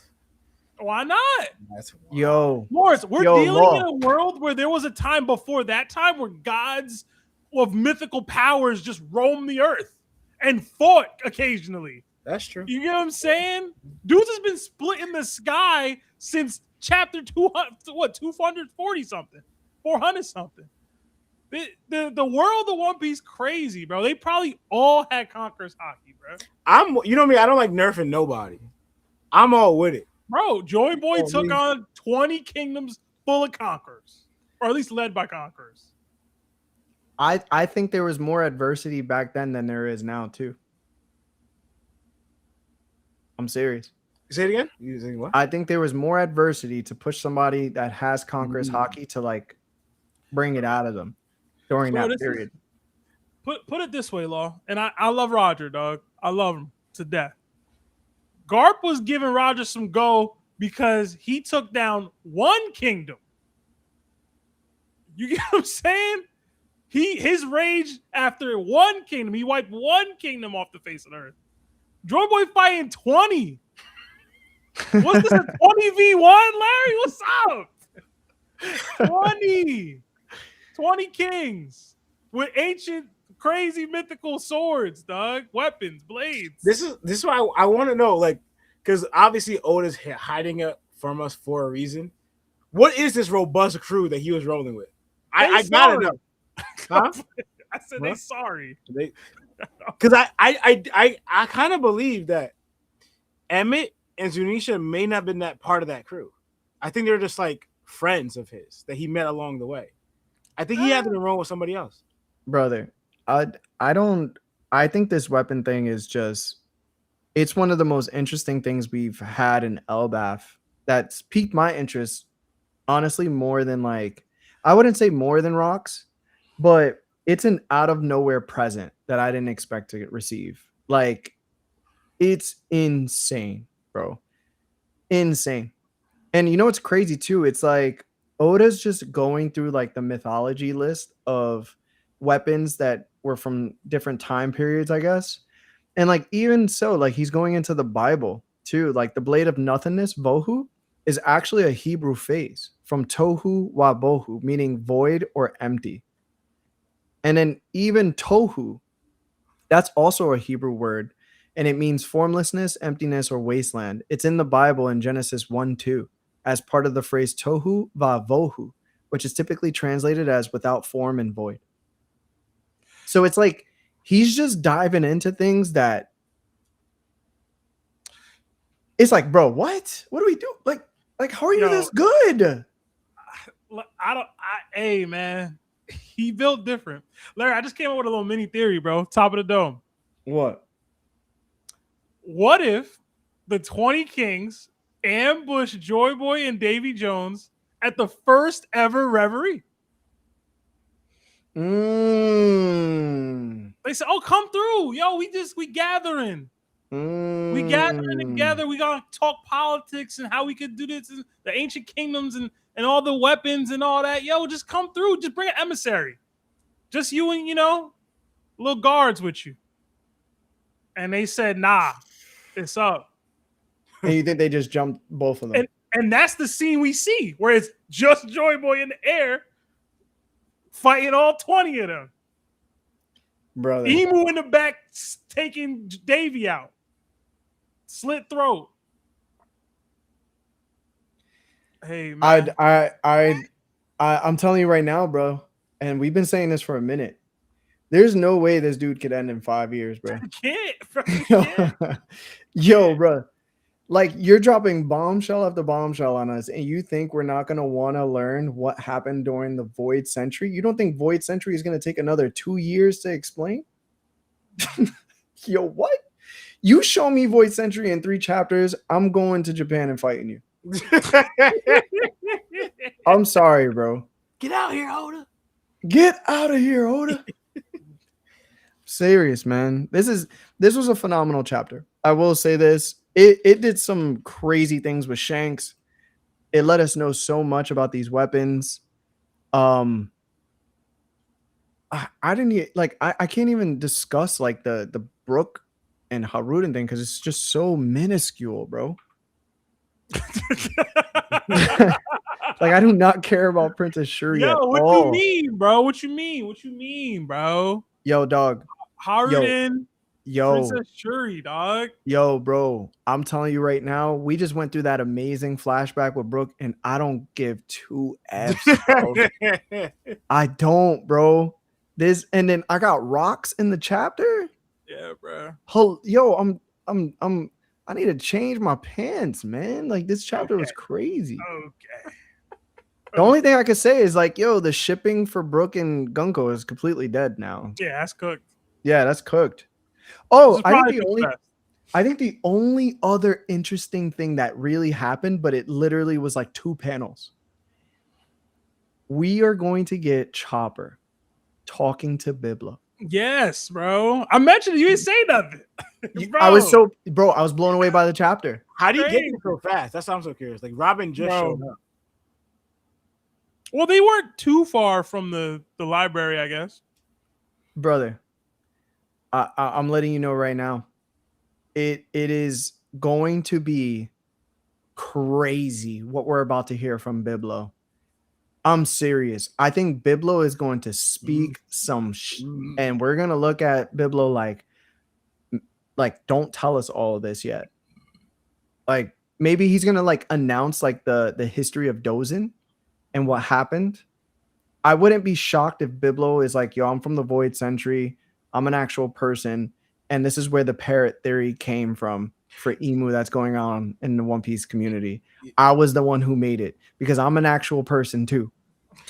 Yo, how would y'all feel if Biblo was who's that guy that builds at Elbath and said be careful? What's his name? Luis Arno? Arnott. Yeah. How would you feel if Biblo and him were the same person? Hey, man. Hey, man. Maybe, yo, this is the thing. Anything can happen, bruh. Except the parrot theory. Anything can happen. Anything, bro. And you know what? I'm in such a great mood because of the chapter. I wanna shout out Sanji. I want to shout out Sanji for Seb and the Sanji community at whole because I was proven wrong. In this chapter, you can see that Killingham is using his trident. Not this chapter, last chapter. He uses the trident to attack Sanji. And then when he attacks him the second time with the trident, Killingham actually transforms the trident into the Longinus spear and hits Sanji with it. So Sanji actually took an attack from the spear itself, and he died. You saying in the previous chapter? Yeah, in the previous chapter, he used the trident against him, and then even with Zoro. So Zoro was being attacked by another, the actual blade. It's not a blade, but it's like that rose stick that Somers was using. He actually transforms the stick into the sword in this chapter and starts using it against Zoro. So they both turned their weapons into the respective weapons because of Omen. Mm-hmm. So listen, I know people be saying I'm hating on Sanji, but that's clearly something to say. Yo, Sanji got a little thing, bro. Yeah, I'm seeing it now. It does look like it changed, but like, what?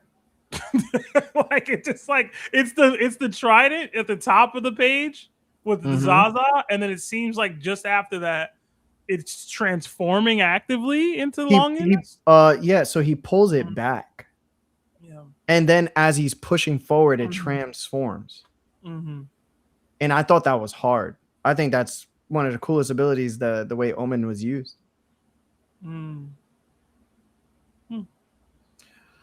Hey, man. Hey, man.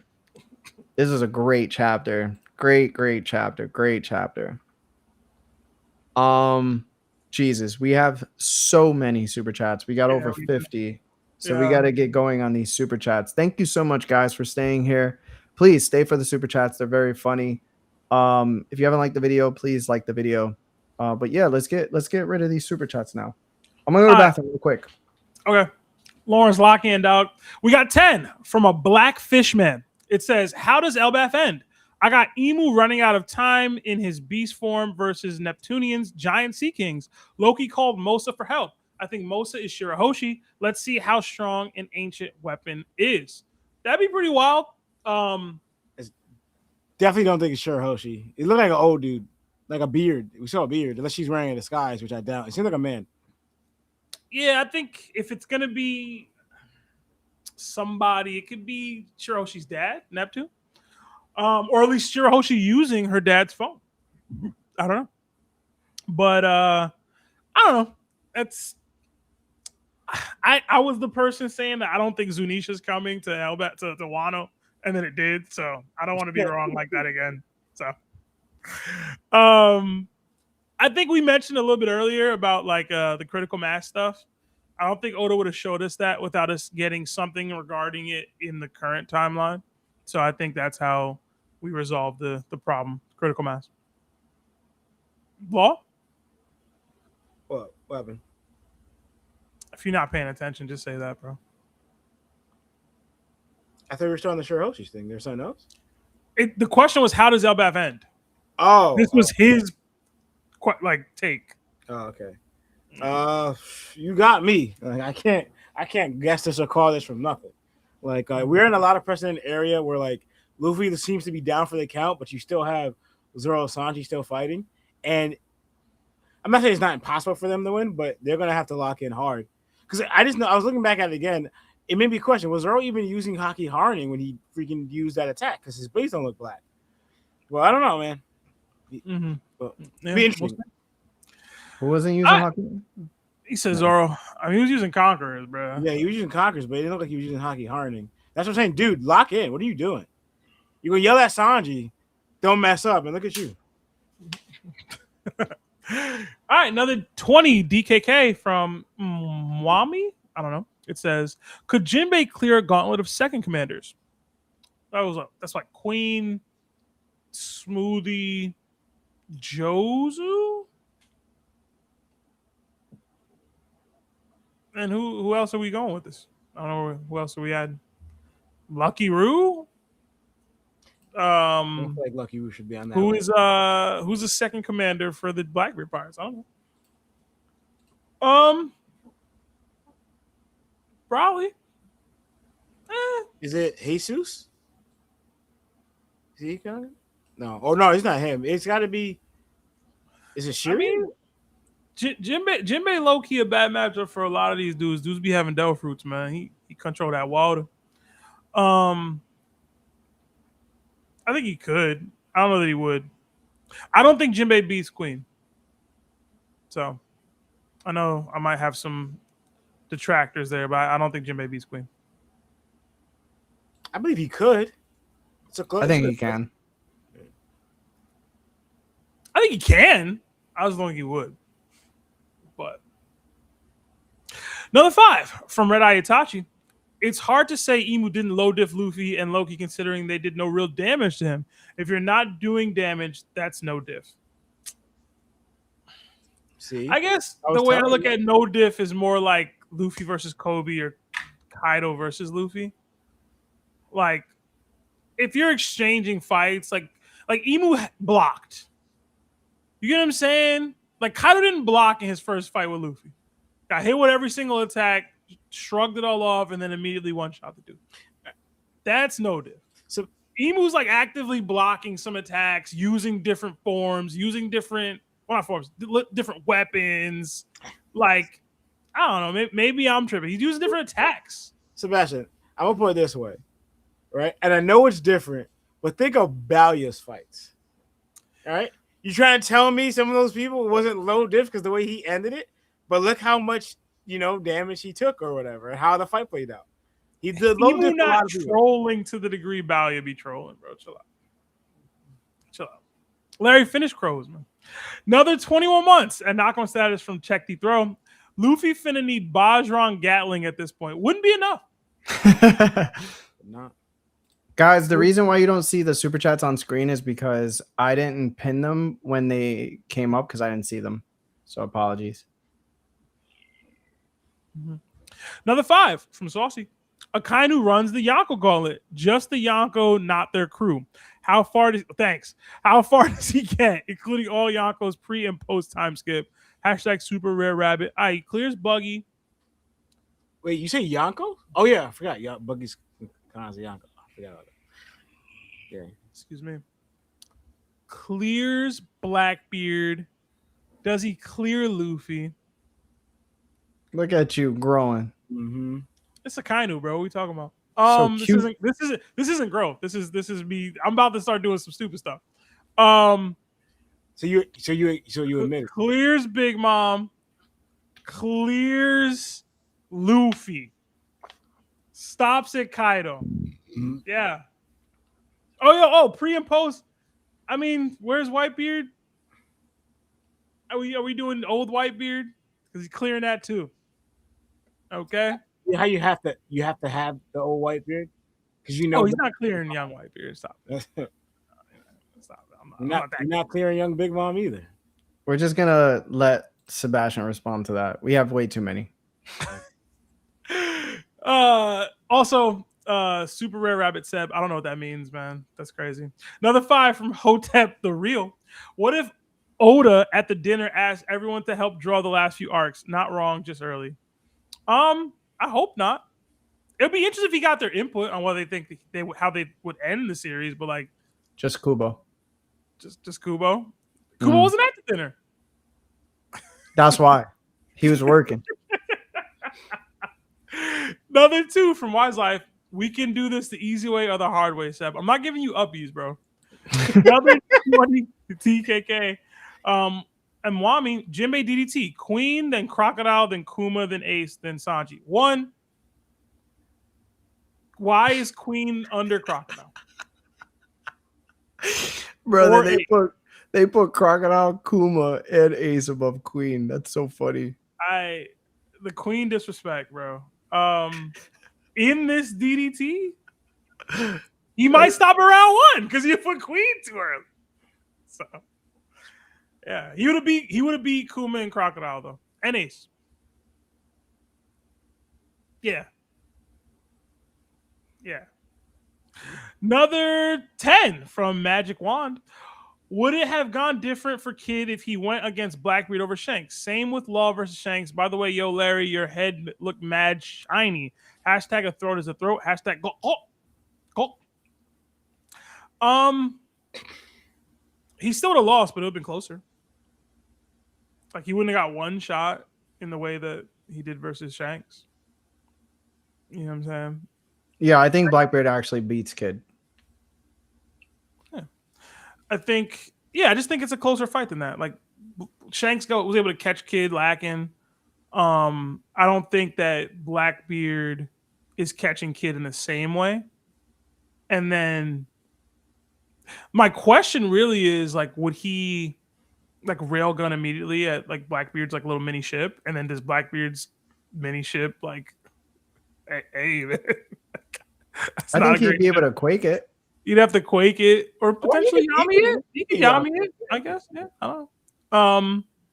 But yeah, it's a more interesting fight. I'd say that. I think he still loses, and then Shanks and Law. I mean, would Law even fight? Right. Like, he's not going to attack Shanks in the way that Kid did. But I don't think Law is going to just, like, give up either. You know? Because Shanks gave Kid the ultimatum to be like, yo, give up the poneglyphs.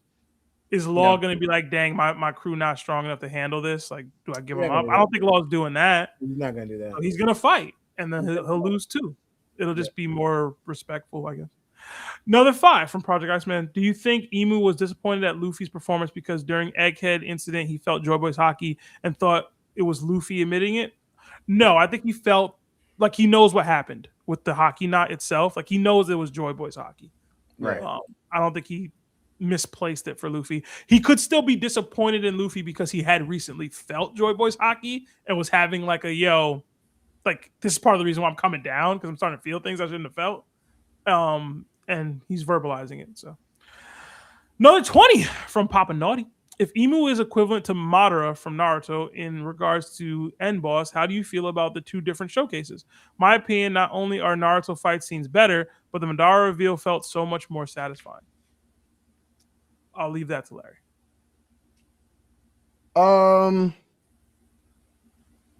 I would say that Madara being in Shippuden was great. I think him leading up to the finale was great, but obviously the ending was terrible because of Kaguya. I do like the introduction of Madara and the first Hokage kind of being at the Valley of the End where Naruto and Sasuke fought. That was kind of like a good foreshadow for things to come. But obviously there wasn't much there. I just think that Emu is done in a way where he was introduced really late, but everything that the world is owed to him. And the reason as to why history itself is the way it is because of him. Madara only affected a short timeline of the world. He was more like a puppet, I would say. Whereas Emu isn't the puppet. He's the one controlling the puppet. Strings. Yeah. Wait, who was the puppet? You said Madara? Yeah, at the end of the day, Madara became a puppet. Mm. Like Even though it he seems shouldn't as have. though he was kind of the end boss, but like he was being manipulated by another person that was higher up than him. Yeah, Emu's the person that's manipulating people, and he's actually. Oh man, imagine there's another person behind Emu. I would hate it, bro. Yeah. Hate it, bro. Oh man. Yeah. All right, another 2. Hold on, Seb. You had Yeah. $2 from Agent 00. He That's said all my I'm gonna dad read. has a phone and uses it, but he don't know how to use it. It was in regards to Sanji's Conqueror's hockey. Oh, Yeah, my bad, Agent. Another 5 from Silly Fool. As always, Seb be telling the truth and the guys be hating. I don't know what this is a reference to. Hashtag I see you, Seb. Hashtag Whitey Tax. Hashtag hiding Lionel's backstory. I don't know. I don't know what that was in reference to, but thank you. Another 2 from Saucy. We need that Lionel thumbnail on a shirt. Hashtag need it. yo, guys. Another 2 from Kafka. Larry don't need a mirror to see his head. Okay. Another 5 from Nicole L. More Kingdom spoilers. Kyokai came back, and I couldn't believe her 2 goals, especially the second one to have Kingdom humor is great. Yo, Kingdom is so great, bro. It's so good. I wish I read it. Yeah, I would love it. It's amazing. But yeah, I wasn't expecting all that at all. Another 5 from Saucy. Seb got them lips that Kakashi had in the filler episode Under the Mask. Wait. Bro. Oh. Another 2 from Saucy. Larry, how many likes for you to cosplay Bon Clay? 5,000. 5,000 likes. Another 2 from Saucy. Can Seb's lips tank an Omen attack from Emu? Sure. Another 2 from Saucy. Seb says, here we go, right before. Oh, I actually deleted the post. My bad. Another 5 from Pastor C. Blackbeard fans been real quiet lately. So I want to ask who y'all got, Blackbeard or current Gabon? Give me Blackbeard, but it's gonna be dicey. Gabon, my boy, man. We're about to see more what Gabon can do, I think. I'll say this: he whipped that critical mass out. It's a different conversation. Another 25 months at Yako status from Garlic D Bread. Sebastian. Huh? I'm gonna keep you to that. You just said that. Listen, dog. Because if he got it, what about Ray? What's the difference? Ray said what he said. Okay, Ray more past it than Gabon is. Gabon's still cracking fine over here. All right, he's not getting drunk. What does that have to do with his strike? Okay, Does he- okay. Ray might have been stronger in his prime, but Gabon's stronger now. Yeah, I'm gonna keep it a buck, bro. I think cheating lowers your spirit too, bro. Oh my god! Yeah, man, Gabon loyal to the soil, man. He stayed home. He's not selling himself on this corner for ones, man. Rayleigh's selling himself into slavery to pay his bills, man. Gabon not doing that. He ain't lying. He didn't sell him to pay his bills. Hey, I'm wrong. Go back. That's not what he's. He out here trying to finesse and con people to get money. Gabon just got a whole community behind him, man. A son to look after. I got a little boy to look after. All right? That boy Shut bigger than up. him. Come on. Big Gabon.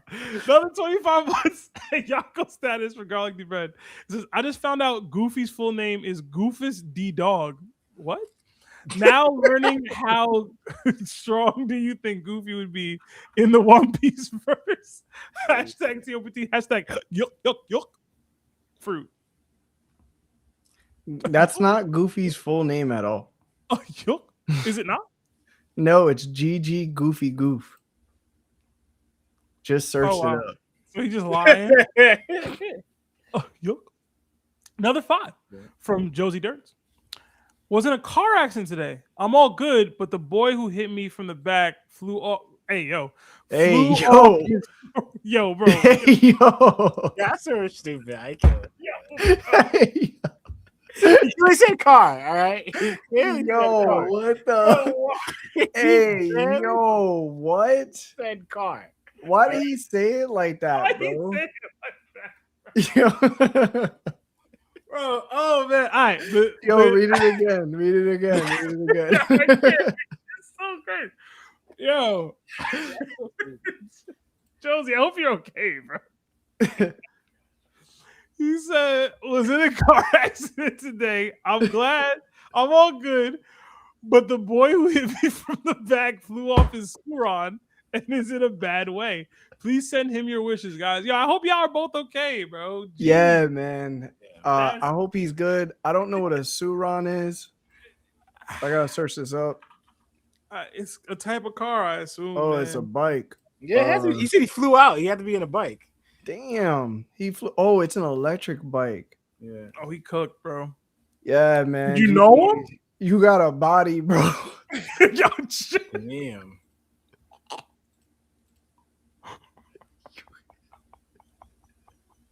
Why'd you stop so sudden, bro? Bro, Don't blame him. That's probably the Fine, biker's Yo, fault. why are you blaming him, bro? That's the biker's fault, it seems. Chill, bro. Chill. Josie, I'm glad you're okay, bro. Yeah. And Yeah, I hope man. there's not too much damage to the car, and I hope the guy makes it out pretty well, bro. Yeah, we can't say nothing about the guy, but we glad you good, bro. Larry said you caught a body. It's crazy. Another 15 months at Yako status from Kaido Corporate. Now that y'all streaming from home, I expect to see Lano showing up in his bonnet and his nose is red. Hashtag no sick days. Hashtag Bueller's day off. Hashtag Lionel's day off. Hashtag Larry Ball takes. Lionel ain't make it today, man. Yo, I'm gonna be honest, bro. We at home now. There's no reason to be late. Yo, bro. Nobody gotta drive. They gotta just hit that computer, turn on that camera, Bro. speak. I don't So, know what to call it. I don't know. It's bro. on whoever, bro. Okay. And Lawrence and Lionel don't even tell us why they're late. So it's just we gotta figure it out for ourselves. Do you bro. want me to tell you why I was like We No, you figured it text out it. 30 minutes before stream, if that. Nah, they told me early. Did you? Yeah, Lionel said he was gonna be early. He said it earlier. He said it at 9:38 a.m. Did he? Dang. Yeah, Lawrence said it at 5:09 p.m. So Yeah. we started at 6. We do our sound check at 5:30. Do you want me to explain why I was late? Nah, No, man. bro, it's not their business. Then bro. don't complain. All right? Oh, we can complain. No, Don't I'm professional. I'm professional. Okay. I don't complain. Hey, man. Hey, we just live in a world, bro. Yeah, man. Another 5 from Apex 8 Yang. It says, speaking of crocodile, do you guys think we will find out what Ivankov meant back then? Also, how things are going, will we still have Straw Hats versus Red Hair Pirates? Yeah, I think we will one day. I do still subscribe to the crocodile as a woman theory. I do. Remember when I turned you out? So, stop telling people that. Although the one of the bigger focuses of the theory as to why I subscribed to it was that he could potentially have been like Rox's daughter, but that doesn't work out anymore. So you think Crocodile had that thought? You know how like guys, they'd be like, yo, if like I ever had a chance to transform into a chick one day, I'd let all my boys hit. Come on, man. But it was the opposite. It was like the female version. It was like, yo, if I ever get to transform into a guy one day, I'm gonna hit all my friends. And then Ivankov was like, what?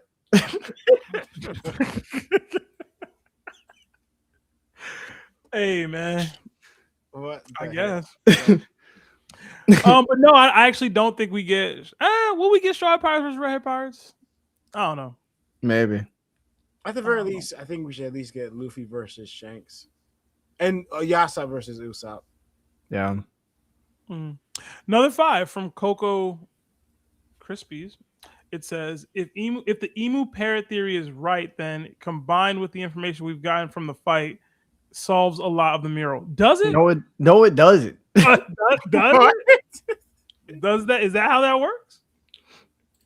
I don't think that's how it works, Brody. Is that how that works? I don't know, man. Another 5 from Jason Guy. Loki hurt by Shamrock Gunko, a lot of attacks. Dream Monsters fought Emu, hit by Graham and Nemesis. 2 special swords made Mu bleed. Don't compare to Luffy. Yeah, man. Loki's diff needs to be higher than Luffy's diff. To me. Well, I mean, no. I think it just means Loki's just more durable. If you getting chipped up most of the time, but you just enduring it more because you're endurable, but you're still getting beat up. Yeah. It's still the same diff. I brought this up before. Another 2 from Big Meatball. It says, No, it's not Big Meatball, bro. You gotta read it again. He gave me the okay to use Big Meatball instead of the actual term. It happened live. It happened live. I remember it. That's okay. Wild. I can't. But it says current Akainu with full brand and Vohu versus Big Mom. Don't even need all that. I'm going Akainu. Don't even need all that, dog. Another 5 from Furor. I don't know, man. Since Celestial Dragons have family weapons, does the D members have family weapons as well? If so, the Monkey family better have Supreme Gauntlets to throw hands better. I don't think so. Yeah, I don't think so, bro. It's strange enough that all 3 of them don't wield weapons out of everyone, like Garp, Dragon, or Luffy. Oh, we don't know about Dragon at this point, bro. We just don't know. Another 5 from Jext1. I started watching the pod from the beginning. Larry was on board with Sanji getting Conqueror's Haki on episode 2. What changed from then to now? I don't know. I'm a clone, bro. I don't go back and watch pod episodes, bro. Whatever we've said in the past is the past, bro. We know what we feel. Yeah. Another 5 from T-Roll. It says, do y'all think there's a Fishman Celestial family? Killing him looks like a Fishman, and Emu using OG King weapons. He used Fraggle Rock from Sea God. Larry touched on this a while back. This was like he was the first time we seen him. Yeah, he went into like a whole like the Ryogu family, like because I think even Fishman Island, like there's like a dragon that swirls around, like a golden dragon that swirls around it. The palace. So I don't know if that theory is like easily accessible to people, but I would say go search for that on the top channel. Larry was spitting. Another 5 from Wise Life. Did Shanks learn more from the truth/history from Roger, or did his dad/brother? He seems to know a lot from both sides. He just We basically becomes answered more that. mysterious. Yeah, it's probably a little bit of both. Like I think he's the amalgamation of both sides of it, getting information Mhm. and gathering information and doing with it what he will at this point, which is funnily enough doing almost nothing for decades. I'm kidding. Um, yeah. If I had to say which he got more from, I would go with Roger. He spent more time there. Another 5 from Thousand Sunny's Will. Will Emu show his base form when he returns to the Holy Land or back to Silhouette? And would you agree Braun has advanced levels of hockey? Yeah, I would agree. I'm not a Braun fan, but I would agree. Um, I think he does go back to Silhouette. can you do that? Yeah. I don't know. I feel like we might see Emu in his regular form from now on. I don't think it's a Silhouette. That's the thing. You think this is that like that's the regular form? Like what do you like? No, I think that's just the form he can survive in. Do you guys think it's just like because they done? I've seen it before done in like multiple different like Japanese anime or manga, or like to reserve energy. They're in like a chibi form of them, like a kid version of them, or chibi like form of them. Do you think it's just like a younger version of Emu, like back to preserve all that? It could be. I don't know if it'll be chibi per se, but I get what you mean. Yeah, that's what I meant. Yeah, you know, like. We got another 2 from T Raw. It says, Seb, what did I miss in chat? What's up with the lips thing? I got big lips, bruh. I don't know. I've been told about my lips since I was like 8 years old, man. It just comes with the territory. You look good. Yeah, you putting the DSL on the chat was too. I couldn't read, bro. Yo, bro, it was so funny, bro. We got another 20 from our boy Nerd Taco, who we were finally able to meet in person, man. Shout out to the boy. Subscribe. Follow. It's just sending love to my bros. Noel is staring at the phone right now, confused hearing your voices in the phone now. You guys made our weekend super. What if Longinus, since it was the spear that got water from Jesus, it controls water? It could be. It could play into the It's really dark. Zaza stuff. Oh yeah, but yeah, I don't know. I'm trying to think. I don't really have much for that. Controlling water? Oh, that put a dark image in my head. I gotta stop thinking about it now. What's wrong with you, bro? But yeah, I don't know, Taku. But it was awesome seeing you, man. Truly. Yeah, it was. Yeah, bro. I was mad hype. We was in that restaurant arguing about One Piece mad loud. They ain't even kick us out. I thought we was getting kicked out. First time ever. Another 2 from Fallen Star. Vista versus Yamato. What diff? Yamato. I'm gonna go mid diff. I'll go Yamato mid diff. Yeah. Oh, I'm thinking. Okay, I'll give mid diff. Yamato mid diff. I was gonna say low diff, but I'll say I'll say mid diff. I'll be respectful. People still push Mihawk. I mean, push Vista because of the Mihawk thing. So Yeah. another 2 from T-Raw. Was Tosin, Bleach, and Uncle Tom, or just super loyal? Super low. I never finished Bleach, but I do remember Tosin. Yeah. Aizen was like his leader, so yeah, he's a stupid little noise. Oh Yes, boss. Oh, we lost. Larry, did you mute? I think you're muted now. Oh, I think I heard something. You hear me? Larry, now? talk. Yeah, we hear you. yeah, now. Yeah. Yeah. All right, another 5 from Demetrius. Who wins in y'all opinion? Current Shanks versus Prime Garp, and Loki versus Mihawk. # sword scaling. # the Hurleys be rage baiting. I'm going Prime Garp, and I'm going Loki. Same. Another 5 from Ragna. It says, I don't know why Larry be apologizing for reading the chapter like we don't come here for the chapter and everyone's takes. I'm a little behind. It's really more like a programming thing. Like if you have one person talking for a while, sometimes people don't like that. And when he reads the chapter verbatim, the way it's just gonna be a lot of talking and not getting takes. So, but thank you for appreciating it anyway. Another 5 from Kafka. Does anyone else feel like Oda is setting up Shanks and Dragon Alliance, or am I reaching? No, I don't think you're reaching.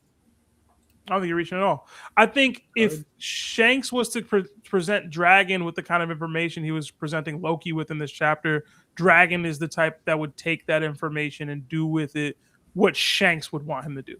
Sit, wait, build, bide your time, build the strength of the team up. They kind of seem to have similar temperaments and similar like view of the top of the world. So I just don't think he ever presented Dragon with anything like that to this point. Yeah.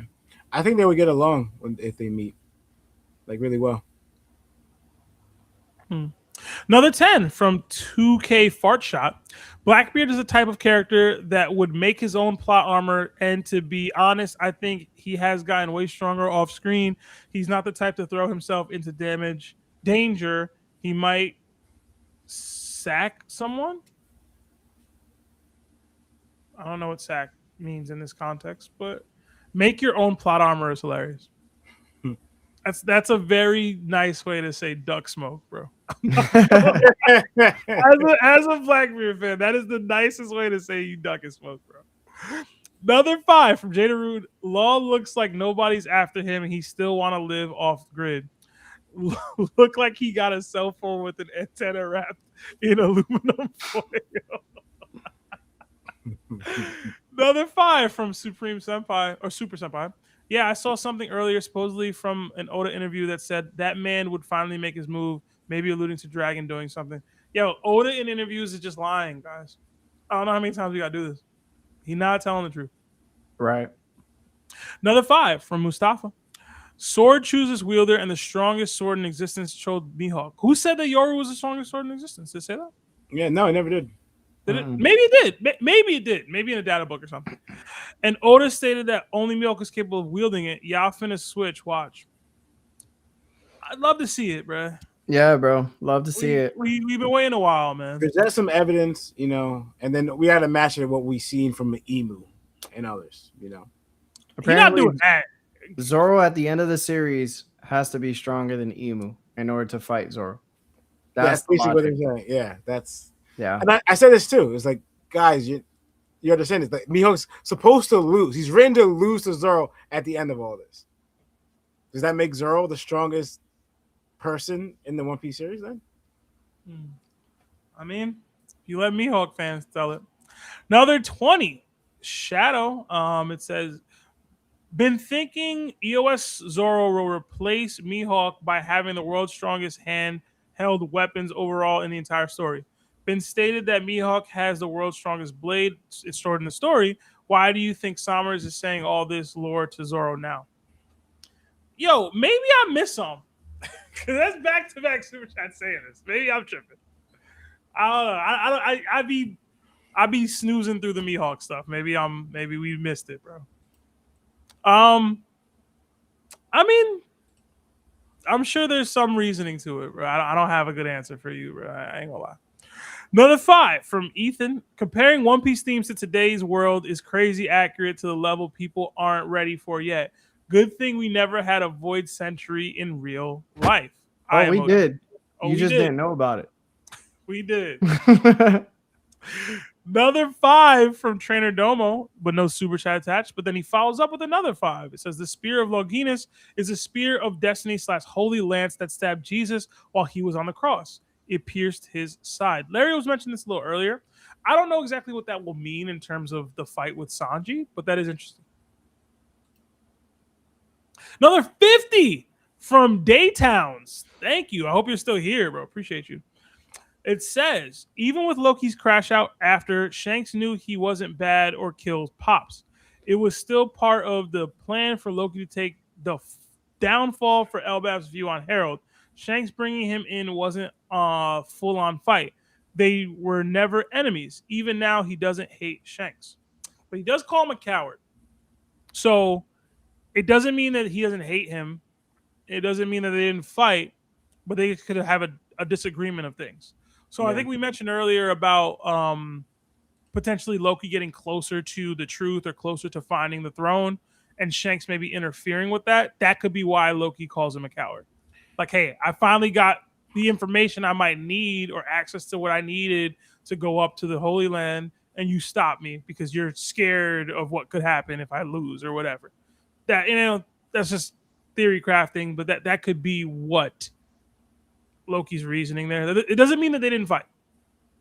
They may not have, but what we've learned today does not mean that those two dudes did not fight.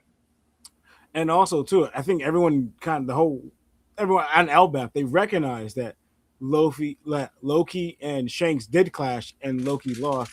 And also, too, it said that Loki's shown that he has his grudge against Shanks for it.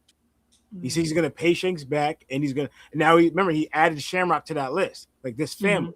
Like, this episode is sponsored by BetterHelp. Have you been?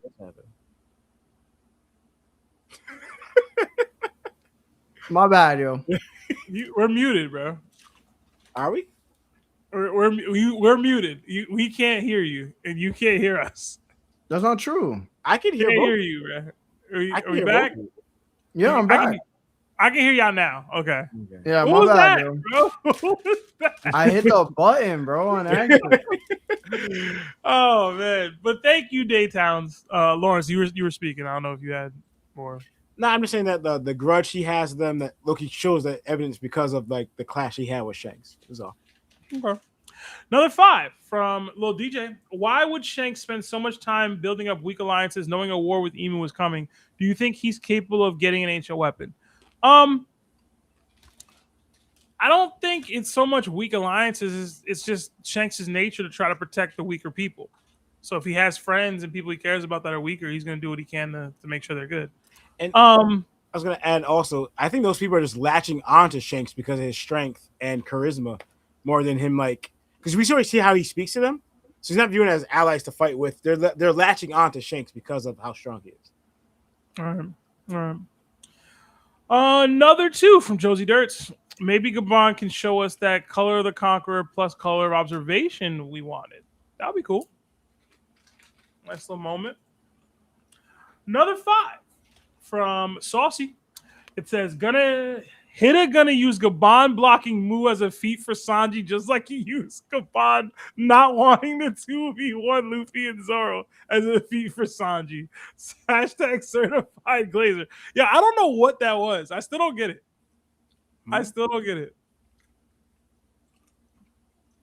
Another Yonko joined the ship in DJ. Enjoy all the emojis that come with being a Yonko. Another 2 from Isaac Gavey. It says, do you think the reason why the medicine worked for Sanji was because he is a conqueror? It would mean that his disposition in life would be one of suppression now. He must become a new creature for Luffy. It's possible. I don't think so. I think that would kind of take away from what Sora did thematically. If that was the case, I mean, she did it for no reason. I guess she said the medicine did work. But by that logic, the experimentation wouldn't have worked. You know what I mean? So, I don't know. I like to give it to Sora more than Conqueror's Hockey Sanji baby. Like, I don't know. I'm going there. I'm not answering, bro. No? Okay. Another 10 from Max Power. Shout out to Tashigi. Such an inspiring dream with her collecting all the great blades of the world. We know she can do it because here at TOPT, we support women. Am I right, fellas? Hashtag like if you support women. What? We're a dislike button, bro. Where the dislike button is crazy. I'm joking. We love women. I don't know. Yeah, Tashigi Dream gets harder and harder every chapter, bro. Another Nakama on the ship in Daddy Fat Sacks. Welcome. Another 40-something from Uriah Kisuke. It says, Kuzan versus Zoro. Who wins? What diff? I have Zoro Extreme diff. I have Kuzan high to extreme.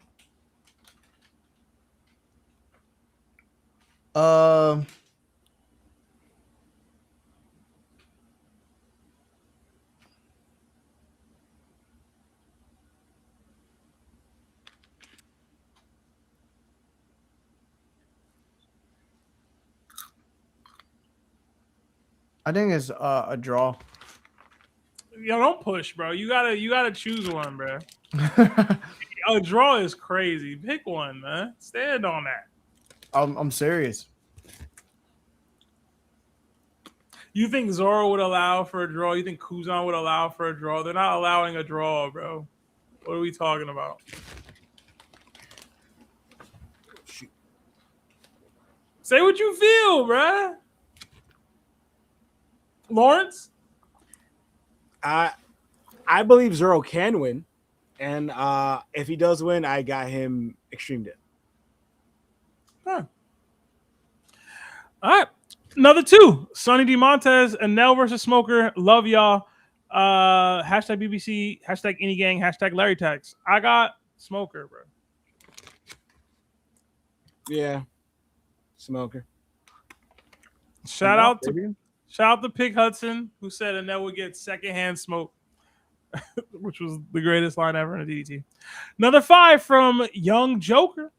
It says, still way behind, but I can only imagine what Oda is going to do with Xingxian, because he was beheaded, so his face is on his torso and uses his nipples as eyes. It's nipples. I don't know that we'll see a visual of that from the weapon, but it will be interesting if we do. Imagine he does Luffy like that. We can't hear you, Larry. Oh, my bad. I was talking about nipples. That's what you said, right? Yeah, because of the Chinese axe. Yeah. Another 5 from Polarized. It says, all this recent sword stuff has me hyped for Yoru. Do you think Black Blades have their abilities enhanced, or are they just generally stronger? We talked about this a little earlier. I hope it's more just generally stronger, but maybe we see more than that. Maybe. Does Blackbeard need a blade or a weapon now? Nah, he'll settle for an ancient weapon. Another 5 from Dwaynish. It says, Larry is cooking. It seems like a lot of people were on Emu's side and eventually turned to work with Joy Boy, Lily, Dozen, etc. Yeah.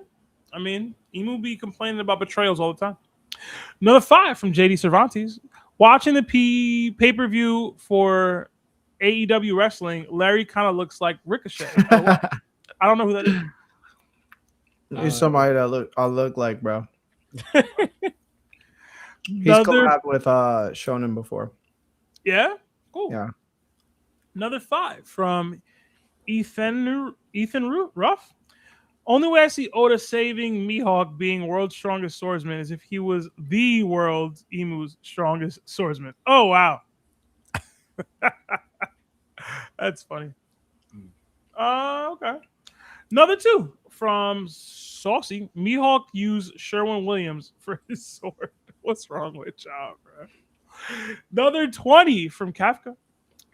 Oda clearly isn't just saying Mihawk is the most skilled with a blade. Zoro's dream only matters if beating Mihawk means surpass the strongest living person who wields a sword, not just the most skilled. I mean, if you're telling me that Zoro can beat Emu by the end of the story, then I mean, cool. I don't believe that. Yeah. I don't know what you want from me, bro. I'm not gonna sit here and act like I believe that. I don't. Go ahead, Larry. No, you go. I was gonna say it's basically what you're telling me, because Zoro has to achieve his dream first, right before Luffy's dream. It's like you telling me Zoro's gonna move. He's gonna see Emu without a blade. He's like, Luffy, move over. I got this, and then Zoro just takes that. That's what you're gonna tell me is gonna happen. Nah, Lawrence, you know what you gotta do? You gotta substitute on the mural Emu for Zoro, bro. Hey, man. That's what you need to do, bro. We got another 2 from Dwaynish, but no super chat attached. Next time, he did send another 2 after that. It says Larry showing the guns. Starting to get a little bit. Every time I go to Pop's house, Mom and Pop's house now, Pops always touches my arms. Yeah. Yeah, he be squeezing them. He don't even say nothing. He just start. I'm like, Pop, what you doing, bro? He's That's like, funny, yeah, bro. you going to the gym now? Mm. I'm like, yeah. Another 2 from Mr. Friday. That reverie theory is giving red wedding vibes. Hey, Yeah, that was a fire theory, Seb said. I'm not even gonna cap. I'd have to like really work on it if I wanted to do like a something for it, but I don't have enough there. Yeah, there's not enough. You would have to like go off crazy. I would be speculating crazy. Another 2 from Zoro Top 1. It says Zoro will master Ashura and advance Conqueror's Haki in this fight. Yeah, probably. Another 2 from Lethal. It says hashtag Bonclary. I don't know if I like that. Another 5 from DJ D Smoke. Just subbed on Yonko level. Finally made it to a stream. Question is Seb, Law, and Lionel bros? Wow, bro. Yes, we are biologically brothers. Larry is our brother from another. Hashtag it's only my 3rd day out here. Hashtag a throat is a throat. Hashtag I'm part of the crew. How you know about a throat is a throat if you only 3 days in? He saw somebody do it, bro. It's crazy, bro. You know they be But yeah, nasty. we brothers, man. For real, for real. Another 2 from Saucy. Captain Kuro gonna take out Emu like Black Zetsu. That would be the worst. That would be the worst. Yo, cover story. He controls black cats, bro. Bro. Another 5 from Black Samurai. My theory is that Yoru is Nefertari the Lily sword that was never left in the throne room. Okay, so Larry talked on this a little earlier. I just asked, how did he get the sword? How did he get it? You know? Did he go to Alabasta? Like, how did that happen? Another 5 from Saucy. Besides Kamabakum Kingdom, what island would y'all visit?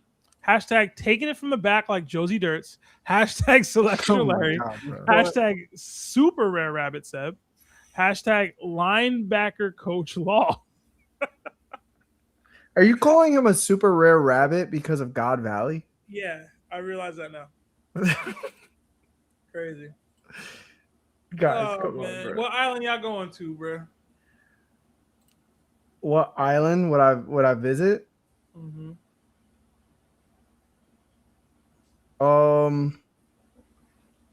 What island would I visit?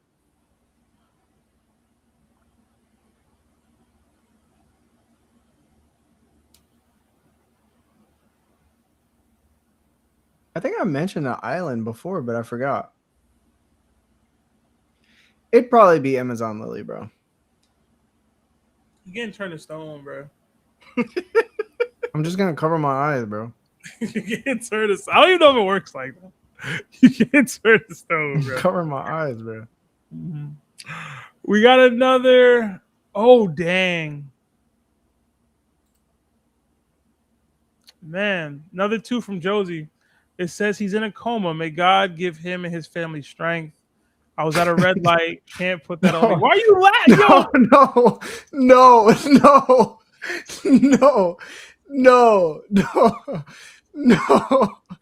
Listen, no. No, I'm not laughing. I'm not laughing at that, bro. I'm not laughing at that, bro. I'm not. I just was looking at Seth. I'm not laughing at that. Please stop. I'm not laughing at that. I'm not. I'm telling you right now. I'm not. Bro. Yo, Seb, stop, bro. Stop, bro. Stop, bro. Stop it right now, bro. Stop. Why did you have to stop like that? Like we were reading, you ain't have to stop like that, bro. Stop. I'm not laughing at him, bro. I'm not. That's crazy. Josie, that's unfortunate, man. It is. That sucks, bro. It really does. Prayers up to that guy. Dang. Yeah, man. That's really sad. I didn't know that it was that bad. Sorry we joked about it earlier. You could have at least started with that. That's the thing. It's like you said it and then you waited to say this. He may not have known then, bro. Yeah. Listen, man. I really hope he gets better. I hope you get better too, because I'm pretty sure this is like incredibly sad on your part. So.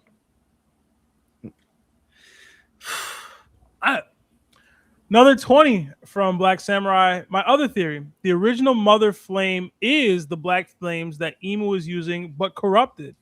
That's what's powering the Holy Knights. This also could be what the devil fruit is, literal fruit for a devil.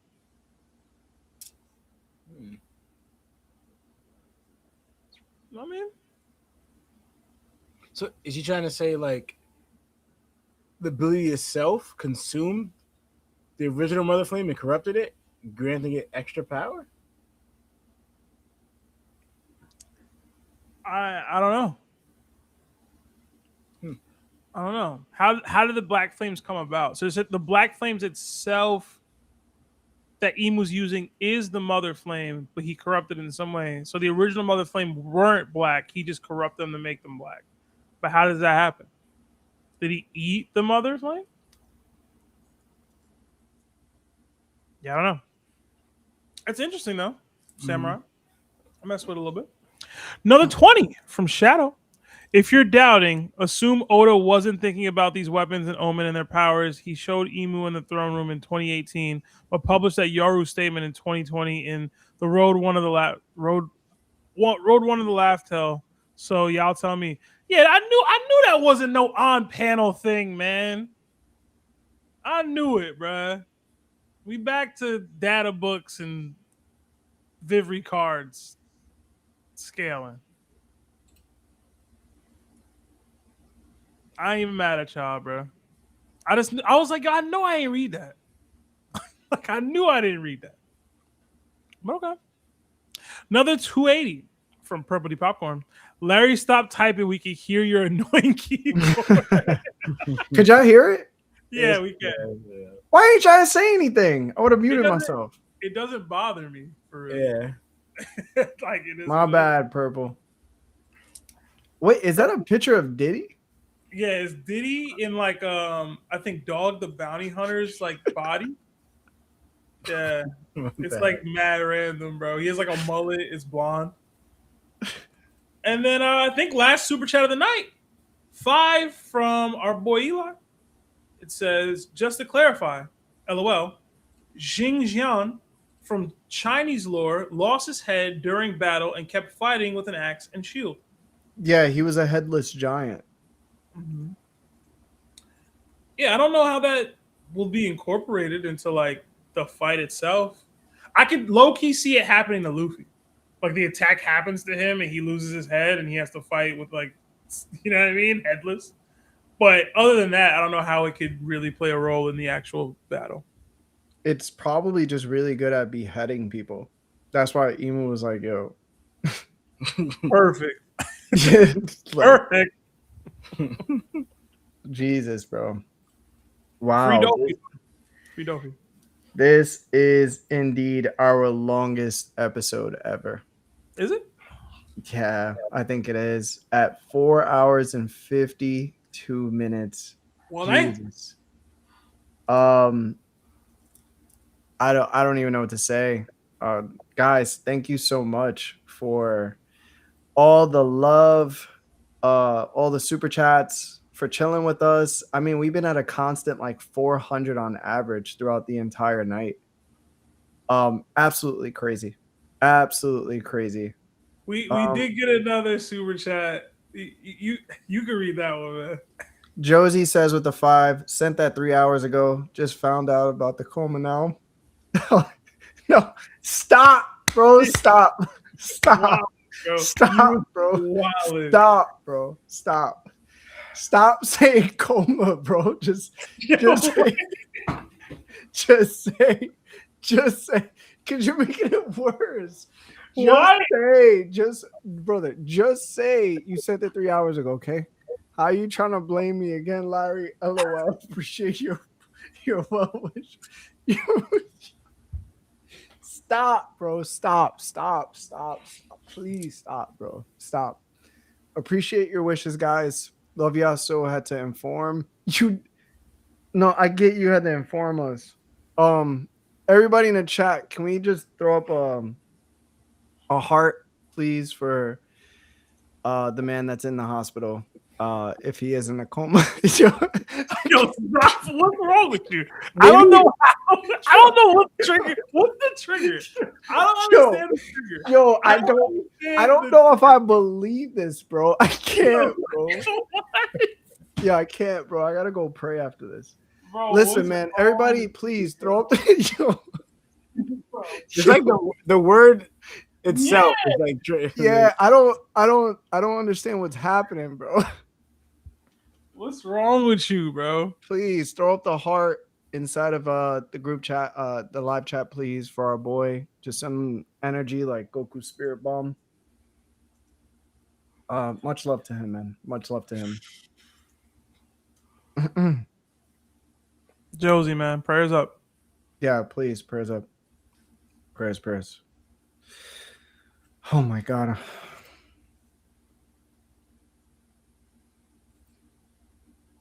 All right. Anyway, guys, we are on Facebook. We're on my Twitch right now. This is going to be on Spotify and Apple Podcasts soon after it's all done. I just want to say thank you. Thank you so much for being here with us. Thank you for the love and joy. And please, prayers for the guy who's currently suffering in the hospital, for him and his family. Seriously. I know you're looking at me laughing, but I'm actually pretty serious. So much love to all of you. Thank you to Twilight and Sophia for being in chat and handling everything. I saw Toby was there too, so thank you, Toby. Sebastian said there's nothing happening for this week, so no call-in streams, no DDTs. So I apologize for that. But you will see us here next week, and I believe it's break week again. So we'll be here, and hopefully Lionel will be here. But anything else, gents? Yeah, no, nothing much. Sorry, y'all, for the break in streams. I'm just traveling, so I'll be away until basically next Tuesday. I'm gonna make sure that I join the Monday stream. I won't have another call-in on Tuesday, but I'm looking to do call-ins and probably another Survivor Series Wednesday and Thursday. So I'll figure out exactly which day I'm doing which. But that'll be next week. So tune in for that. But sorry, no call-ins. Gotta fly. Yeah. Maybe we'll do the SBS finally next week.